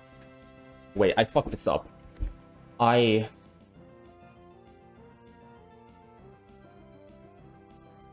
No, I think this is fine. This is fine. My plan is wrong, but I think this works.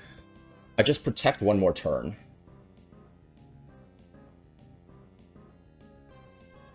I just protect one more turn, right?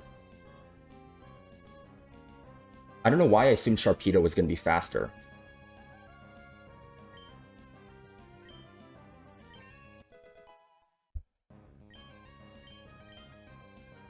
Holy shit, I cannot believe I missed that.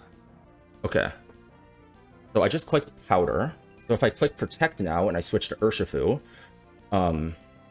neither slot is going to be targeting Urshifu. Sharpedo is going to get its speed boost. And then I can switch the following turn with this correct eject, because Sharpedo is going to be faster than Cinderace.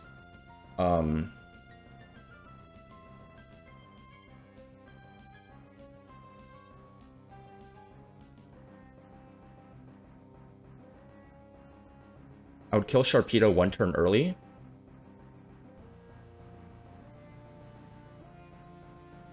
Wait. Okay. So I'm on turn 6 right now. Turn 6. Viv, Protect. Durant, switch to Urshifu. Both attack Viv. Wait, I think this is just completely riskless. We do the switch to Golly line. Sharpedo moves before Urshifu kills it. Urshifu kills. And then turn 8. Urshifu kills. And it'll just be switching to Vivillon on that turn. Okay, yeah, this is totally fine. No, I just messed things up because in my head, I like one slot was one turn ahead of another slot, and I just, yeah, okay. This is totally fine though. So both of them see fast kill into Vivillon here, so I'm free to protect. And Durant has a free switch into Urshifu. Initially, I was going to switch Vivillon on this turn and have Golisopod, or Vivillon switch into Golisopod to eject this turn. But if I just have it eject the next turn, it follows my initial plan, and it's just fine. I feel really stupid for missing that, but this is like the exact same line, and it's just riskless. So Sharpedo gets its speed boost now. For some reason, I just assumed that Sharpedo had a speed boost already, but it's fine. So it's going for either Crunch or Psychic Fangs on the Vivillon slot with Sharpedo, and that's going to move first. That's going to always hit and eject Golisopod before the Cinderace move hits. So Vivillon is going to go to Golly, and then Choice Band Urshifu is going to just kill Sharpedo with Close Combat.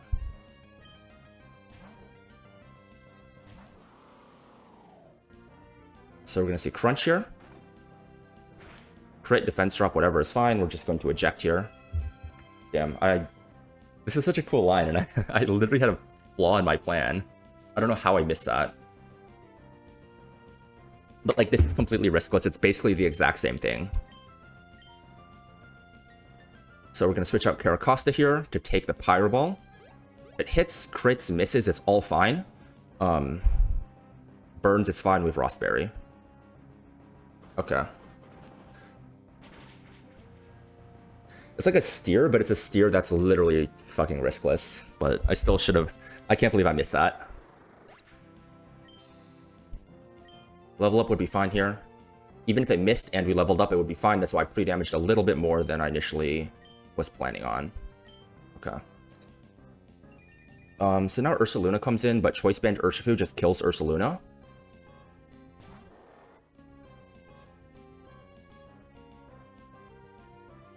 So Caracosta is going to protect, and Urshifu kills Ursaluna here.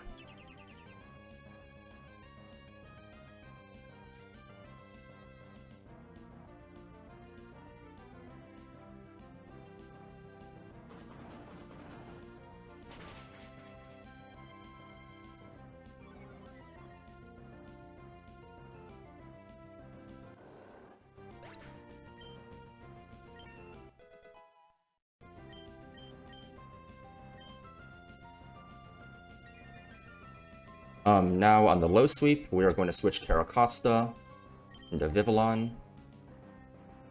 And we kill with close combat again. Even after 2 defense drops, the Libero bug boost, the Libero bug boosted low sweep Pyro Ball still does not see kill into Urshifu, so that is technically not according to plan, but still riskless, deathless 5 Monrelian Ian. Courtesy of Hustle Durant. That was a very cool line. Unfortunately, I can't claim that I came up with it myself, but I did technically make it riskless even though it didn't go according to plan. Oh my god, dude. My heart rate jumped by like fucking 30 beats per minute there. Yeah.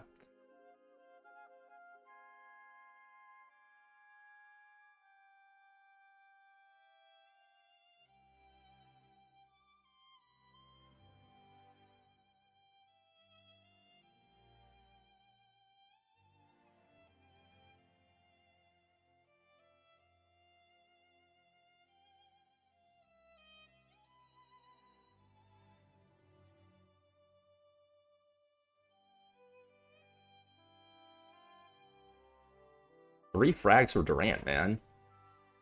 That's not it. I don't know what to tell you. That was Reliant Ian. So now we have Swimmer Herman. You know what, Durant? You can come to this next fight too. The next fight is also a 5 Mon line, but I'm gonna bring you just in case. And literally 2 of them are just pivots. I'm getting the notifications. It's great to see you're doing well. Yeah, thank you. Appreciate it. I really appreciate all the support. It's very kind of you. And then we want Pulse. So, we need double choice scarf for this next fight. So I need to exchange the choice band for a choice scarf. It's very kind of you to say. I really appreciate that. The game can be unforgiving at times, but it's a lot of fun, and it's really great to hear that other people are having as good a time as I am. So we want Primarina here, the Lysopod, Dragapult, and Urshifu. Okay. So we want to give you the Muscle Band, and then we want to give you... Yeah, I mean, this run has literally every single OP guy except for Beedrill.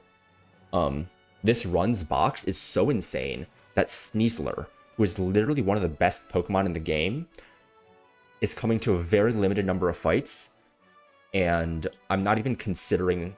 Like, I'm never scaling this guy. I'm never putting heart scales into Sneasler. Like, I can say that for a fact, because I have one of the few Pokemon in the game that is basically in every way possible directly better than Sneasler, and that's Mega Medicham. We can give you a Citrus Berry. This run is very much expected to beat the game, I think.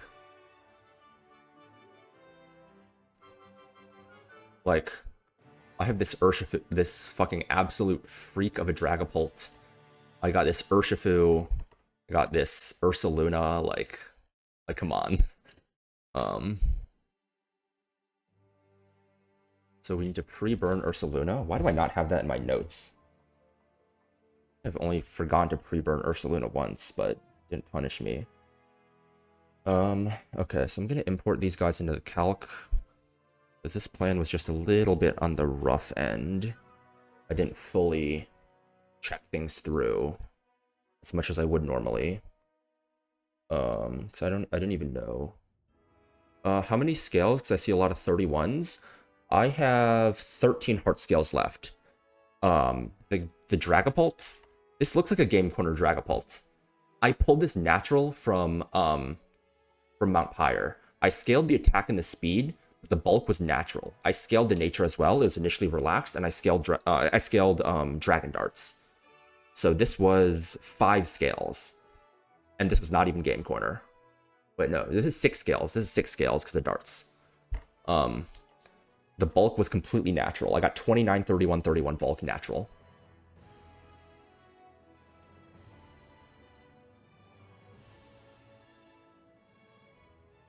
Yeah, relaxed definitely hurt me at some points before I had the scales to change it after space tag, but once I scaled from relaxed to naughty, oh my god, this guy became insane.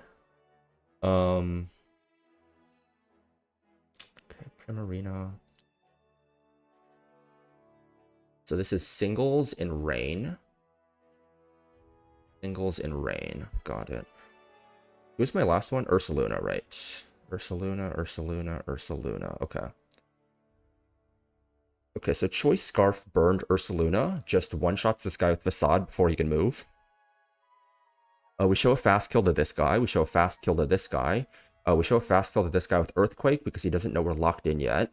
We show a slow kill to this guy. We slow out damage too. So this guy would just be outspeed in the priority bracket. But Jellicent, excuse me. Why is minus Spadef better than minus defense? So I spent a while thinking about this, and there's a couple of reasons why.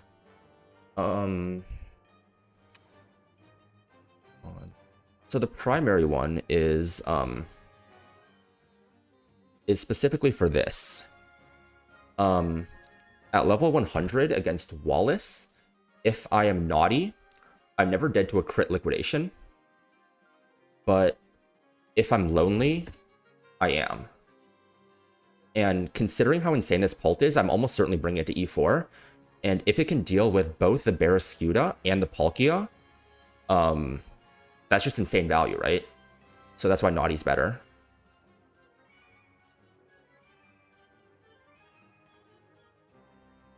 Basically, I was talking to some people in deck cord, and that's what they said, and I'm like, yep, that makes a lot of sense.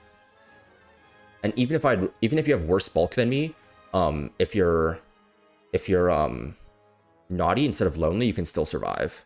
You shouldn't be like not like bad bulk. If you're decent bulk, you just survive that. So this is gonna bait out Jellicent for random move between Water Spout and Scald, because Scald can see some killing rolls after just normally as well as after burn. So I switched to Primarina on the random one between the two.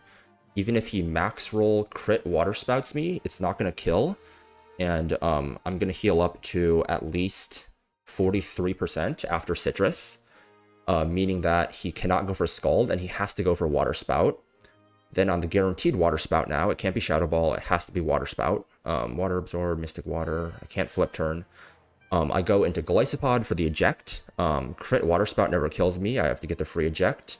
Into Dragapult, who kills this guy with Phantom Force. Nothing you can do. So this is very important because it gets Pult in on full health. You don't see kill. You don't see kill. You don't see kill. But you do see kill. We are going to get Analytic. It's going to see that it has Analytic on the switch in because I moved first on the last turn while killing the Jellicent. So it's going to be forced to switch into Porygon 2, and it's forced to click Dark Pulse. It cannot click Nasty Plot because we show a fast to it KO. And Dark Pulse is highest damaging move. We switch to Choice Scarf Urshifu, who kills this with Surging Strikes. The most we can take is 38%, so it'd be down to like 60, 61, 62%. So 61 to 62% after Porygon Z. This Porygon Z is just a pain to play around because of Analytic Bug. This is a good way of dealing with it. So now Urshifu is going to bait in not Electros, because we showed a fast kill, not Scrafty, because we also showed a fast kill, but it's going to bait in Metagross, because we don't show a fast kill. And Metagross is going to be going for Thunder Punch here. We can switch, no other moves do you kill, it can't set up, so we have a fast to a KO, and even if it did, it wouldn't matter. Yeah, it's never going for Power Up Punch.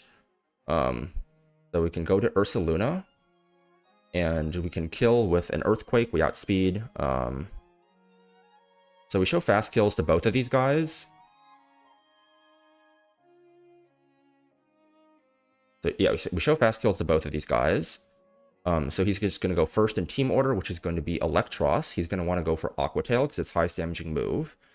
We can switch to Urshifu on the Aqua Tail. How much does crit Aquatail deal? 20, let's say 27%. We go down to 35. It could bait Sludge Bomb, so I think we should go someone else instead of Durant. We should go someone else that takes Aquatail and baits Thunder, and that would be... takes Aquatail, baits Thunder. Why don't we go... Why don't...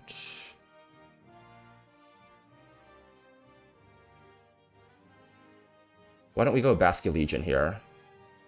Basque Legion is always going to bait Thunder, so even after a crit Aquatail, it's always going to bait Thunder. So we switch back to here on the Thunder, which we are immune to, and then we just outspeed and chain kill these guys with Facade. This guy is Moxie, not Intim, so we get the chain kill. Okay. So we switch to Basque Legion on Aquatail. We're bringing Basque Legion instead of Durant. What roamers am I looking for? I am primarily looking for specifically Enamorous. Latios is not bad, and Thunderous is not bad. I would say like tier 0 is probably Enamorous. Tier 2 is probably Latios and Thunderous. And then tier 3 is Latios and Landorus. I have a lot of good dragons in this box already, so I don't need Latios as much. And my fairy type in Prim has really bad IVs, so Enamorous would open up a lot of options for me. I'll talk more about routing. I'll talk a lot more about routing once I beat this fight, and I'll be pulling a lot of encounters tonight. Because majority of the routes left in the game, I will be pulling.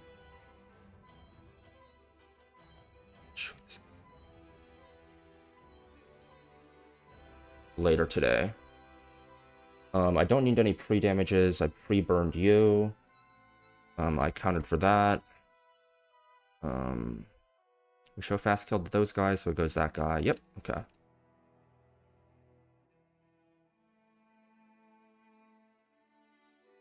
I have 4 guaranteed roamer routes with a potential for up to 4 more.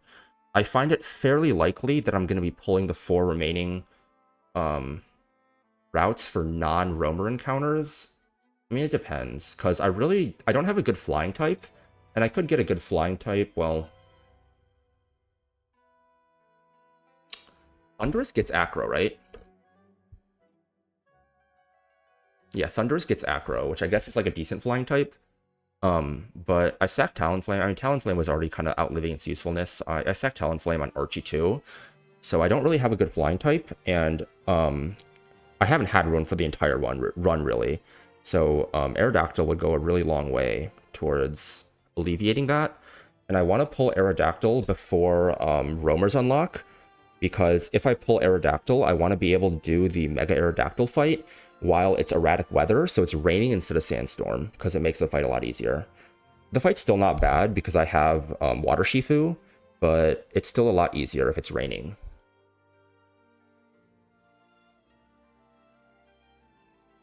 Okay.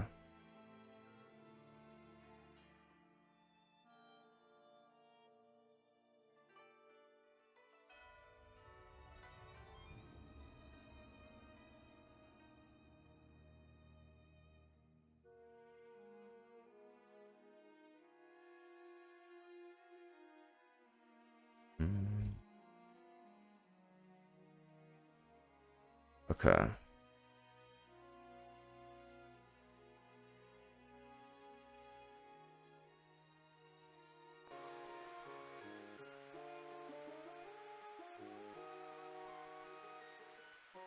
Let me just check everything over again in my head one more time.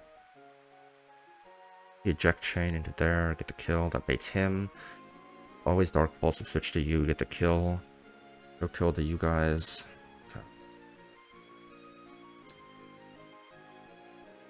You pulled the Aerodactyl out of random fossil with perfect attack and speed and plus attack nature. Wow, that's really good.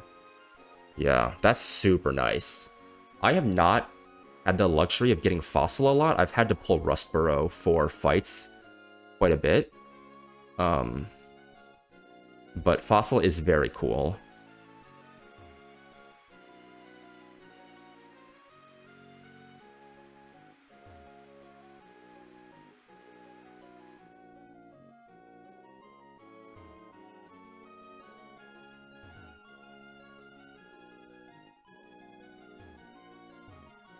Alright, so this is the last fight. It's in rain.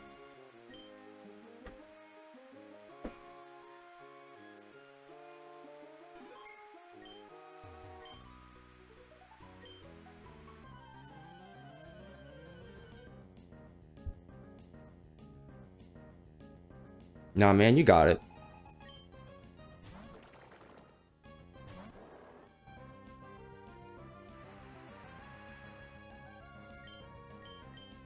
We just click Facade, we kill this guy.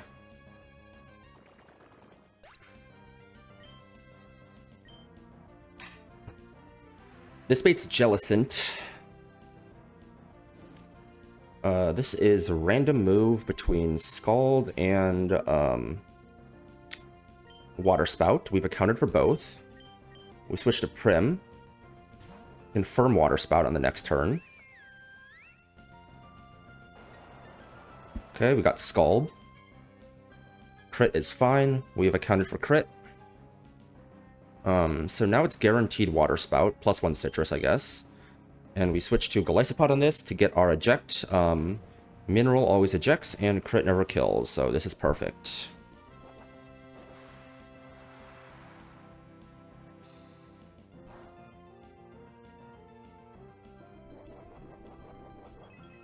When we get our Citrus, we might as well. It shouldn't matter, but...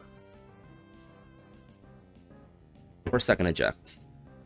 Even though we shouldn't need it, we go Pult here. Pult kills this guy with Phantom Force.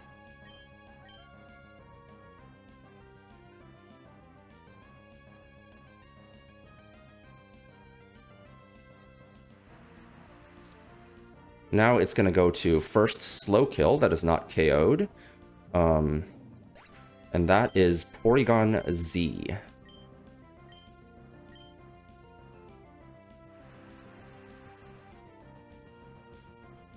Just routing the 2 like toughest mons in the back early is what's so powerful about this line. The P2 and the Jellicent are by far the scariest guys in this team. So getting them out here is very good for us.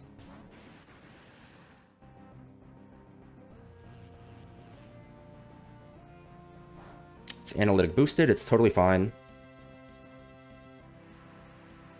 We are Choice Scarf, so we outspeed, and we kill this guy with Surging Strikes. He's Choppleberry, so we couldn't use a fighting type move. But we basically have a Choice Band equipped because of the rain. It means we can afford to basically dedicate like 5 slots to dealing with 3 mons, because there's so much roll compression with Ursaluna just outspeeding and KOing the remaining 3 guys. So this should be Metagross because we show fast kill to the other 2. Excuse me? What?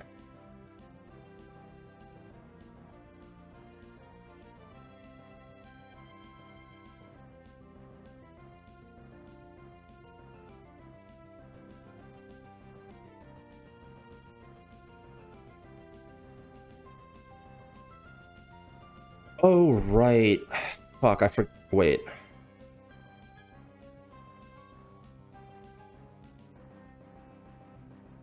I think... no, this is fine. This is fine. This is... okay, this is something else I need to play around. Thankfully, this is on a fight that doesn't matter.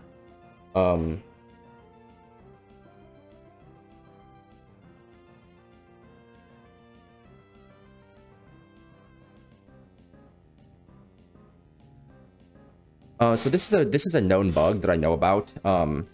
Basically, normally, let me show you the calc. This is very specific to Water Urshifu. I think it's only Water Shifu that applies to. I think it only applies on crits. But basically, normally it wouldn't come in because it sees that we fast kill it.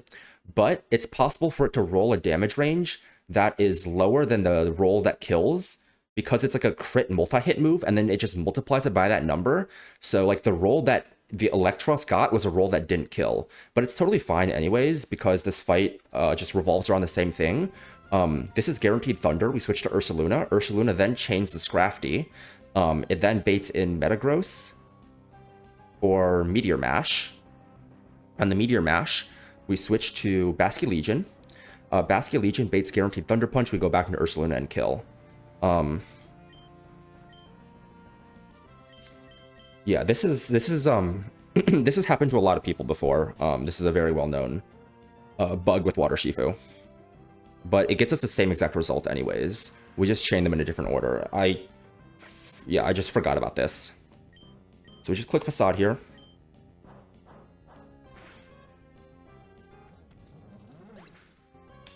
Suppose Chaos Switch in AI doesn't see that we're locked in. It only sees our item and it sees our moves. So it thinks we fast kill Metagross even though we don't. So it's going to go Scrafty here. Because we fast KO everything, it just goes in team order. Yeah, it's a very, I think, specific interaction with multi-hit moves and the post-KO switch in AI. I think it's only because it crits, too. I think if it wasn't a guaranteed crit move, this also wouldn't happen. I don't know why it happens, but it does happen.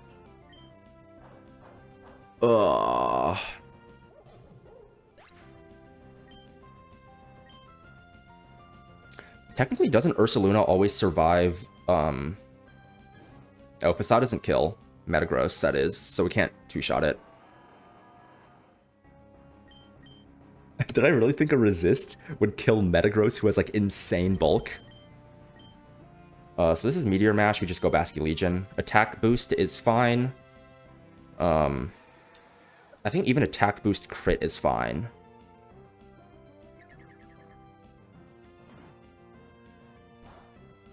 Let's not test that theory, but I think attack boost crit is still fine. You got the attack boost. If he had crit... No, even if he crit Meteor Mash, it still could not be Earthquake here. So this is guaranteed Thunder Punch now. It's highest damage. I think it sees kill most of the time, too. So we go into our immunity. And we click the funny button. Well, the other funny button. Click the EQ button.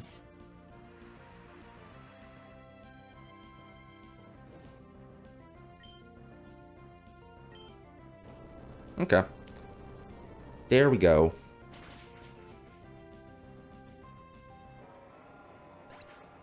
That gave me half a heart attack. But I knew this fight was really easy to route around with all the electric moves. And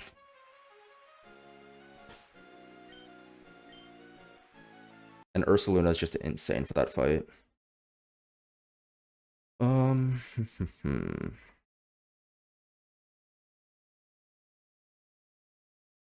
Okay, so now we can go to Pacific Town. So Sky Pillar is up here. I almost said Spear Pillar. I'm so Gen 4 pilled. We have some optionals here. I think if we go along the bottom... Oh, shit.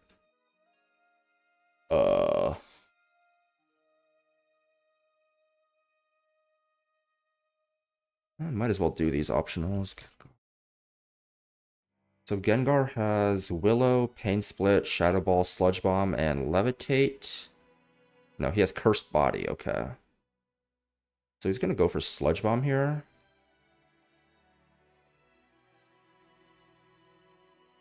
Guy's level 80. He's 1 speed faster. Sludge Wave.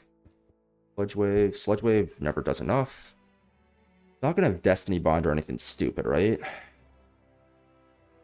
No, so we should be fine to just kill it with Earthquake.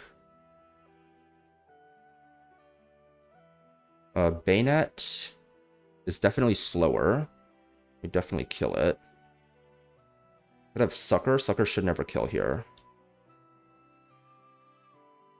There we go.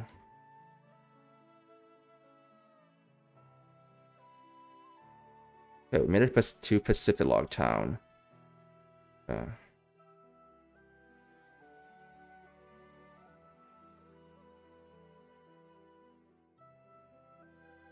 So now we can fly in and out of Pacific Log. Let's get the items first, okay? And then the encounter second. So let me pull up the item dock.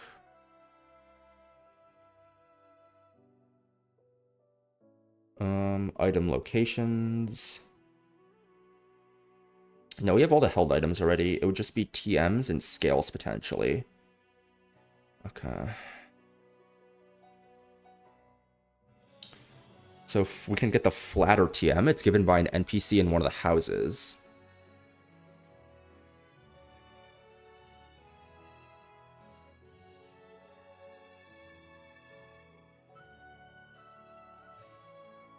This song is so good.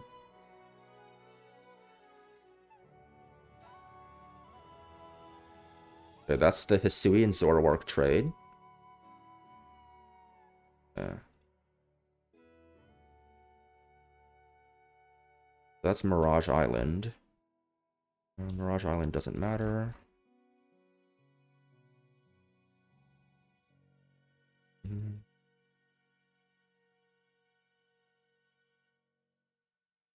Okay. I think Mirage Island is where you find like certain rare. I think you can find like rare Pokemon there or something. I don't think you get anything there in Run&Bun though. That's Victory Road and Meteor Falls. Okay. I can probably look it up. Mirage Island. The hard to reach locations, rare circumstances. Why not? Lychee Berry. I don't know. I don't think you can get there or get anything from there in Run&Bun at least. Oh, the song, not Mirage Island. It's the Lugia theme. That was the Lugia theme. In the base game, it's for Why Not? Yeah, something like that. So we got the TMs. Consumables. Dragon Gem is in Meteor Falls, Vinion Waterfall. These are from optionals, so scales and candies. There's a candy on Route 132, the first island in the northern area of the route. Okay.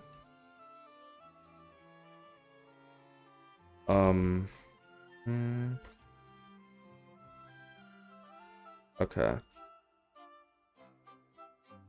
So in case I run to optionals, I'm gonna build myself a little team here.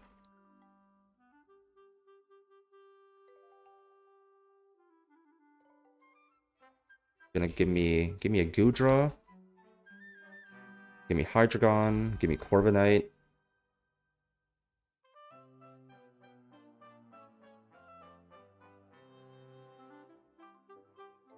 Give me Eldegoss. Scarf on you is cool. I'll give everyone else Citrus Berry. And then I'll give Pult the Choice Band, so I'll fly back to exchange it for the Choice Band. Try harding for optionals. Wow. Yeah. So Route 132 is here. So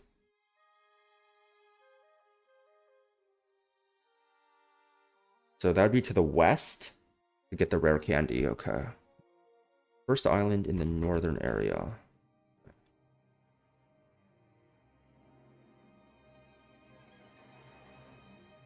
What is that guy's route? He doesn't see us there. We go down one. So if we go here, so we have to fight this optional chick. Okay, I see it. Okay, yeah.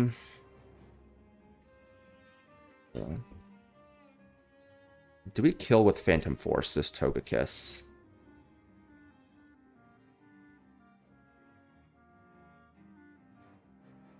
We have Hydreigon on the team. We got Gudra on the team. We have got Corviknight on the team, and we've got Eldegoss. Okay. So we got Togekiss here. Togekiss. Not raining. This guy is level 80 versus Dragapult. Choice Band does not kill. Togekiss. If I can spell. Oh my god, it's not Togekiss, it's Togekiss. Has Dazzling Gleam. Okay, Dazzling Gleam. Crit kills us. If we just switch to Hisui and Gudra, though, we should always be fine to just kill it with a Heavy Slam. Okay. And we kill with Heavy Slam here. Okay. So it goes Serena here. Serena is going to want to go for high jump kick. So we go to Pult here now. We kill this guy with darts. Goes Azu now. What does Azu want to click? Azumarill. Player of Hydro Pump Superpower Double Edge. Okay. I might as well find this guy. The Azu. Thick Fat? Okay.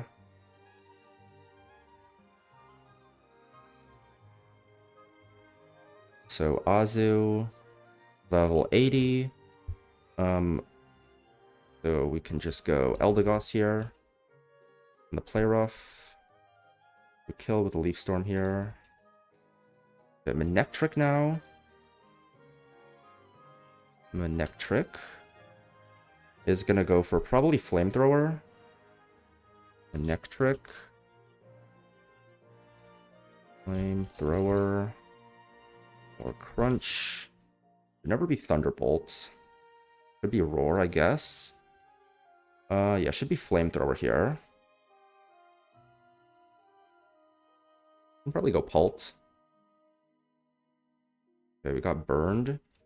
Does Draco kill? No. How much does Crunch deal?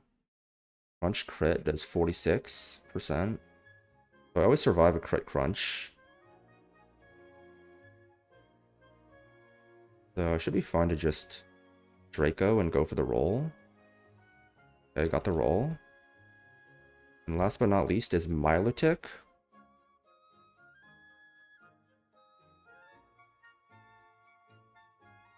It's probably gonna go for Dragon Pulse here. Milotic. It has Scald, Pump, and Dragon Pulse. Okay, Scald, Hydro, Pump, and Dragon Pulse.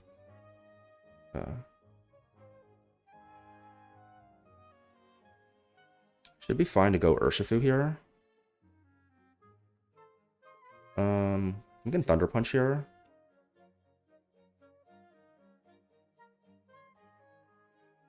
Okay.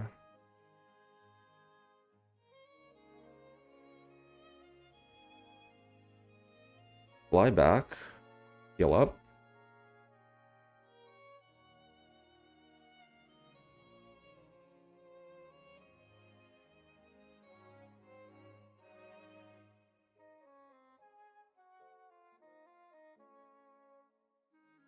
Okay, we got the rare candy.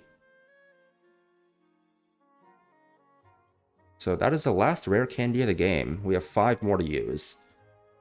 How many candies have we used on who? We've used 4 candies on Ape, 3 on Pult, 1 on Hatterene, and 1 on Urshifu.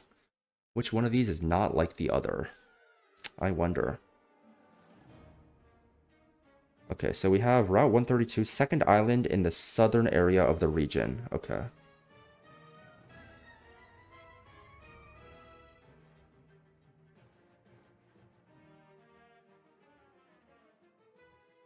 Okay.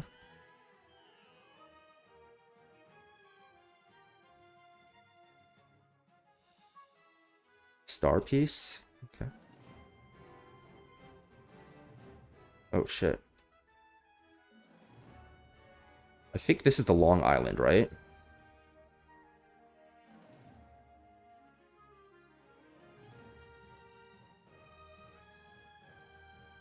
Yep. So this is Route 134 on the Long Island.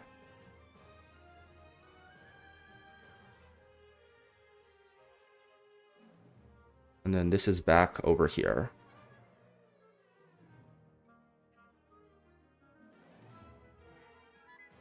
What's the Rule 34 bait? I'm confused.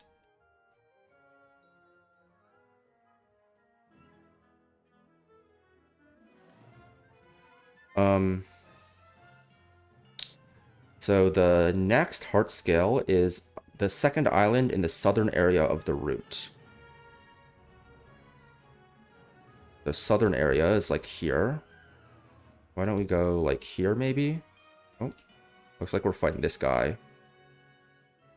Okay. Frostlass. This guy's level 80. Darts just kills.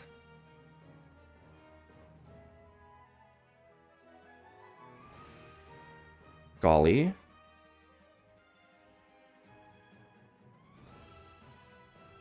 Darts ejects. Hatterene candy? Oh, no, no, no. The Hatterene candy was for Winona. Basically, on Winona, what you can do is you can lead with someone who dies to close combat on the Staraptor. It'll lock it into close combat. When you switch to Hatterene, who quad resists it, you can use Life Dew to heal up. You set up a Future Sight, which you get at level 70, which is one past the cap. And then the turn Future Sight hits, you kill Staraptor, you bait Hawlucha out for fast kill, and then the Future Sight hits Hawlucha, killing it. It's a really, really powerful lead that you can do on Winona if you invest a candy there. So Dragon Darts always ejects this guy. It's probably going to go for first impression, but that's fine. We tank it. Oh, fuck. Forgot about Sucker. Reuniclus. Do we kill Reuniclus? I feel like it might be close. We do not kill Reuniclus. Reuniclus has Shadow Ball, Future Sight, and Psychic. So Shadow Ball, Future Sight, and Psychic. Well, we can obviously just go Hydreigon here.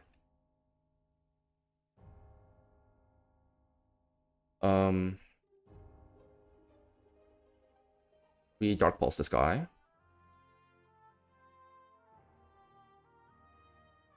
Okay, I guess we crit kill it. So, Future Sight hits this turn specifically. So it went to Barrascuda. This guy I know is going to have close combat. Does close combat kill us, though? Close combat can kill. The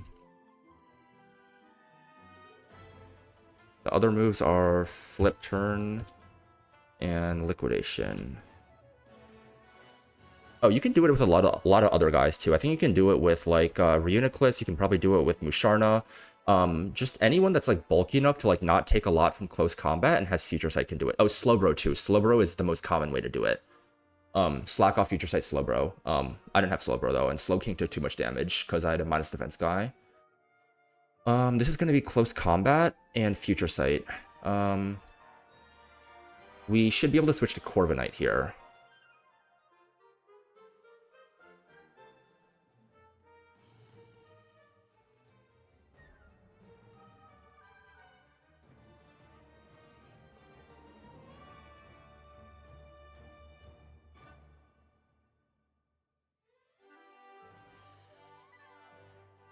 Damn, I got crit by that shit. So this is between Liquidation and Close Combat. It could be either.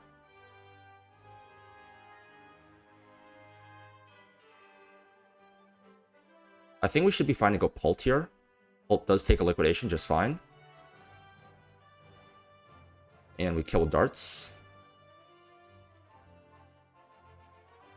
I'm pretty sure we can die to Sucker crit.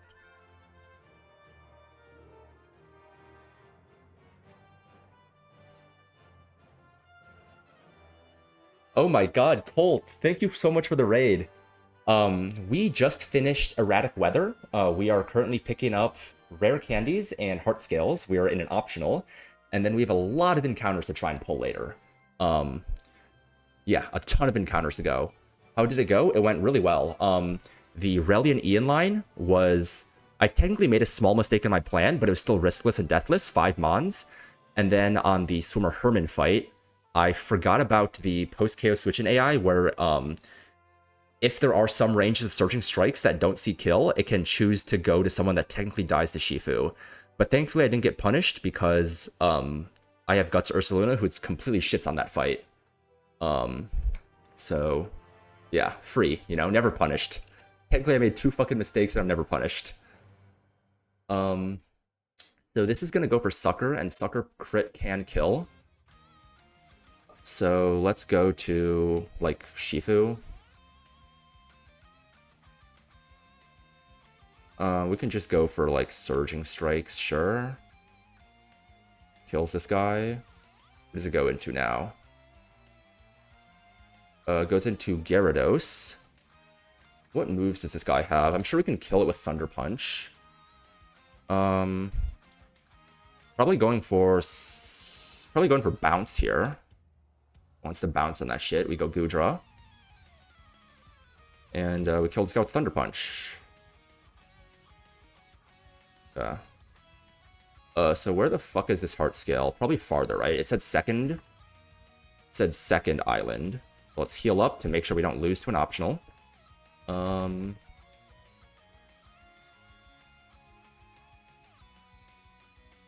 Yeah, I have 4 routes that I know I'm gonna get roamers on, and then potentially up to 4 more. I would say like we have probably 50-50 chances of getting 6 roamer routes versus 4. If we super high roll, we can get 8 roamer routes. Because I really want to go for Aerodactyl. If I get Aerodactyl and Sky Pillar, I can leave all the other routes for roamers.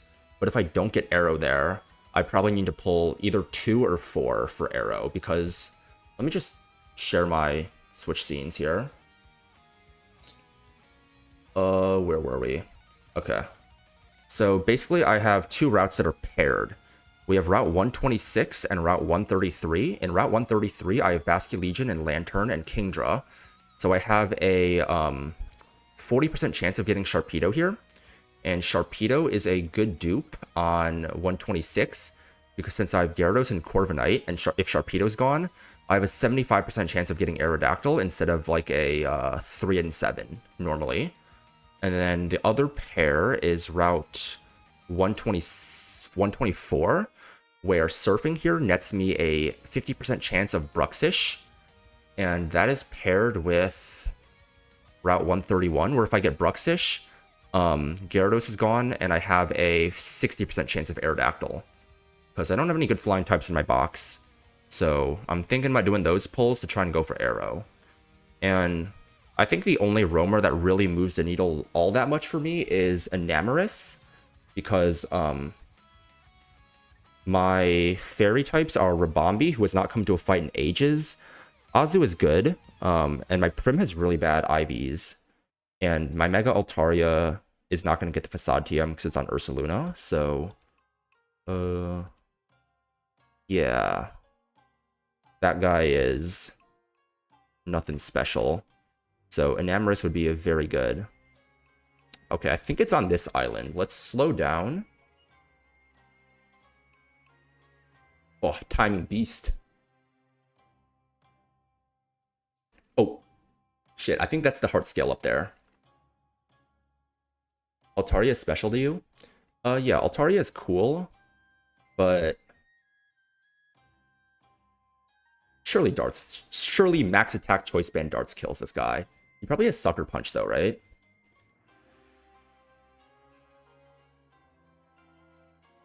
Yes, he does have Sucker. I need to make sure that doesn't kill me. Kecleon at level 80 with Protean and Sucker Punch. Never kills me. Okay. It does 78 max.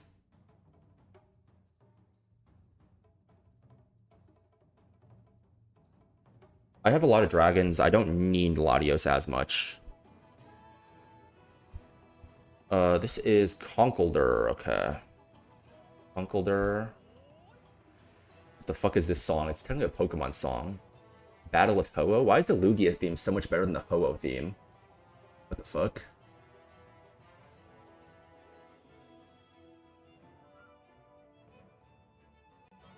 Let's go play this playlist. So highest damage move this guy has is Stone Edge. Nothing else even as effective. So, Conkeldurr with Stone Edge. How much damage does that guy do? That is Kecleon in the calc. The blank set for Conkeldurr. What ability does this guy have? He has Guts. Okay. Level 80 with Stone Edge. Stone Edge crit to Pult deals 154. We have 155, so we always perfectly survive this. And then we kill. And then this is Jellicent.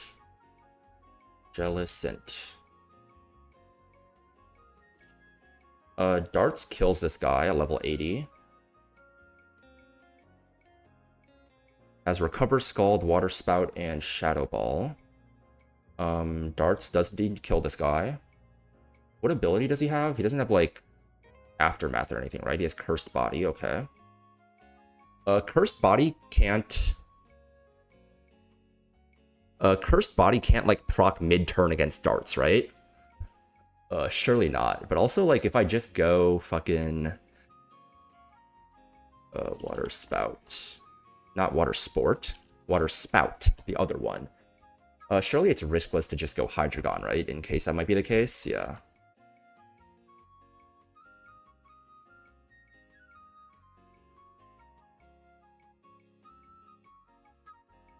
Okay.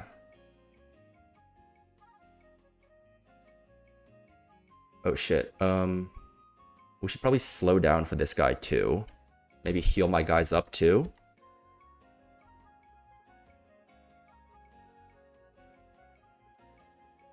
Just in case, you know? Okay, so what's the optimal timing? I think it's after he passes here.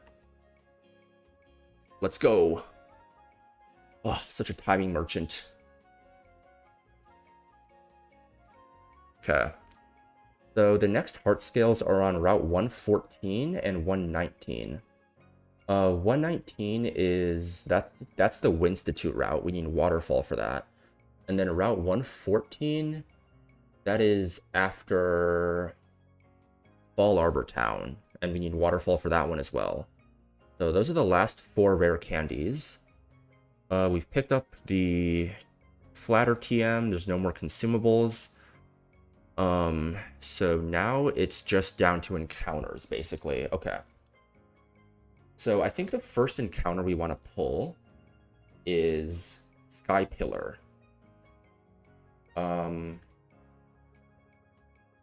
First encounter we want to pull is Sky Pillar. I don't think pulling anything else for a dupe affects anything. We can't get a roamer here. Like, the thing we want most is Aerodactyl, so if we get that, like, if we dupe Aerodactyl earlier, it doesn't do anything for us, really. I mean, we can get Salamence or Dragonite with a higher chance, which are both great. Togekiss is fine as well. But I would much rather pull Aerodactyl here and have more chances of roamers later. So I think that's the first step. That's the first step.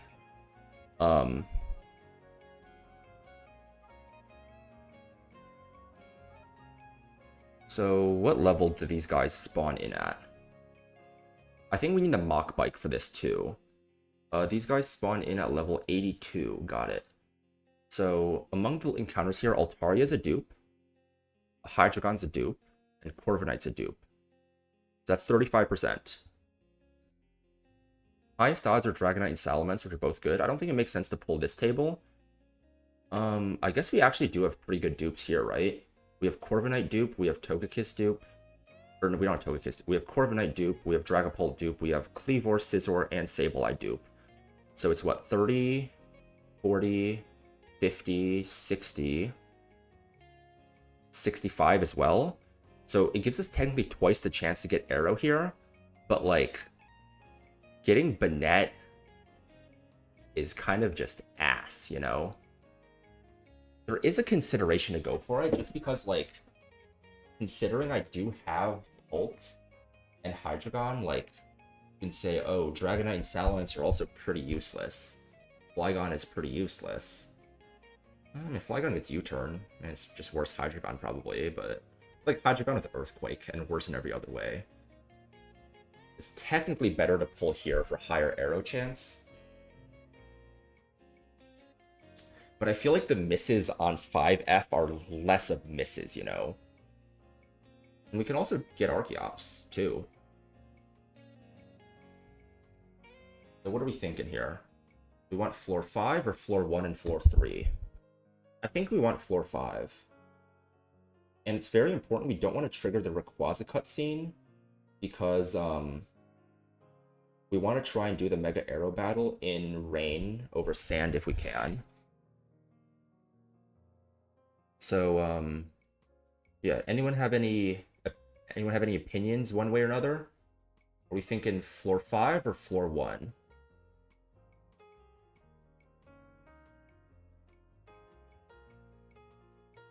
Either way, I'm gonna make sure I have the right bike first. Always floor 1. Why do you think we should go floor 1, Cheesemo? Okay, so we need a mock bike to, So we do need a mock bike.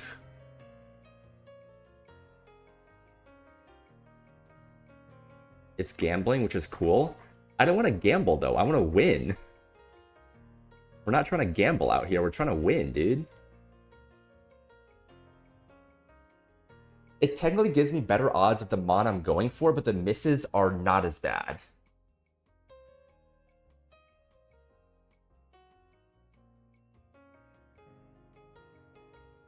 Please, just give me a serious answer, Cheesemo.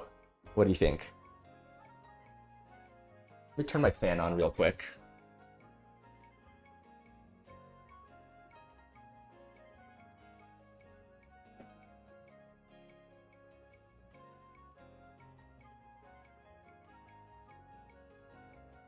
No, he's right. We're gambling. We're gambling here.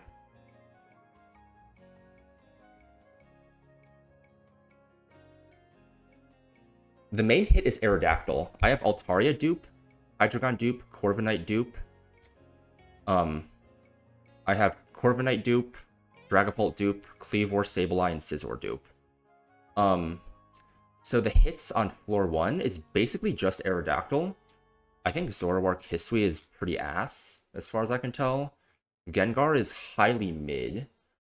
Not ass, but highly mid. And Togekiss is... it's okay. And here, like, ideally you want Arrow, but everything else is fine. Yeah, I have neither Mence or D-Knight, but I do have Hisuian Gudra.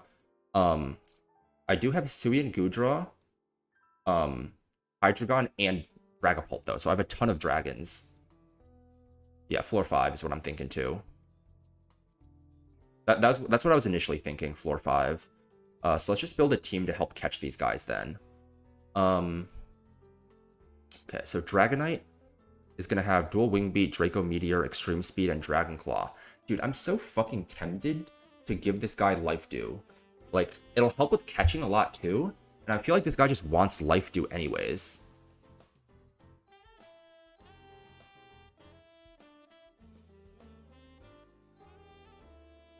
The Mence can farm me.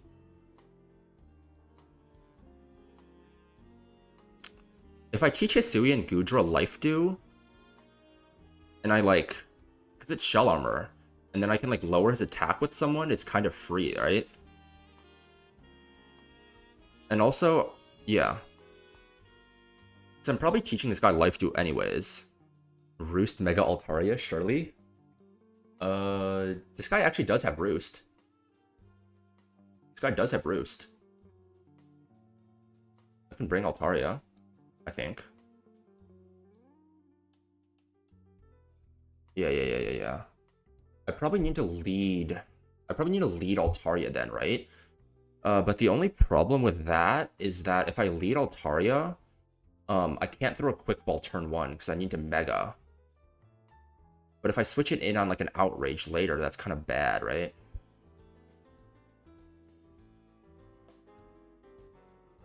I don't think bringing Hydreigon makes any sense here. Flygon has Ground, Dragon, and Bug moves. Ground, so Corviknight just sits on that guy. Yeah, Mega Altaria for sure. Aerodactyl has Flying, Rock, and Normal moves. Hisuian Gudra sits on that guy. This guy has Fairy, Flying moves. Corviknight and Hisuian Gudra both sit on that guy. Same thing here. So, I think I'm teaching Life Dew to Hisuian Gudra. Like, I don't know who the fuck else I would teach Life Dew TM to. besides Hisui and Gudra, and this guy's Shell Armor too. I'm sure it'll come up at some point, you know? I think Azu might get it. But I don't know if I'm teaching. I don't think you ever teach Life Dew to this guy. No, Azu doesn't get it. I think Prim does.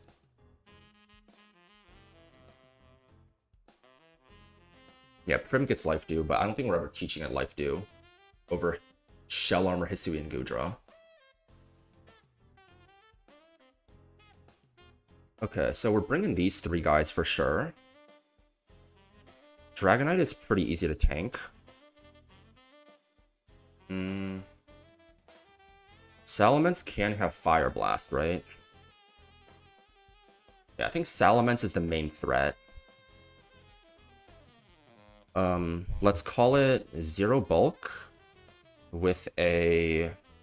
What's plus special attack minus defense? Is that mild? Yeah, it's mild. This guy's gonna have Outrage, Dual Wing Beat, Fire Blast, and Dragon Pulse. Dragon Pulse. So regular Altaria cannot turn 1. Corviknight dies to a Fire Blast crit if it's max special attack Mence. Azu can lead on this guy. Or Azu can sit on this guy as long as it doesn't dual wing beat. Same thing with Prim. Prim takes a lot of damage though from dual wing beat. Holy shit. Yeah, if it's Mence, it's kind of scary low-key.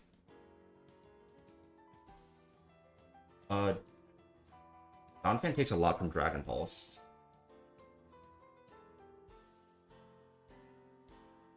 Obviously, these guys take way too much from Dragon moves.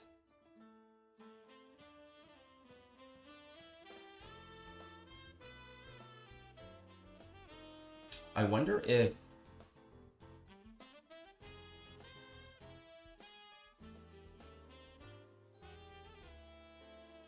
Yeah, Golly would probably die from Stone Edge crit from the Aerodactyl and Archeop, so it can't lead Golly. I think Ursaluna probably sits on most of these guys, like, just fine. At least on the opening. The problem is, if we don't lead Mega Altaria, we can't get her in on Salamence. So I think we have to lead Altaria here, if I'm gonna be honest.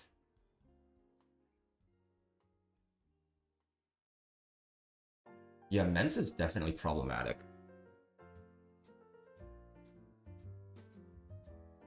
How about you? Can we Toxic with Drapion? We can probably get a Toxic off.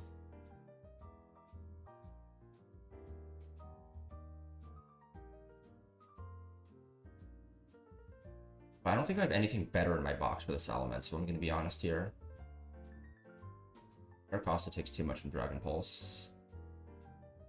Yeah, no one truly sits on this guy, if I'm going to be honest here. But I think teaching Life Dew to Gudra is a start. I think I'm probably deleting Thunder Punch for now. And then if I need a flex spot, am I deleting Power Whip or Dragon Pulse? Power Whip with Zoom Lens is pretty powerful. Dragon Pulse is kind of mid. You definitely want Heavy Slam, I think. It's a good Steel Stab, especially because I'm Jolly. You definitely want at least one flex slot. The question is, do I delete Dragon Pulse or Power Whip? I guess I don't need to make the decision right now, right? It's like when I need potentially a flex slot for a fight. Yeah, okay. Okay. I think that seems like a plan for Guy Pillar. So give me Ursaluna, give me Azumarill, give me Altaria. Fuck, dude, not throwing a Quick Ball turn 1 because I have to Mega a lot of the time sucks dick, though.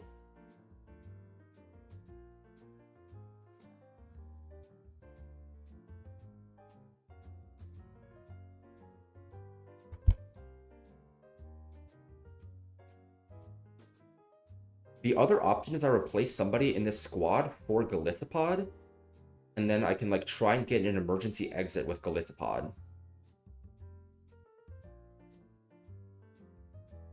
When it's random move, though, that seems giga sus. Let's think about that, right? So Salamence's dual wing beat crit does not ever kill. But if it goes for something else, and then it goes for dual wing beat, that's pretty bad.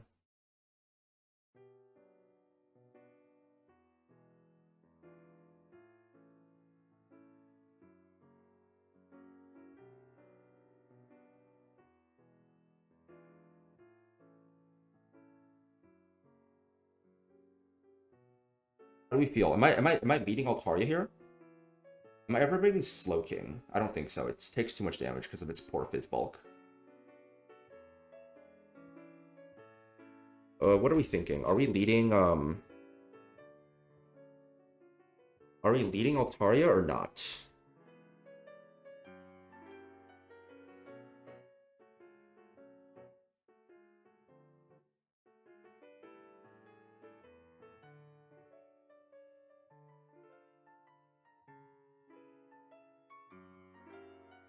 I should never run out of that. If I did, there's a problem.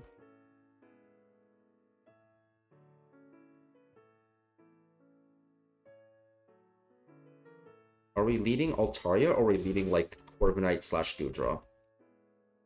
What do we think here?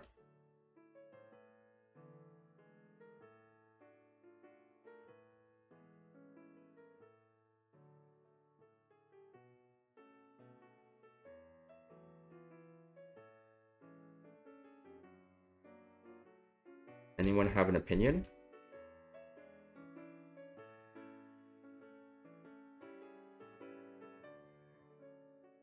Probably lead Gudra.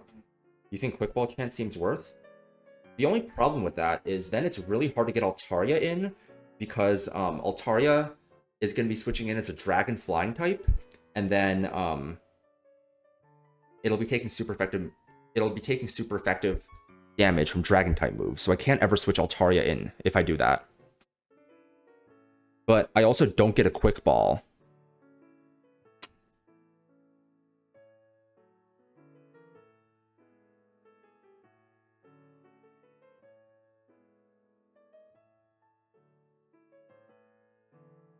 Is there anyone else I should consider bringing that I... Urshifu's weak to Dual Wing Beat. That's weak to Fire Blast. Dual Wing Beat, Fire Blast. Dragon moves, not you. You take a lot from Dragon moves. That'd be a Steel type, right? Copperajah, but Copperajah, not really. Durant is quad weak to that.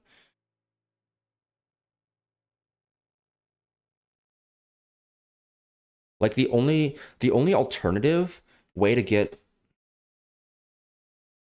we have any slow pivoting moves?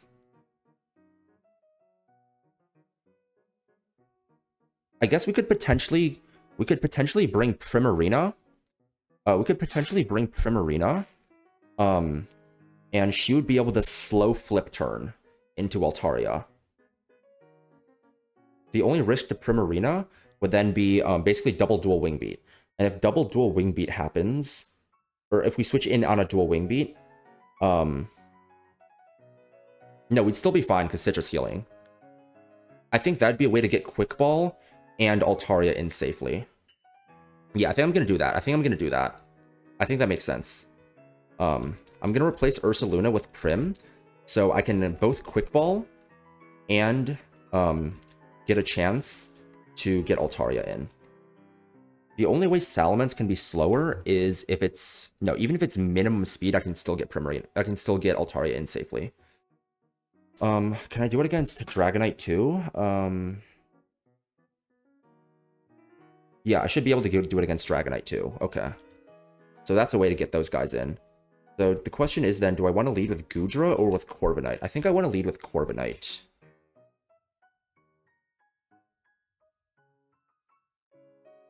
Oh, fuck. Okay. Let's see. So Gudra is never threatened by anything. And Corviknight is threatened by... Well, I guess Gudra is threatened by Flygon EQ. And Corviknight is only threatened by high special attack, max roll crit Fire Blast. If I lose my Corviknight to that, you know, it wasn't meant to be. So I'll lead Corviknight here. Corviknight is better into most things. Okay.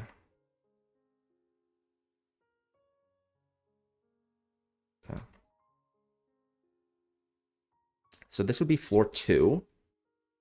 This is now floor 3. And this is floor 4, I think.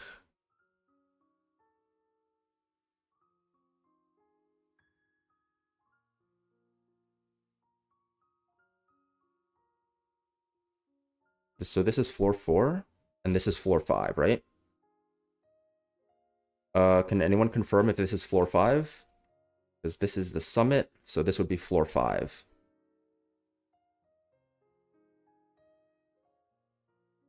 Right? Okay. Stream's not too delayed, I think, I hope. Okay, let's turn the repel off. And, yeah. So Dragonite and Salamence, good. Ideally, we get Aerodactyl here, and we get a ton of Roamer encounters if we get Arrow. So show me Aerodactyl, please. Okay, Dragonite. Dragonite is cool. Oh, it's using level 80 in that. So blank set Dragonite is level 82. We can assume it has Min Bulk, Lonely Nature. Its moves are Draco, Meteor, if I can spell. Draco, Meteor, Dragon Claw, Dual Wing Beat, and Extreme Speed. Into Corviknight, Draco Meteor does the most, and it does 29%, which is not a lot of damage. And let's throw a Quick Ball first. See if we can catch it off the Quick Ball. Did not work. So went for the Draco. Let's Feather Dance him down. He does look like he wants to give you a hug. So this guy is faster than me. That's something to keep in mind. Double Draco crit does 234, so I should heal up if he does that. Oh, I think it's a speed tie. This is a speed tie. Huh.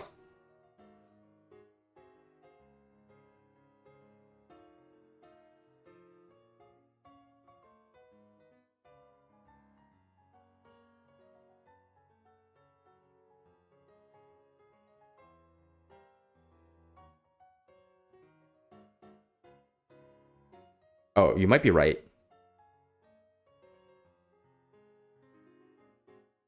I was kind of just fast forwarding through. This guy should be at like -6 now, right? Meaning like Shell Armor Goodra literally takes like 0 damage from this guy. Wait, why is this importing as Overcoat? I am Shell Armor. I guess it just imports wrong in the calc. Surely I can Brave Bird once? Nope. If he is min defense, Brave Bird crit can kill him. And I might as well not take that risk. If I switch to Goodra, Goodra can Thunder Punch him.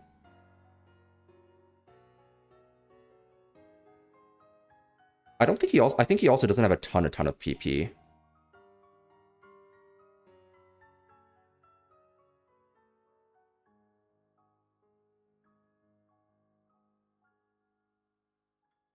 If he's that ass, it's not meant to be.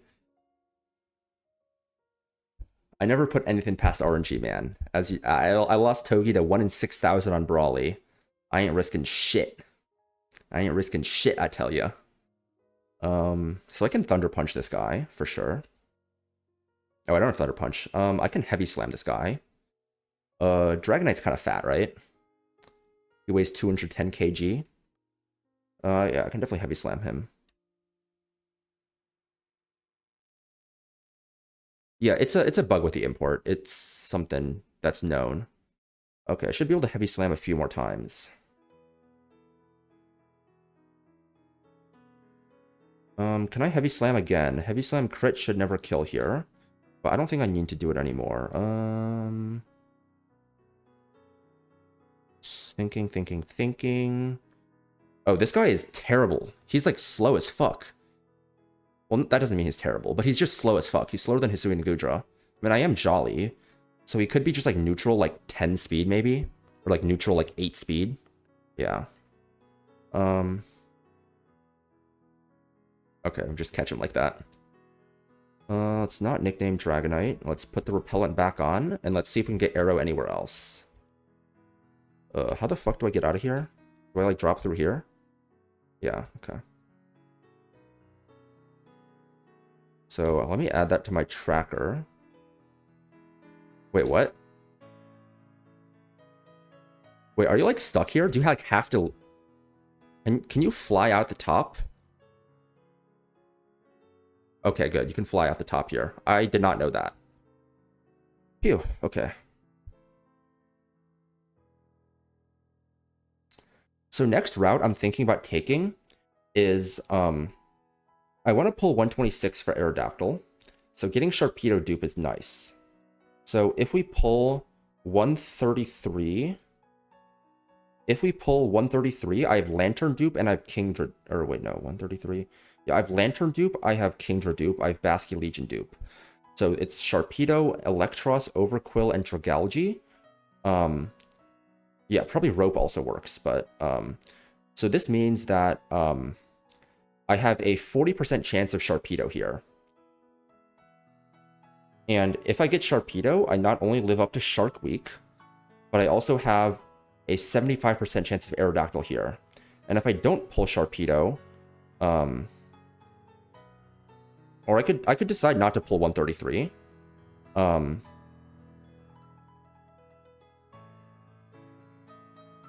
It's the other route he's on. 131, right? The Sharpedo dupe also helps here if I get Archeops. But if that were the case, I would also want to pull Bruxish here. So if I pull 133 and then I get Arrow, I'm just done. I can save the other routes for roamers. I guess I could go for Mence. But if I also have Dragonite, I don't think I need Mence. I mean, that could be good to go for, but I feel like it's probably not worth it. It's probably better to go for roamer routes.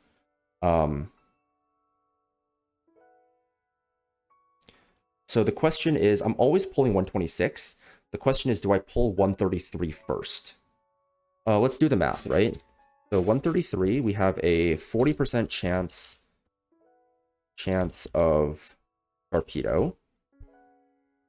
The others are Eel, Overquill, and Dragalge.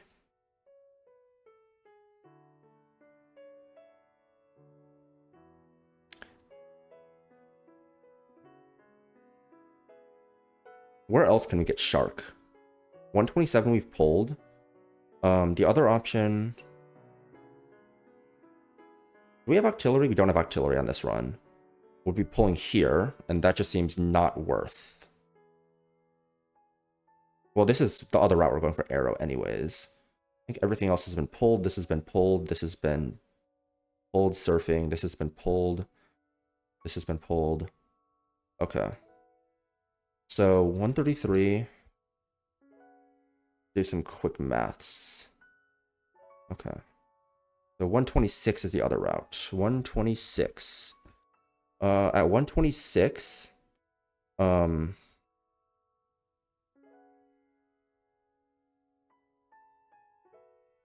me just do the math of, so, chance of Arrow if 133, chance of Arrow if no 133. So if there's no 133, it's just a 3 in 7 chance, right? 331, which is about 43%. So 43%. So chance of Shark is 40%. And if we get Shark, then Arrow is 75%, which is 30%. If you do conditional probability, yes. So no Shark then is 60% into a 3 in 7. Into a 3 in 7, which is what? What is 3/7 of 60%? 25%. Does that make sense? Yeah, that makes sense. It'd just be 0.6 times 0.43, which is 20, yeah, about 25%. So this is a 55% chance, then we get arrow. So basically, if we pull 133, we increase the odds of getting arrow by 12%. And if we miss on 133, we get a bit of a shitter. So how do we feel about that? Do we think it's worth pulling a route for a 12% chance of Aerodactyl versus Roamer? I tend to think it's not worth it. Because,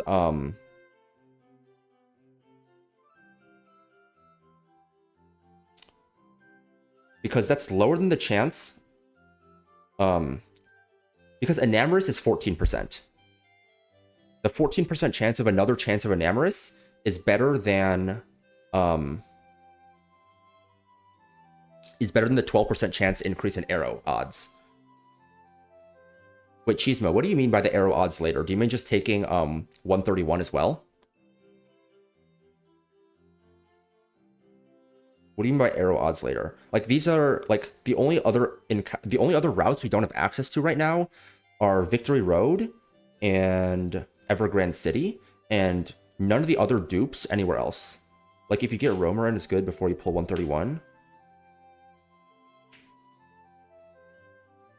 No, I think I want to pull for arrow before I get my Roamer, because I want Erratic Weather to still be up. That way it's easier to do the Mega Arrow fight. That's why I want to pull these right now. So I think based on the analysis I did, we're just pulling 126 right now, straight up. I think we're just pulling 126.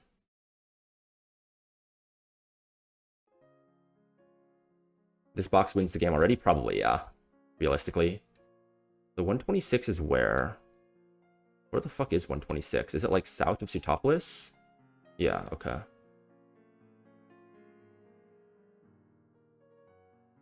So let's build a catching team for this. This team probably just works. Yeah, I'm like pretty sure this team just, the guys I have right now just works. I probably can go Hydreigon over Primarina.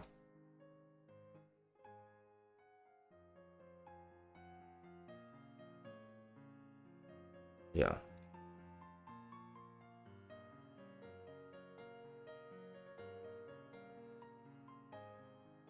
I probably don't need Altaria either.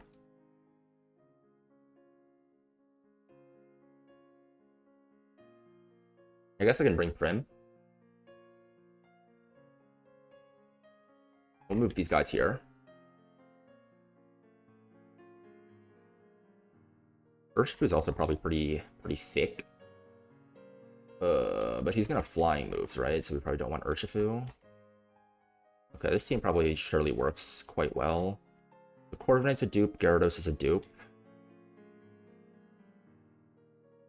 Yes, I'm on the right scene. Okay, so let's do 126.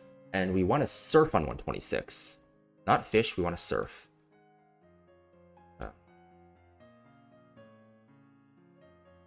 Okay, so we're at 126 right now. And let's just move down here for our encounter.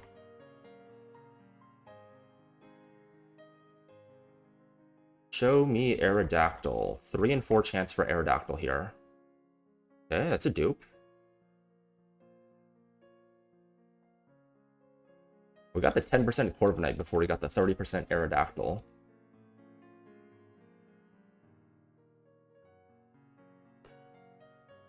Free for the goat.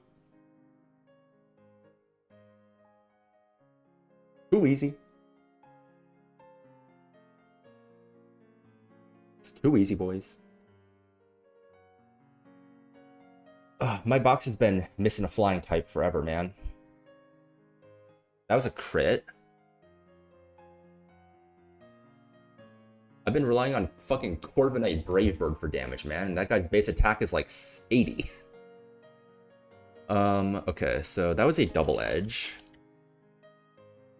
Double Edge. He also has Stone Edge, dual Wing Boot, and Rock Slide.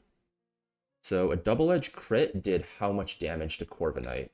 It dealt 46. And this guy's level 75. 46. Ooh, this guy could be pretty high attack. This guy could be pretty high attack. He's Rockhead.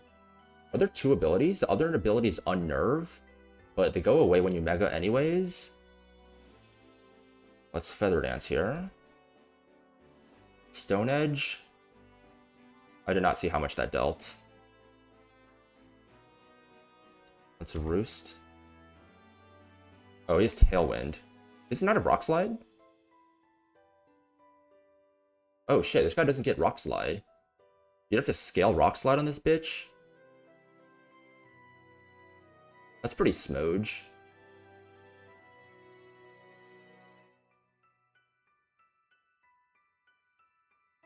I didn't realize you had to scale Rock Slide on this guy. I thought he got Rock Slide.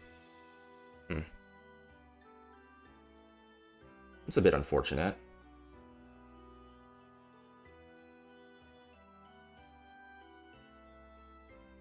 I could have sworn this guy got Rock Slide.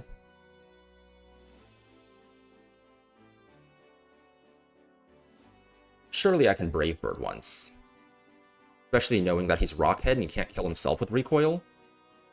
Yeah, I can Brave Bird once. Even if he's Lonely Nature, a crit Brave Bird never kills. But I should only Brave Bird once. Okay, it's like bulk. Okay, that was a crit. Go to Gudra now. Yeah, there we go. Okay, so probably the next thing we want to do is the Mega Arrow fight before we get any more encounters or roamers or anything. So we can do it in the rain. Let's look at our guys first, though. He doesn't get Rock Slide. That kind of sucks. Quiet. What is Aerodactyl's base speed as a Mega? It's like 135, right? 130? No, 150 base speed. Okay.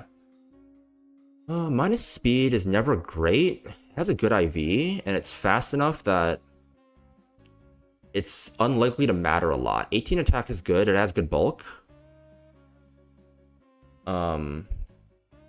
But yeah, if we do want this guy to get Rock Slide, we would have to scale it. There's no Rock Slide like TM or Tutor. You can give a Rock Tomb, but Rock Tomb is not. I mean, Rock Slide's not contact either, right? Yeah, it's not contact. Like, Dual Wing Beat is this guy's best move, but this is still pretty good, even if we potentially have to scale Rock Slide. But I have decent Rock-type Pokemon in, like, Hisuian Arcanine if I need a Rock Slide blot. I have Adamant Max Attack Hammy. The most important thing here is this is a fast flying type move clicker. Probably not worth it. If I bring it to E4 and I need Rock Slide for E4, maybe, but I feel like no one ever clicks Rock Slide in E4 anyways, so it's probably fine. Just the fact that this guy is like super fast, hard-hitting Dual Wing Beat to break sashes, fast Tailwind, you know, that should be enough. That should be enough. And let's look at the Dragonite. Serious, neutral, solid. Pretty slow, as I suspected. Good bulk. The attack is workable. It's not anything spectacular, but pretty solid. Pretty solid. Yeah, pretty good. Like, nothing that really, you know, changes anything too much for me given my current box already, but definitely not bad guys. Definitely not bad guys. Not like these two shitters here. Grant, you graduated. You're no longer a shitter. You took 3 on Reliant Ian. You're my goat.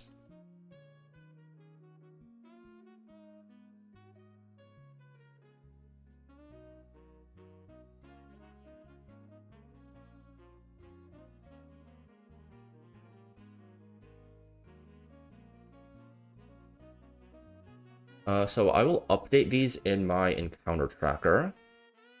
So Route 126, we got Aerodactyl and Sky Pillar. We got Dragonite. I guess I might as well pull Pacific Log Town right now, right? We might as well pull Pacific Log Town. So we can fish for Reuniclus, Gengar, Frostlass, or Banette, or we could surf for Ghastly or Shuppet.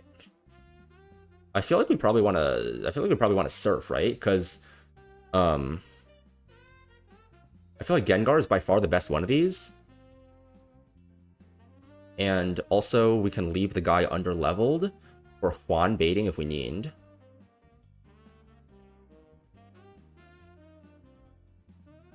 What do we think, chat? Is this a surf angle? Am I blind? Where's Pacific Log Town? Just Control F. Pacific. Okay, I guess I'm just blind. Oh, there's no grass table, right? Of course. Stabilize a dupe, Dreepy's a dupe. I think we surf here. What do we think, chat?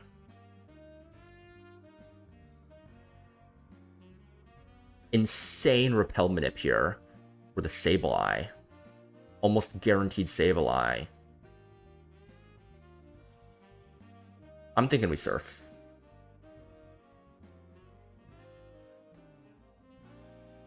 If we're surfing, these guys should be pretty easy to catch. Can they get any moves like Explosion, Curse, whatever? They're also just guaranteed catches with a Quick Ball, so like who the fuck cares, right?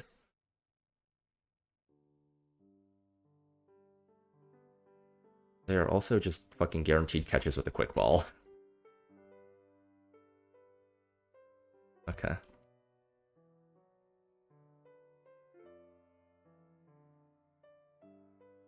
Pacific Log Town.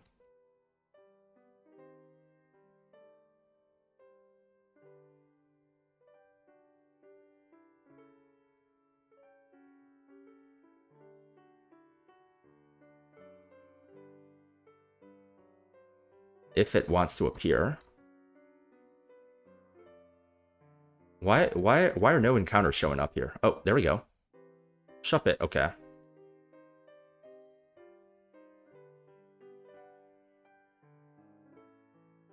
I mean, I really don't care what I get here. I can just fucking sack this guy to Juan for all I care.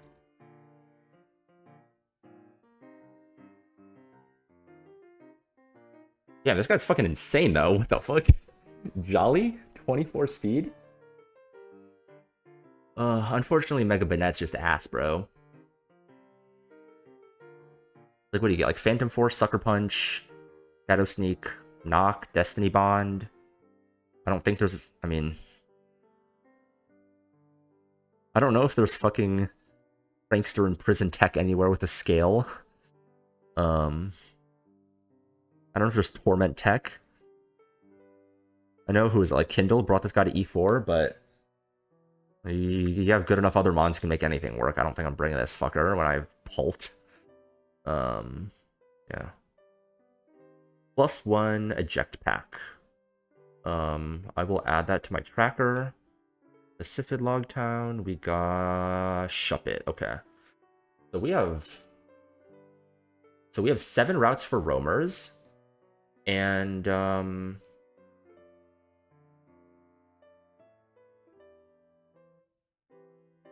I'll edit that later. We have 124, 128, 129, 130, 131, and 132, and 133, all for roamers. And then we have Victory Road and Evergrande City as the other encounters we have left. How's the D-Knight? Let me show you. It's pretty solid. About average, I would say. Good bulk, a little bit slow, mediocre offenses. So, just like the most generic average Dragonite that ever was. And then we got Shuppet. We don't really care. Gengar's probably better, but again, I don't really care. So 9 more encounters rest of the game. Okay. Let me...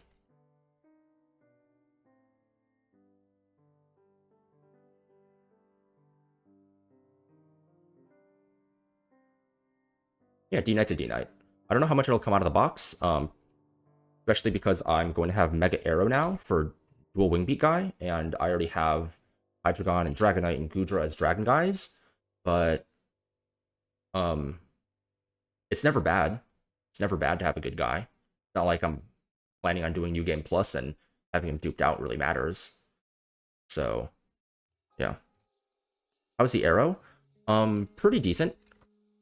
There is a chance there might be some fights where minus speed comes into effect, but good offenses, good bulk, minus speed nature, but Mega Arrow has 150 base speed, so it probably outspeeds most of the guys it needs to.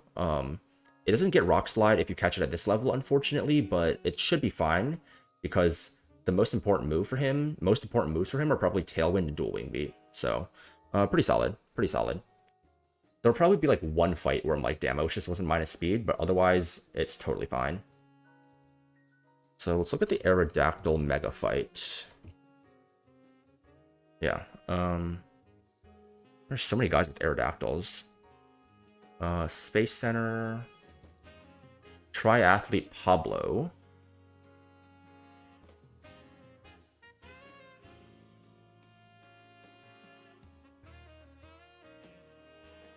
Guards the Aerodactylite, and this should be raining, I believe. I believe this should be raining when I fight him. So, yeah. This is a double battle, right? Oh, no, this is a single battle. This is a single battle. I thought this was a double battle. Okay. Dude, Urshifu definitely just packs the fuck out of this guy. Dipping out for the night? Thank you. Yeah, of course. Good night. Thank you for stopping by. I appreciate it as always. Hope you have a good evening.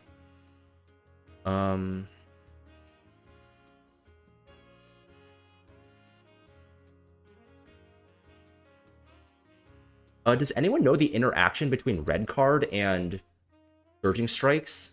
Like, can it eject me mid-hit? Or if I kill it, will the red card not proc?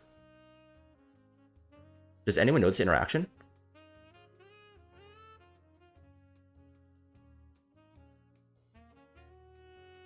You know what? I think I'm just going to watch a VOD for this. I'm not going to dox my YouTube, but there should be VODs that probably explain this. Where I can see. I don't know. I'm cooking this fight right now, but I don't know if I'm actually going to do it today. I might... If it's, like, super easy, I might do it today. Otherwise, I might do it, like, tomorrow with the... I might do it tomorrow with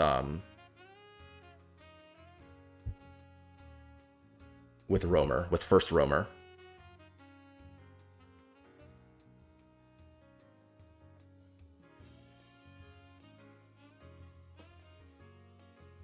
Okay, we're looking at Mega Aerodactyl.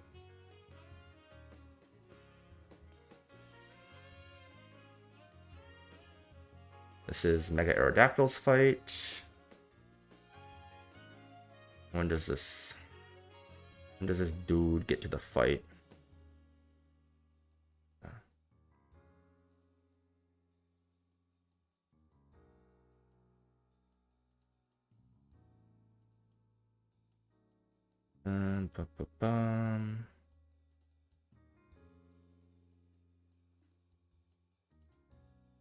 Mega Arrow.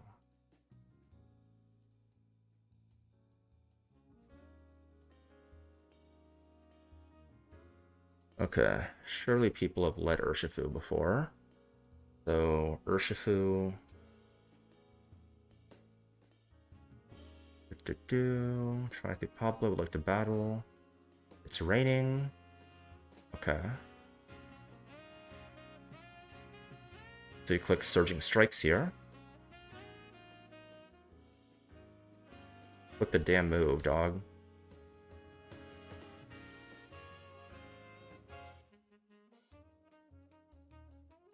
Okay, it does not trigger eject. It does not trigger red card. Okay. That's all I needed to know. So we can just lead Surging Strikes, kill this guy. We show Fast Kill to Tyranitar. We do not show Fast Kill to Sneasel. We show Slow Kill to Delphox. Delphox sees Fast Kill into us. And pre-Mega Arrow does not see Kill. So basically our options are... I'll say bring an Urshifu here. What item is still up for debate? Urshifu kills Crustle with Surging Strikes. Okay. It's never T-Tar. So we can either pre-damage to get Sneasler in. And Sneasler would be going for 50-50 between CC and Gunk Shot. Or we could get Dullfox in for guaranteed Psychic. We'd probably pre-damage just a bit to get the guaranteed Psychic range. Okay. So who does Urshifu chain? Urshifu probably wants Choice Scarf, because if we give it Choice Scarf... Holy shit, this guy outspeeds Urshifu even with a Choice Scarf? That's crazy. That's kind of fucking insane. Okay, well... yeah, Choice Scarf Urshifu does chain these two. So...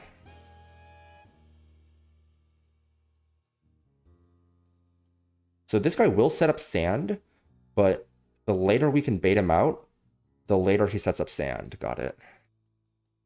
This guy's Life Orb. Does my own Aerodactyl speed? It doesn't kill with dual wing beat though. Dragonite can die to a Gunky. Surely Barraskewda is probably also pretty good here, right?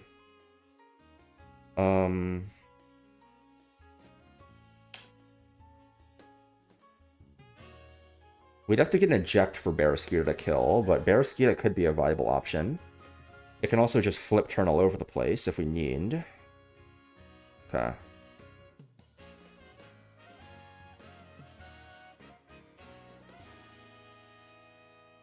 Susu and Basky Legion would be nice here, but we don't have Susu and we have Mold Breaker. Where's Barraskewda? Where is Barraskewda? Here's this guy. How else could we deal with Sneasler easily?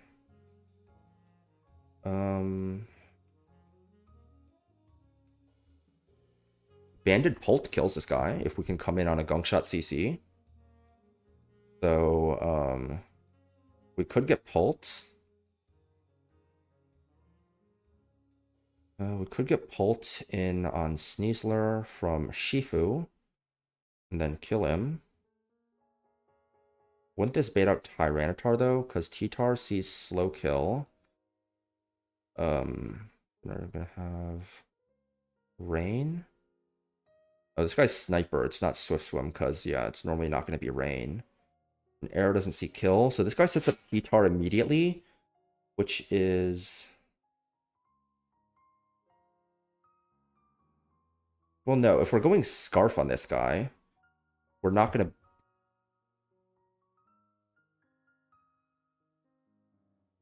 Does anyone know if... So I know...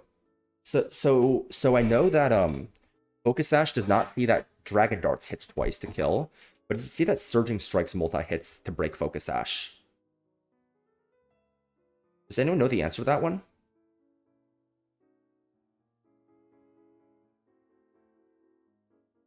I feel like it would, but also, like, why doesn't it see that Dragon Darts is a multi-hit move?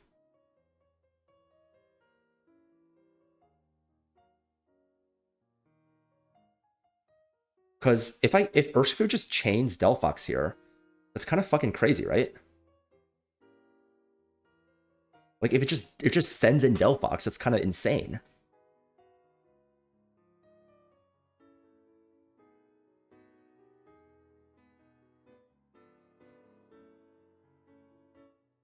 Like, I don't know. What do you think?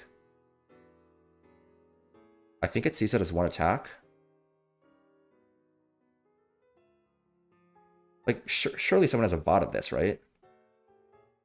Oh, in Rain, Surging Strikes also just chains Sneasler, too. It chains Sneasler. It chains Delphox. Yeah, it chains 3. Let me look for some more VODs of Water Shifu doing filthy things to this guy.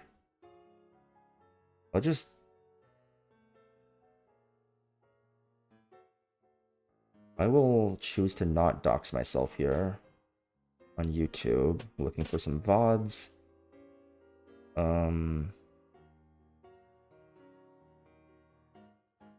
What's this fucker?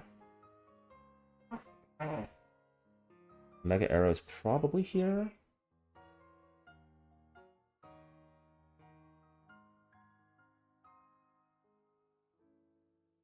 I guess we can probably, I mean, I don't know what items these guys have equipped, but we can probably see based on who it's baiting.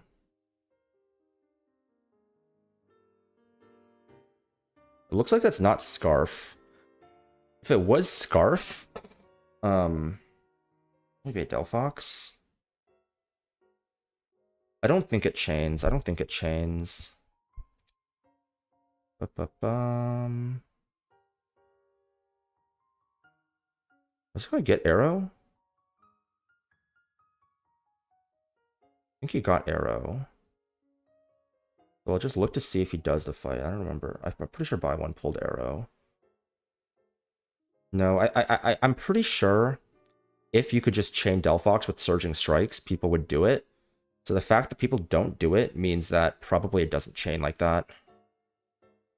Jamal, thank you for the raid. How's your stream? What'd you get up to today?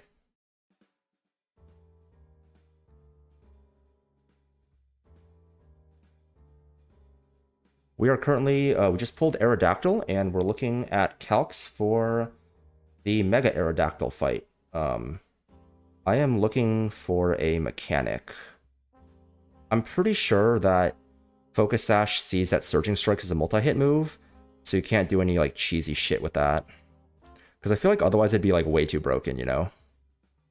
Got to Hell Room and got Naive Hydreigon, but lost D-Knight to the Muck Grunt. Naive Hydreigon is crazy, man. That's awesome. I mean, losing Dragonite is never what you're hoping for, but Hydreigon's a hell of a replacement. It's gonna do great things for you on Tabitha and Maxi. It's good to hear. Good to hear. I've always lost someone to the Hellroom Grunts on both of the attempts that made it there. So nothing to feel too bad about. I believe I lost a Lucario and a Sharpedo to those guys. I think Buy One pulled Arrow, but he didn't do the fight until later. Okay, I'm just gonna go off the assumption, and thank you, Gallade. I'm just gonna go off the assumption that if we fast kill, it's not gonna send out Delphox. So we have a couple different routes then that we can go, right? The first is to not go. The first is to not go Choice Scarf, and that's gonna bait in. So if we go Choice Scarf, who does it bait in, right? We show Fast Kill to you, we show Fast Kill to you with Rain Up, and we show Fast Kill to you with Rain Up. And I think we're faster than regular for me, Arrow, so it's forced to go Kingdra. Okay. So Kingdra wants to click Outrage here. This probably gives us a free switch into Ribombee, who kills with a Choice Specs, not Choppleberry, with a Choice Specs Moonblast. Otherwise, we would die to Waterfall crit. Who would Ribombee bait? So this would be Slow Kill. So it would be Sneasler for Fast Kill, Gunk Shot. What we probably do there is we switch to a ground type, or a steel type, sorry. Probably, where's Hisuian Gudra? Like Hisuian Gudra, for instance, bait CC into, could go Pult, but I think it makes more sense to go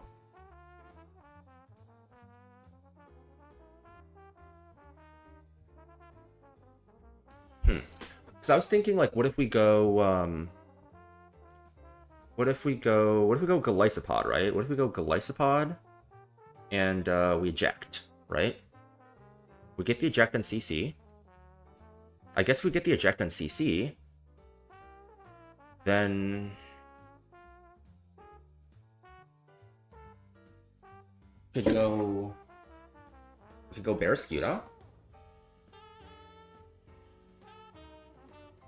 So he's dropped his defense, meaning that, and he's taken one turn of Life Orb Tick, which means that we can kill with flip turn and we can position into whoever we want.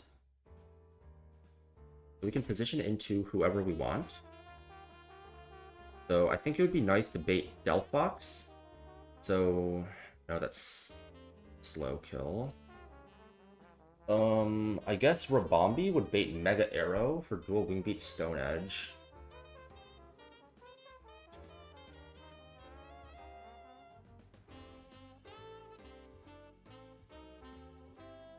Or I guess we can just kill with Liquidation, right? So, let's see. Urshifu kills Crustle. Let's write this out. This would bait... We show fast kill to everyone else, so this baits Kingdra. Switch to Rabombi. Kill with Moonblast. So this line is using Scarf Urshifu and then Specs Rabombi. Baits fast kill Sneasler, Kudra on Gunk, Rabombi on. He can't Dragon Dance because we show a fast 2-hit KO to this guy. On Outrage, Kudra on Gunk. Golly on it would be Golly on CC. Eject into Barraskewda, kill with Liquidation. Okay. So in the rain, Tyranitar would not come out because we showed a fast kill. Regular Aerodactyl would not come out because we showed a fast kill. So it would be forced to go Delphox. Forced to go Delphox.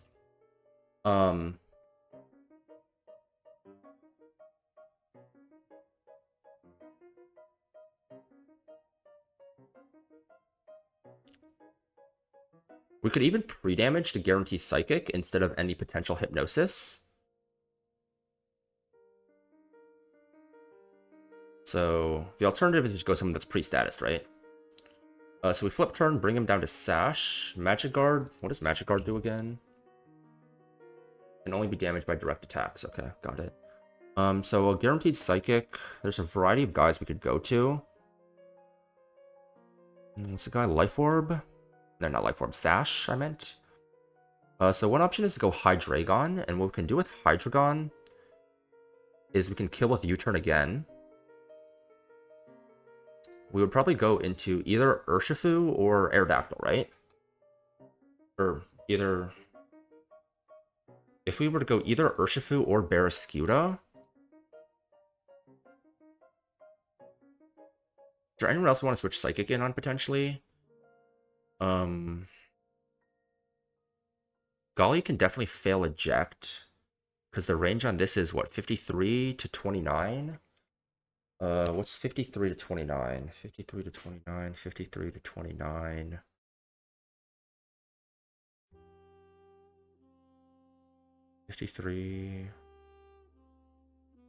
That's 24. The range is 24.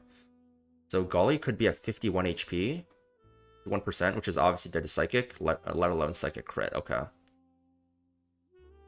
The other alternative is we could flip turn into someone that kills a priority move, like Arcanine. Arcanine, I believe, would bait in Mega Arrow for fast kill, but it would be going for either Edge Quake, and we don't exactly have a switch in for that. Like, we could go Hoodra to...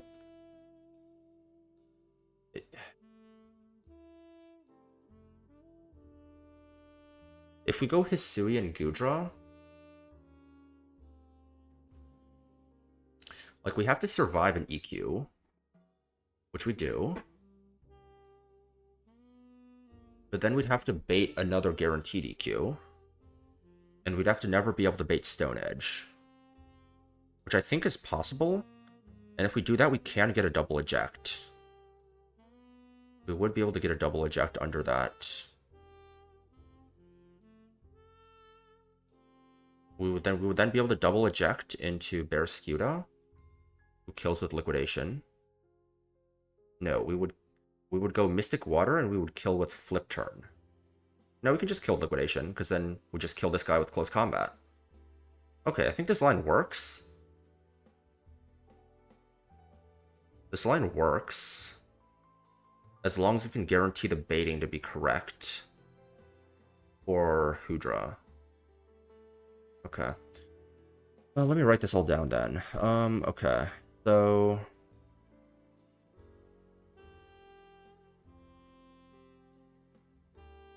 So maybe pre-damage, question mark. And you'd be holding a Citrus Berry. Citrus. Wait, let me check something. If it max roll EQs, it could go for Stone Edge and Dual Wing Beat, and we need to make sure to show to kill, otherwise it can go for Hone Claws. Let me just make sure this works to do. Nope. This does not work. Because if it goes for Stone Edge, if it were to go for... He's not actually Swift Swim, he's getting sturdy. Oh, Stone Edge is not a contact move anyway. If he were to go for Stone Edge and miss, he could go for Hone Claws here. We don't quite show him a kill with Heavy Slam. Maybe Thunder shows kill. It's raining. Does Hudra learn Hydro Pump?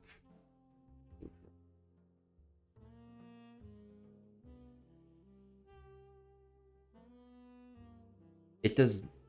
It does get Hydro Pump. It does get Hydro Pump. So if we go Hydro Pump.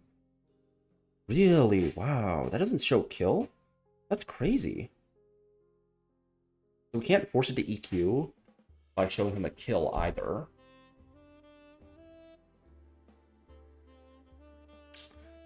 What if instead of this guy, we're baiting what? We're baiting Psychic from this guy, right? What if we were to instead go Dawn Fan and kill him with an Ice Shard? Who would that bait? That would bait... Well, we could go Citrus Berry. That would heal us up to... 67 minus 25 is like 42, 58. So you don't see kill, you also don't see kill, but you're faster, and you probably outdamage us, so it would go T-Tar here. It would go T-Tar instead of Arrow. Okay. We prefer to bait Arrow. It's not strictly necessary, but it would be preferred. We could also still do the Hydreigon route. You don't have Mach Punch anymore. You also obviously did a Psychic. Who else has Aqua Jet? You definitely take too much from Psychic. No, but you bait T-Tar. So we need someone to switch in on a Psychic. It could be Claw. Could be Big Claw. Big Claw takes a Psychic. At 91, does it outspeed T-Tar? It does not outspeed T-Tar though, so we can't show to kill with Aura Sphere. I know it would want to come in to kill us. We're obviously not switching you in on a Psychic. We could go to Drapion to bait Overheat. That's another possibility. Like, we could literally just, like, not... No. It's the same as going Drapion. It's like, oh, we can guarantee bait Overheat. I might be onto something.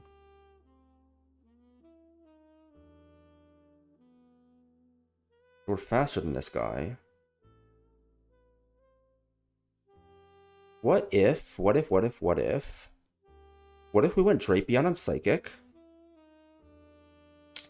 We pre-burned, so we can't get put to sleep. We kill this guy. And then we show kill the Aerodactyl.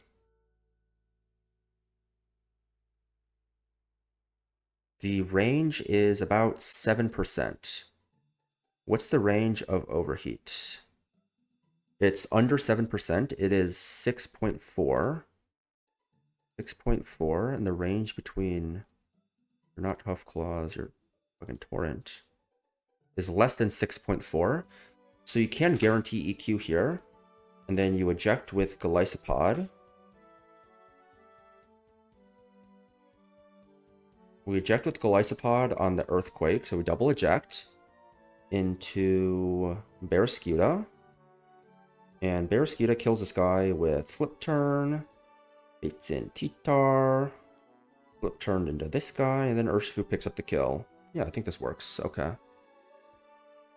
So Gudra does not need a pre-damage.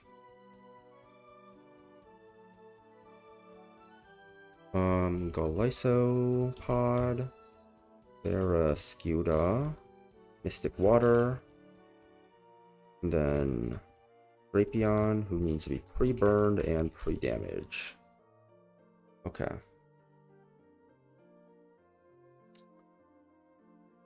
Let me give everyone their items.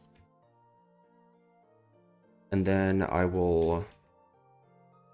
It'll be easier to just look at things in the calc that way. I don't need to, like, switch items each and every time.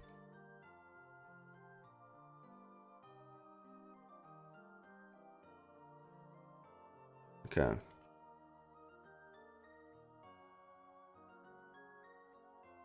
Yes, we can go on there.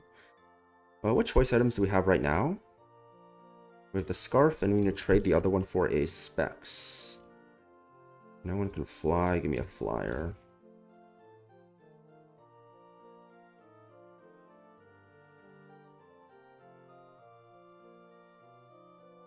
Right, I'm inside.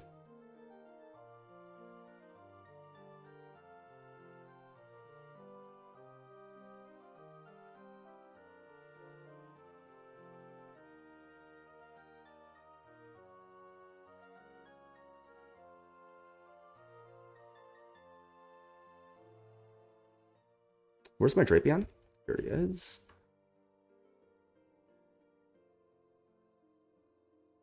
So Barraskewda wants the Mystic Water. Mystic Water. Yes. This guy wants the Choice Specs. Gudra. It's literally just a pivot, but I'll give him Citrus Berry, I guess. All he needs to double eject. We need to make sure that we get the double eject HP correct. I'm also not positive if it's... The range might be too large to get off a double eject. Let me take a look. So the range on Sneasler CC is 29% to 53. 29 to 53.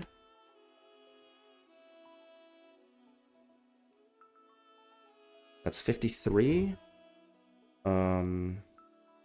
24.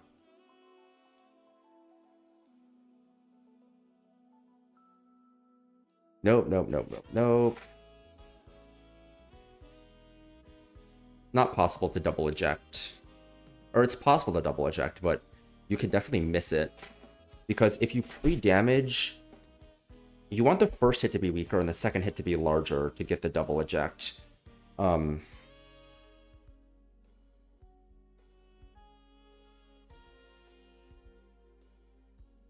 We do need the close combat drop for that.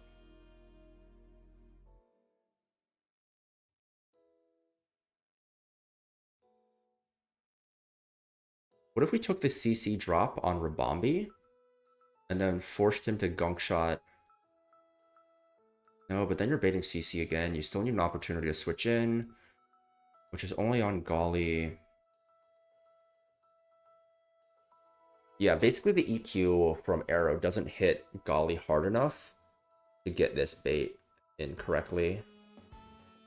If close if close combat crits, then the HP we need to pre-damage to guarantee an eject off of just like mineral here. Like if we were to go higher on HP so that crit wouldn't put us below half after Citrus, then we would not. Then Golisopod would not eject to an Earthquake, and we have no switch into a Wingbeat Stone Edge. And EQ crit does kill Barraskewda, so we can't just go to Barraskewda on EQ. I mean, we could go to Shifu, but Shifu is slower.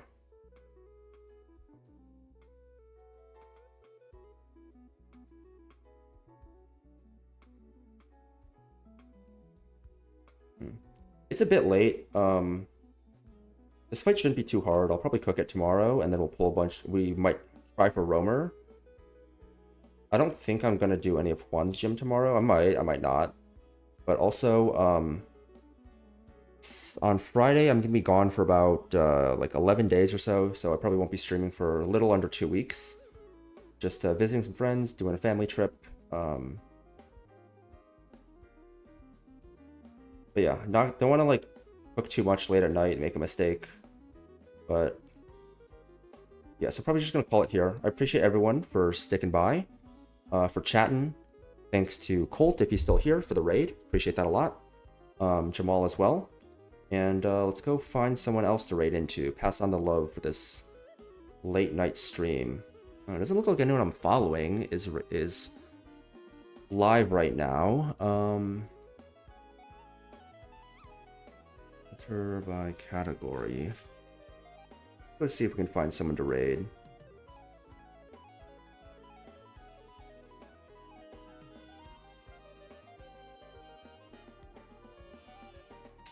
We got some shiny hunters.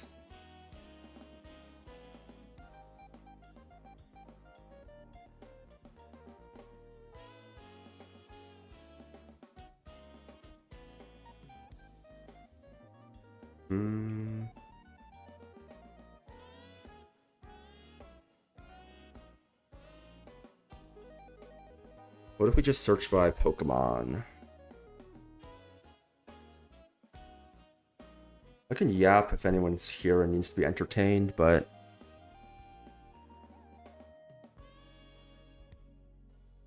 looks like someone is playing some Run&Bun, so we can go right into them. Spirit of Fate, I've seen him around in the Discord before. Wish him some love. He is, I think, is he in Truck Split right now? Yeah, I think he's in Truck Split right now, so hopefully he can get out of Truck Split. Yeah, thanks for stopping by, everyone. Roamer tomorrow and the Mega Arrow fight. See you later.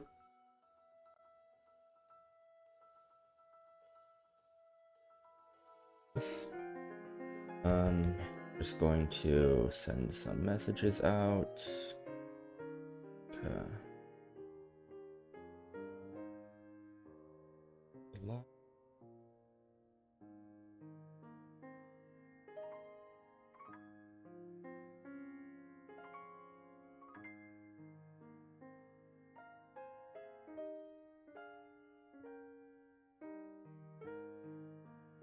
Okay, let's pull up the notes. I finished cooking the Mega Aerodactyl fight. Took a little bit longer than I expected, but we figured things out in the end.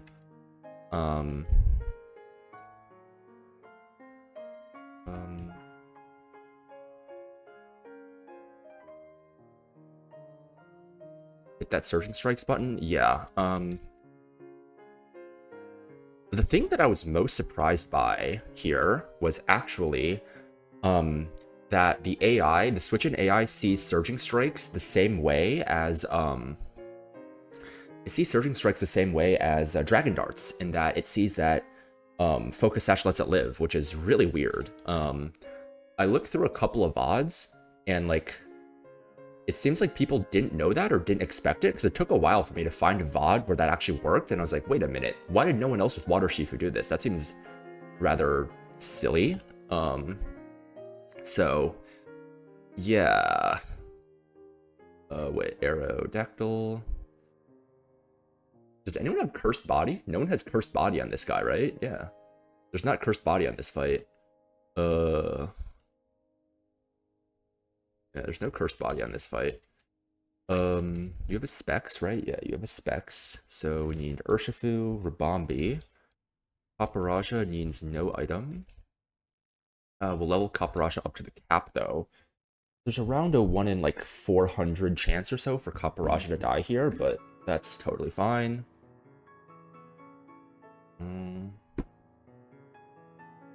Let's see, Pult also does not need an item. kills because of the drop. So we don't need a boosting item there. Okay, and then we need citrus. We don't need citrus berry, but I'll go citrus berry just in case. And then a mystic water there. I have 3 pre-damages I need to do. Let me import everyone into the calc first, though.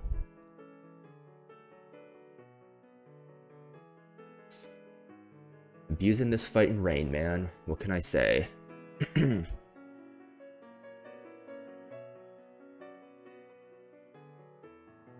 Rabombi, Glycopod, Barraskewda, Dragapult, and Copperaja. Where's Copperaja? Here he is. Okay. So I'm gonna pull up the calc real quick, do a quick sanity check.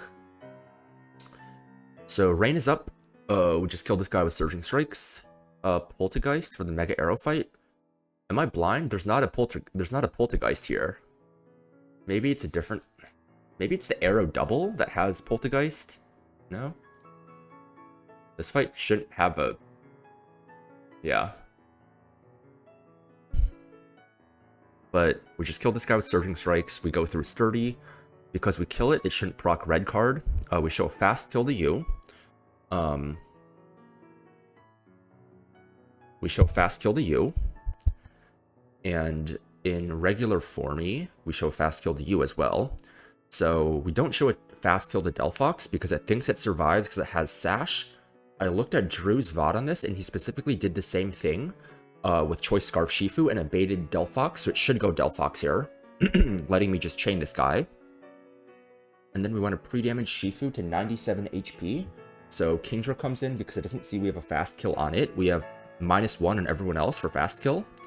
So it's going to go Kingdra, and it sees kill with Outrage, so it cannot go for Dragon Dance. We switch to Specs Rabombi on this. We kill it with a Moonblast. This is going to bait in Sneasler for fast kill with Gunk Shot. We take the Gunk Shot on Copperaja. We bait fast kill close combat into Rabombi. This is to drop its defenses. Then we bait fast kill Gunk Shot again. Well, okay, here's basically where the risk comes in. If it crits close combat, it can see some killing rolls of knockoff, and then it can click knockoff. But knockoff still guarantee baits close combat on Copperaja if Copperaja is not holding on.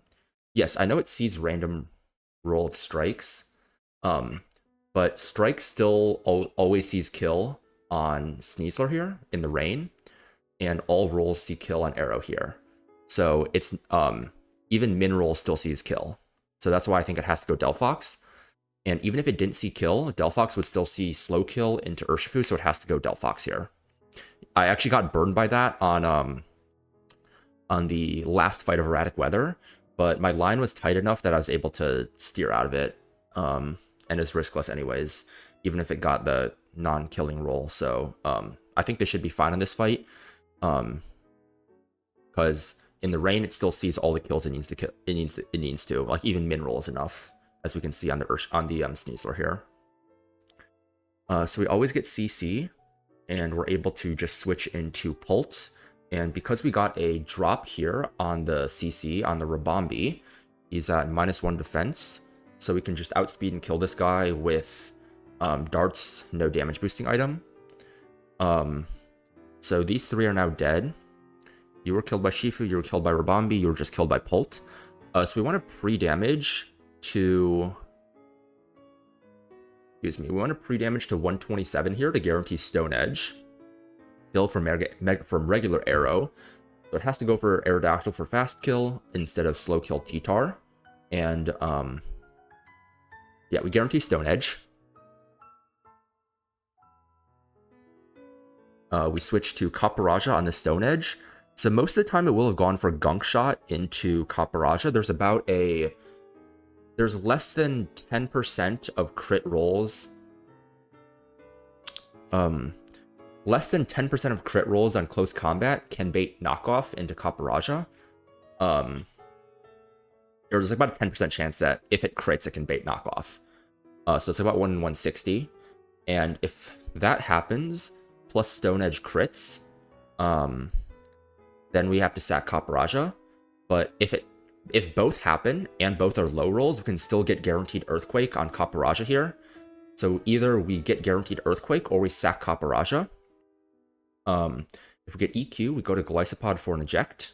We eject into Barraskewda, who kills this guy with flip turn. Even in Mega, we still kill with flip turn.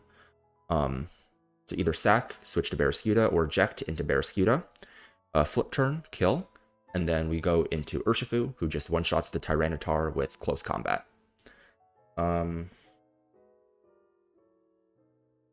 Let me check the Pulti pre-damage again. It should be 127. Stand or anything is not set up yet, so just 127. And even if it goes for Gunk Shot and it misses Stone Edge, it still cannot set up Hone Claws, and it has to go for EQ because we showed a kill with Iron Head here. You're making me paranoid about the random roll of Surging Strikes things. I'm pretty sure it kills. Kills Crustle. It still shows kill the Sneasler. Mineral still shows kill the Sneasler. As well as Arrow. So I think this should work. Am I missing anything here? I don't think I am. Then you pre-damage Urshifu to 97 HP. I got burned by that on this fight. I forgot it's in rain right now. What do you mean? Oh, you forgot it's in rain right now. Okay, got it. Yeah, so yeah, if rain wasn't up, I wouldn't show kill, but because rain is up, I do show kill the Sneasler with Mineral. Okay, that's what you meant. Got it. Yep. That's why I'm doing this right now before I talk to Rayquaza. I want to do it in rain.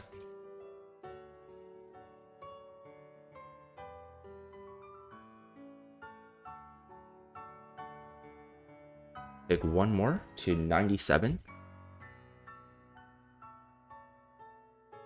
Next, we need to pre-damage Ult to 127.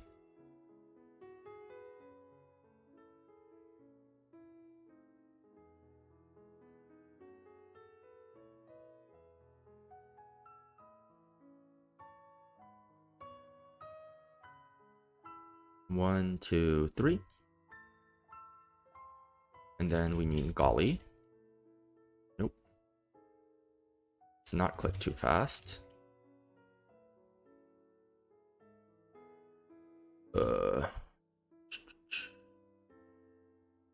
153 on Golly ejects him.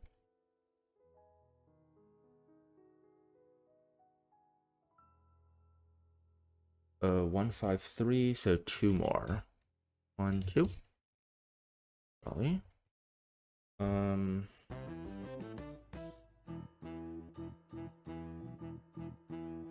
Sanity check, sturdy red card, Sandstream Choice Band. We're baiting him in last and just killing him. We're just killing you at -1. Inner Focus Life Orb. Close combat's gonna be ineffective. We just kill you with Surging Strikes. We just kill you with the Moonblast. You never get a chance to Sniper because Outrage does near 0 damage, and then we kill this guy with Flip Turn. We outspeed in the rain. The fact that that kills is kind of wild to me, but I guess it's rain boosted, Mystic Water boosted, super effective stab, 123 attack, and Mega Arrow's bulk isn't like, it's not outlandish, you know?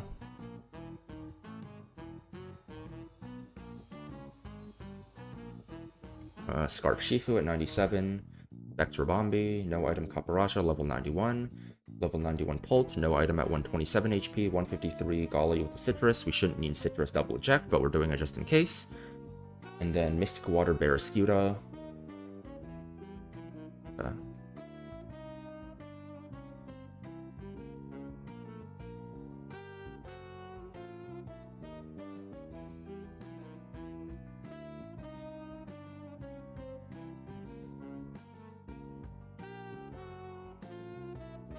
So, see if I remember where this fight even is. I know it's in like a dive and resurface spot, right?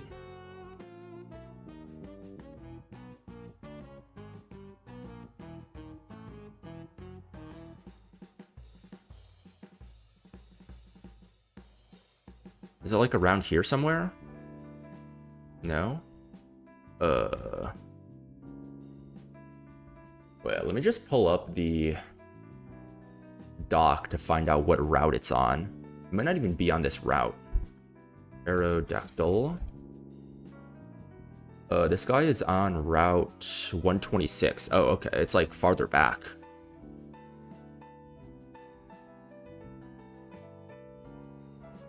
So this is 127.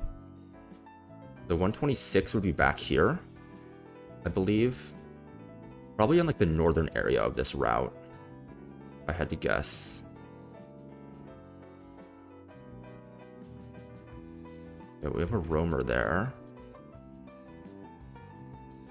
Did I fight this chick yet? Probably not, right? So we'll slow down. I probably fought that guy, I think. I think it's down here. Yeah, I'm pretty sure the fight is down here.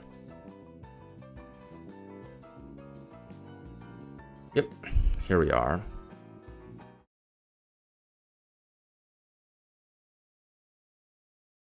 All right.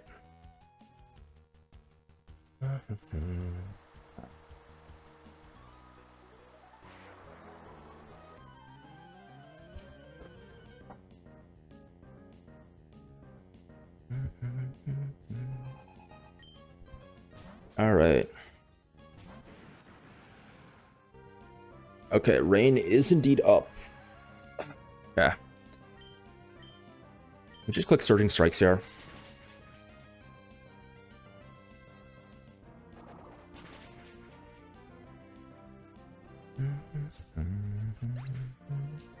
This should bait Delphox for slow kill because it sees that it lives because it has Sash.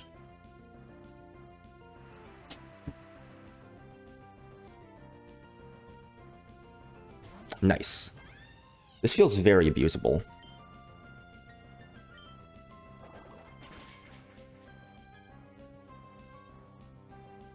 I'm just shocked by the number of people that I saw did not do this opening. This is an insane opening, dude. And like, if you have a not shit prim like mine, you can also just go Choice Scarf Prim and have that one-shot Kingdra too. Like, you don't even need Specs or Bombi. You can just do Scarf Prim. I mean, I guess they probably bait similar things. They just bait the same Shifu, but this is guaranteed Outrage.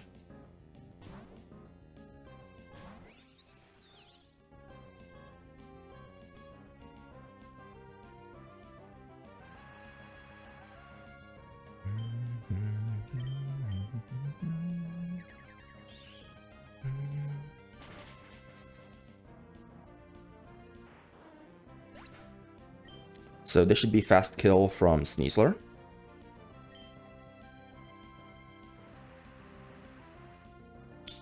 It should be Sneasler for Gunk Shot.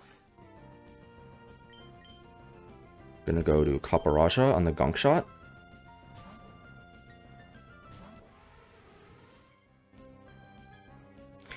The fact that a crit close combat on quad resist Rabombi can do like 60% is fucking insane, by the way. Completely ridiculous. And this is not even adamant. I think this guy's jolly too. So show me no crit and Kaparaja guarantee lives. Great, Kaparaja's guarantee lives now. So we had to do that because we need to drop his defense. We're already using both choice items, so we can't give Pult a choice band.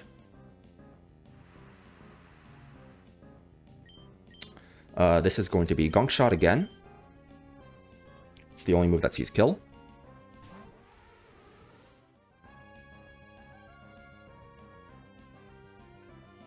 Now this is going to be close combat again. And switch to Pult.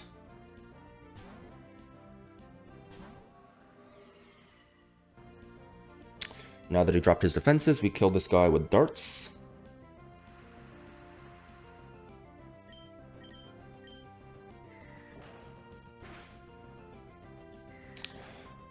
This should bait in Mega Arrow fast kill, or regular Aerodactyl fast kill. It outspeeds us by 1 point And it should want to go dual wing beats. Not dual wing beats, Stone Edge, sorry.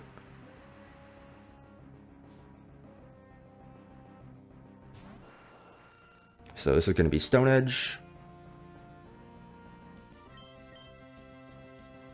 I guess we technically don't use the Citrus Berry, right? Because, no we do, it's Unnerve. Its Unnerve goes away once it megas, sorry. So we switch to Copper here.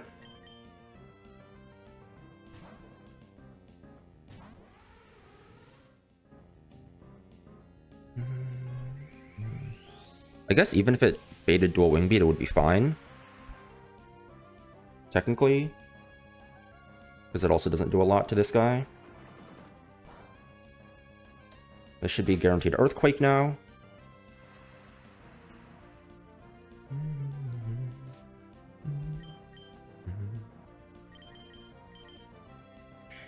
We have to get this eject because my Barraskewda is not quite tanky enough to survive a it's not quite tanky enough to survive a crit EQ.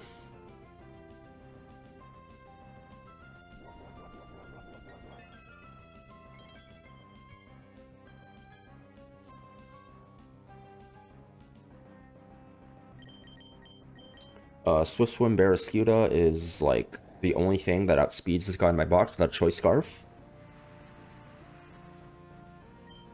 Mystic Water Flip Turn just kills here.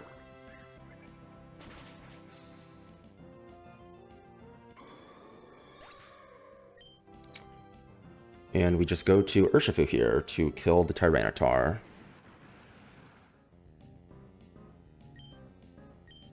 Doesn't have any pivoting moves. Did everyone get XP on that? Except like fucking Rabambi? That's pretty funny. 5 Mons for the Mega Arrow, wow. Wow. And we obviously just kill with a close combat here. And we got the Mega Arrow Stone.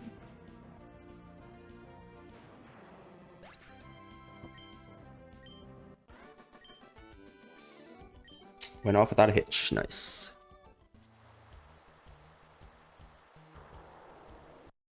You'd like to get to know me more? Are you hitting on me or something?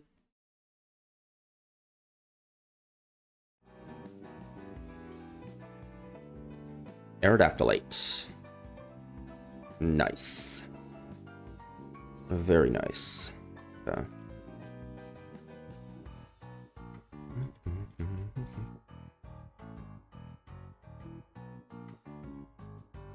This is probably the last Mega I get, right? I mean, if I get the roamers I need early, I might be able to get I might be able to pull a route that gets me another roamer. But either way, I'm gonna remove all my items.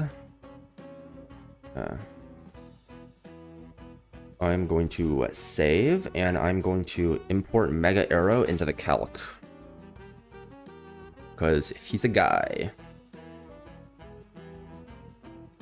Arrow. So it'll be Aerodactyl Mega with the Puff Claws ability.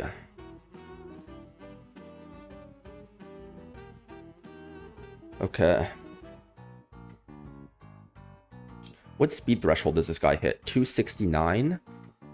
So 269 is like the third fastest guy in my box, behind Pult and Electrode, I think. Okay. 269 is a faster speed threshold than Ape. I think it would have been like 2 slower than the Talonflame that I sacked. Maybe a little more. I think Talonflame was like 271 at level 89, so okay. So now we have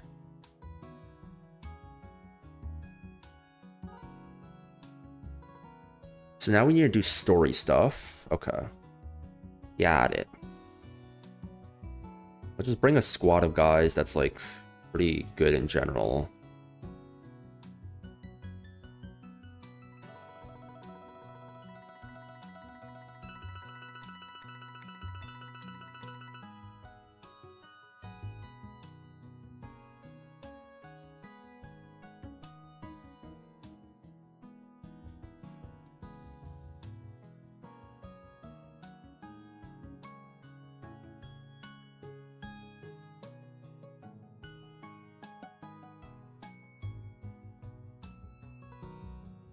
Okay, so this is just in case I run into any optionals. I can kill them pretty easily.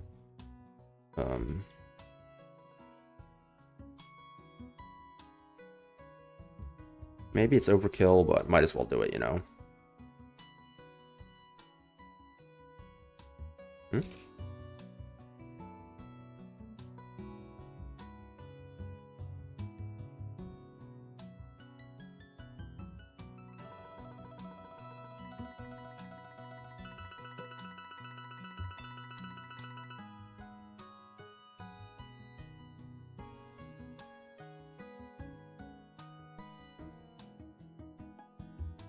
I don't need erratic weather anymore. I can get rid of it. That's just the one fight you want it for, really. Just drop down here. Run up here. Run up here. And around.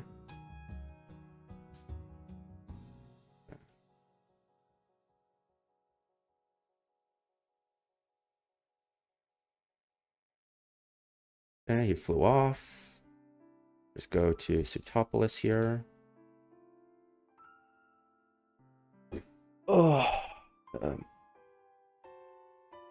I need to do a little bit of thinking about which roamer routes I want to pull in what order.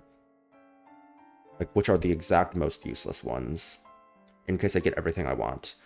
I think I will Master Ball Enamoris, Latios, and Thunderous.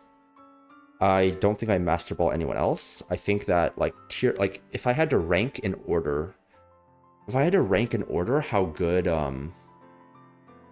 how good the roamers are for me, I'd say probably Enamoris is the best, followed by Latios, followed by Thunderous, followed by...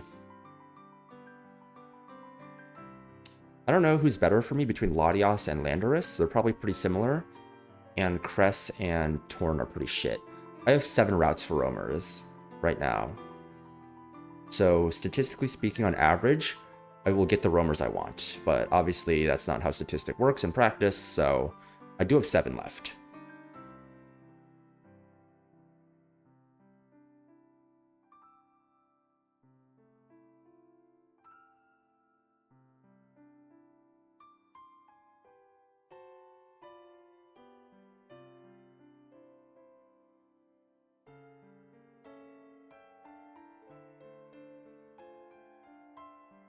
So we got Waterfall.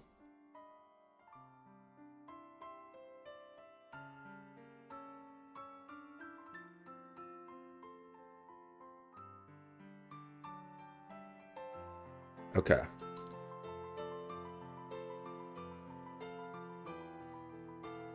Okay, so we got the Devon Radar.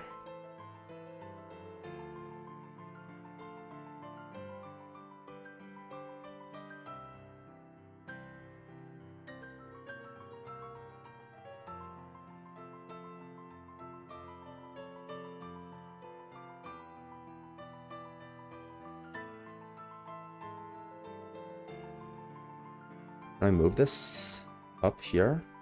Okay. So let's take a look, right? Let's do a little planning.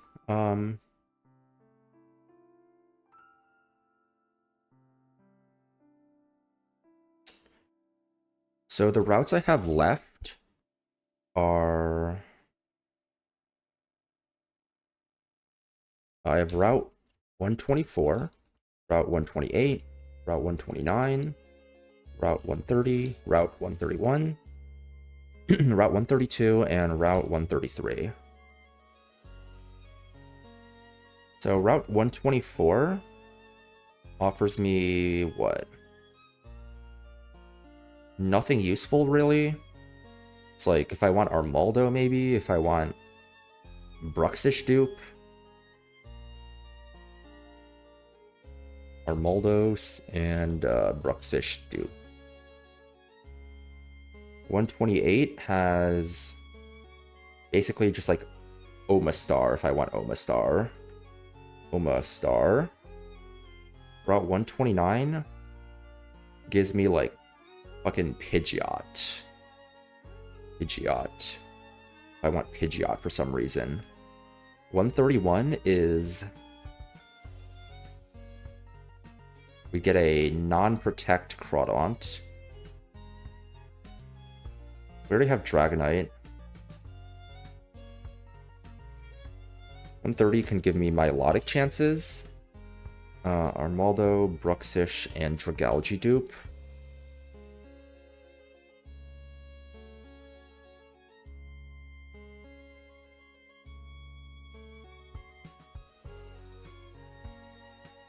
Route 31 gives me Shark, if Bruxish dupe.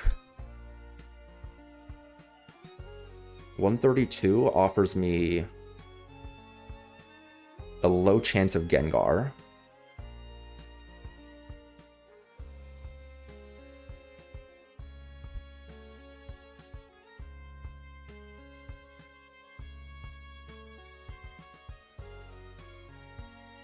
This is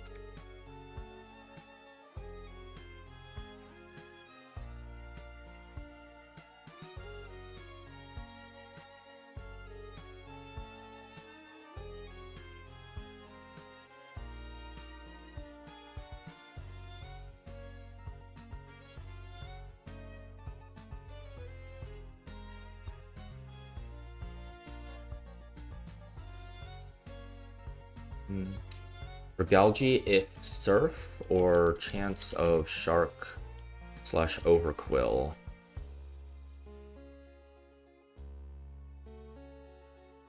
I get a Himmy Jimmy Gengar. What does that guy even do for me?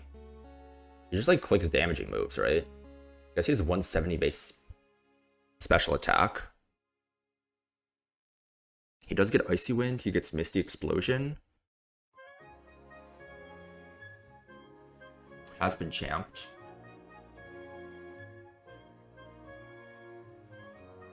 Milotic is good for stalling guys out.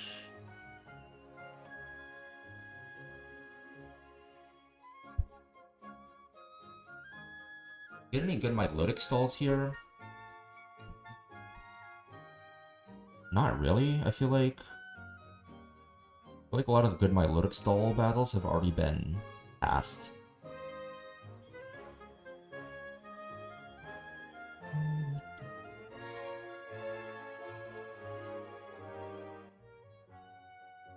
So among these, what do I actually care about?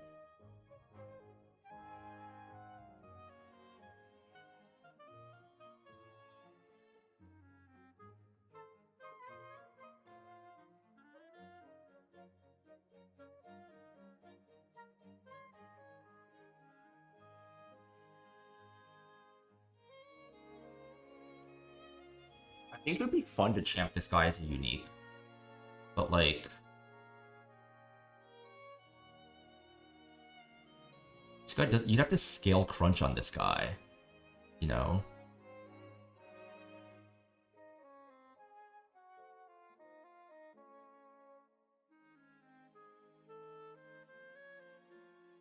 So like realistically, like, you guys are all kind of ass. I think I'll pull 128 first. Omastar is could be pretty cool though, I think. You know? We wouldn't go till VR. Are there any doubles in VR? Besides, you get Master Ball after this fight. You have like exactly this double battle. But like Caracosta does a pretty similar thing to Omastar. I mean, realistically, it probably doesn't really matter what I pull here.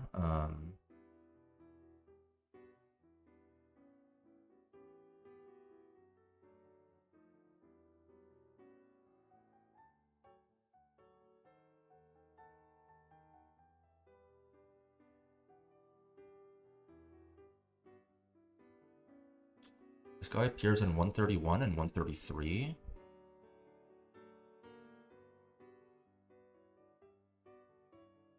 What dupes have value, basically? Like, Bruxish dupe has value. 31, 133. Dupes that have value are Bruxish and Bruxish, Overquill, Eel, Dragouge. These guys appear on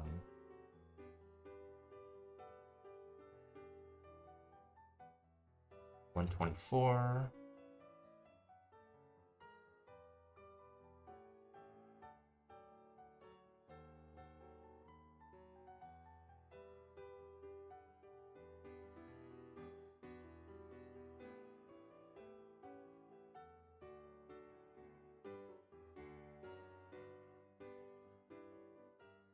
And 130. So I think the routes we want to take first. Routes to take first. 132, 128, and 130. No. 128, 129, and 132.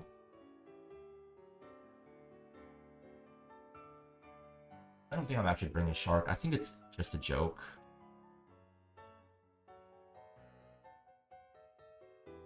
I have enough ghost types.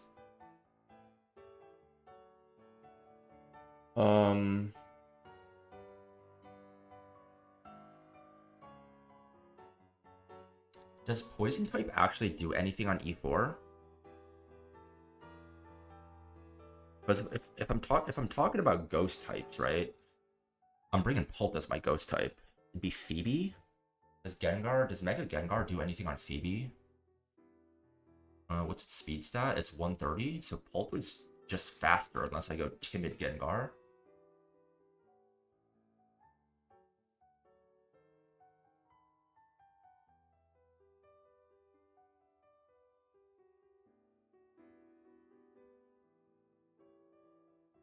Probably his numbers to the Enam. But if you get dropped, ass. I don't care about poison type damage. I think I'll pull 132 first. I'll pull 132 first. Okay. So we're looking to pull a roamer on route 132. 132 is just right here.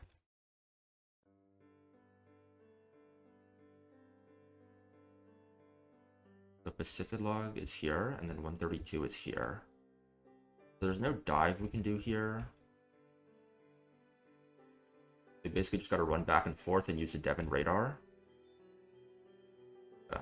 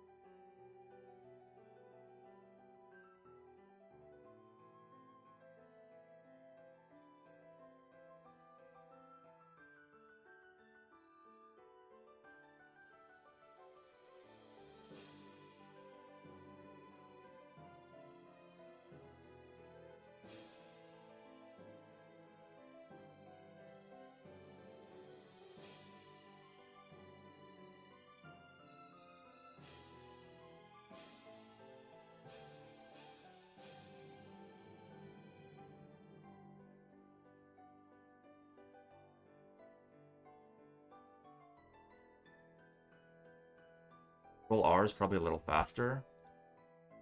It's probably pretty similar. I'm fine with doing this. Pretty fast. It's like, what, 1% or 2% for a roamer to appear? I just feel like I'm gonna miss it. It's gonna respond, and then I'm gonna miss it. That's what I'm more scared of. Responding.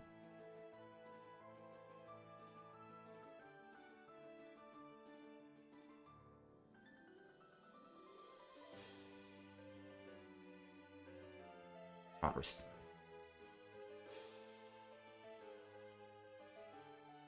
I'm doing this right? I'm not like doing anything wrong.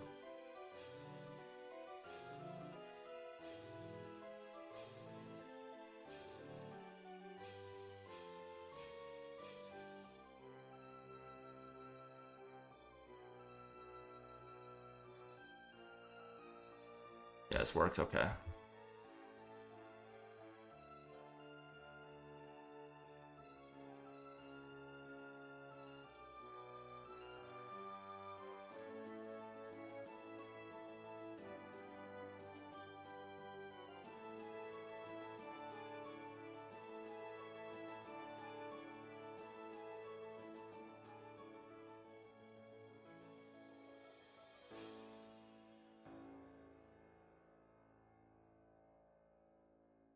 don't know, as much as I would like to make Shark work, I don't think I can make it work without Crunch. And having to scale Crunch is kind of an L, you know?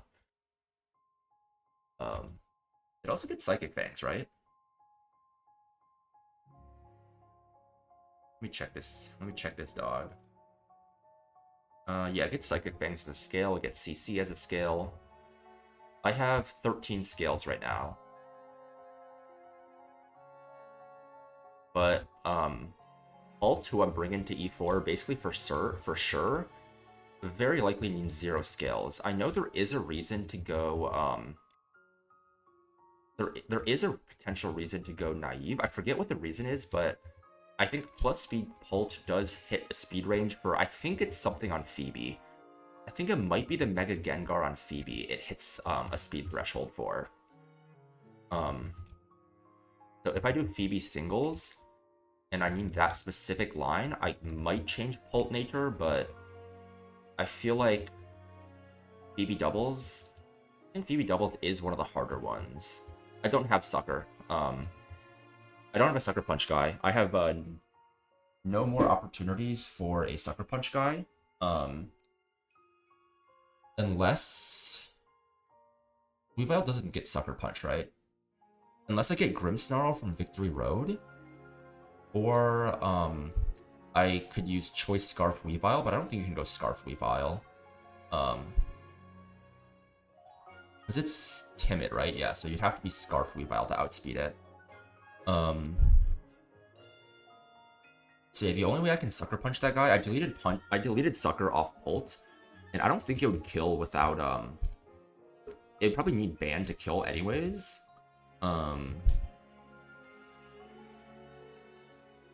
So I would need Grimmsnarl to Sucker Punch the Gengar, exactly, because I don't have Dark Shifu, and I don't have Absol, and I don't have, like, Gunnar.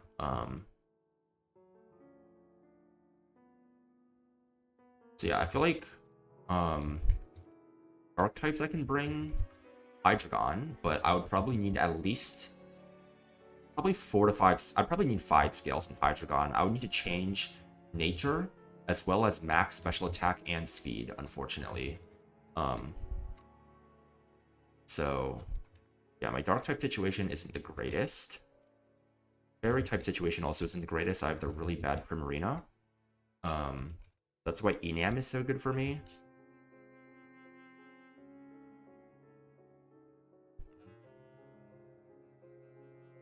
But Shifu's... Wait. Enam is almost... Shifu is almost certainly coming for me. I doubt I need to scale speed. I don't know if I need Adamant to hit any ranges. Maybe Adamant is needed to hit the range on Mega Pert. I don't know if you need Adamant to hit the range on Mega Pert, but I'll take a look at this after. I'm gonna get the encounter right now. So I'm gonna use the Repel. And let's see what we get.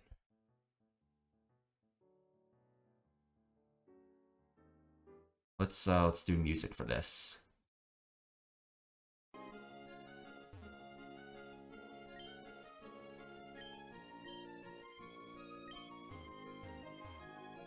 Okay, so if I'm not Adamant, I need Water Gem for that. But I need Mystic Water from plus speed. Let's fucking go, dude! It's 3! Let's go, baby!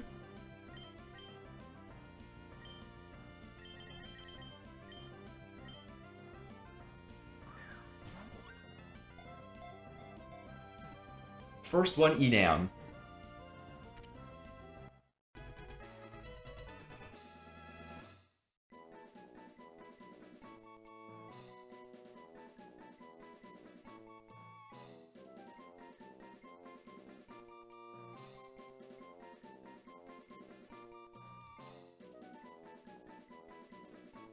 I'm adding this to my tracker real quick.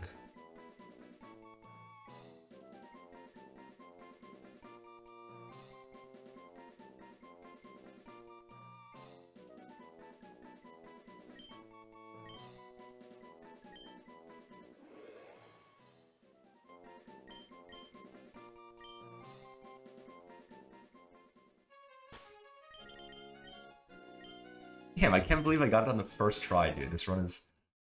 Dude, that makes up for the fucking quiet Scyther from 127. It makes up for the Hustle. Hustle Durant did come in clutch for Rally and Ian, though. It makes up for the fucking... What else did I get? That was ass. The Sableye from Cave of Origin.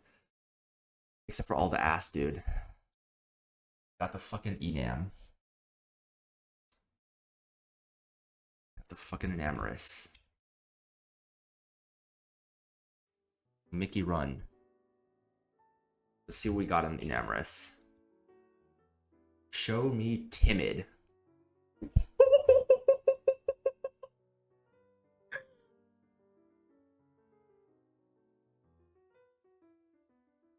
Ah!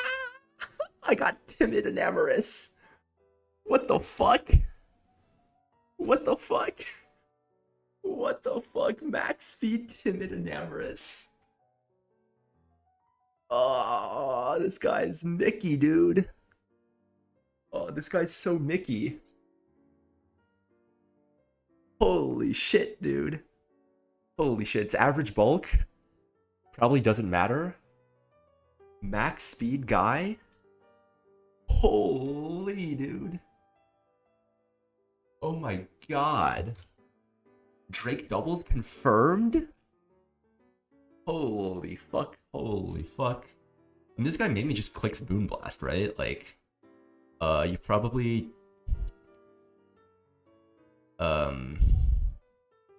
You can probably give him, like, the Earth Power TM. No, I used the Draining Kiss TM on Azu. So Draining Kiss would be a scale if I need Draining Kiss.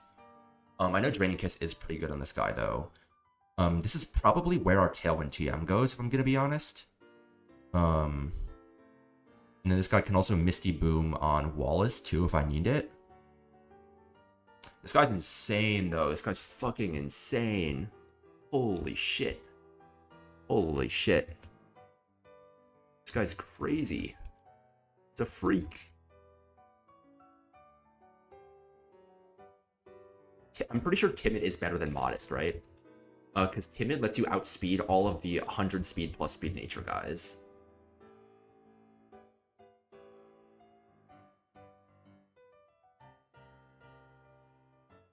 Holy shit, dude. This is... What is this shit? What is this fucking run? Am I gonna get Latios first try on the next one, too? The freak. How good was Draining Kiss TM and Azu? I think it was not even that crazy. I think it was pretty good on...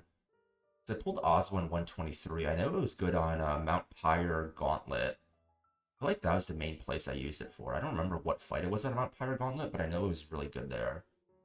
So that's a skill if I need that.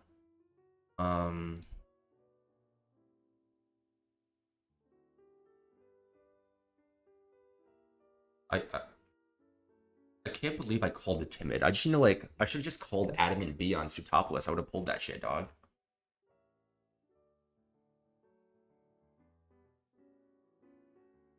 Yeah. So, we have this double battle. This is not a true double, right? I'm pretty sure this is not a true double. And then this fight is in Permanent Hail. We basically have these two in a gauntlet. This one's just a single battle. This one's just a single battle. This one's just a single battle. And then,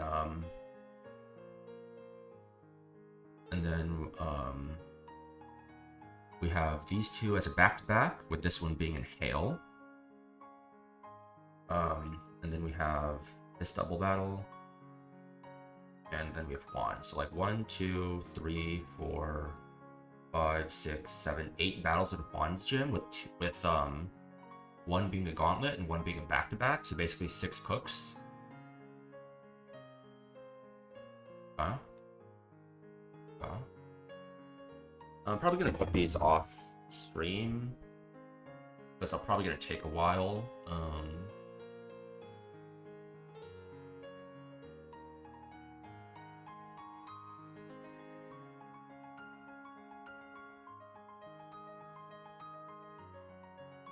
Yeah, just because they probably take a while. I'm also gonna be gone till like July 2nd. After tomorrow, depending on how I cook, or how much I decide to cook. I might not even cook today and tomorrow. But if I do, I'd probably maybe just do this fight this evening or tomorrow morning before I leave for my flight. But it's a kind of we'll see moment.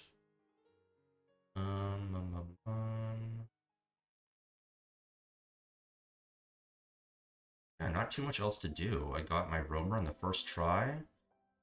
I beat the Mega Arrow fight, got the Freak. Probably just raid out right now.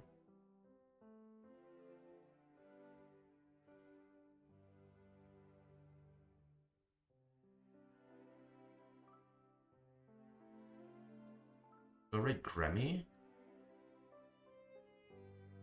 He's doing VR on New Game Plus.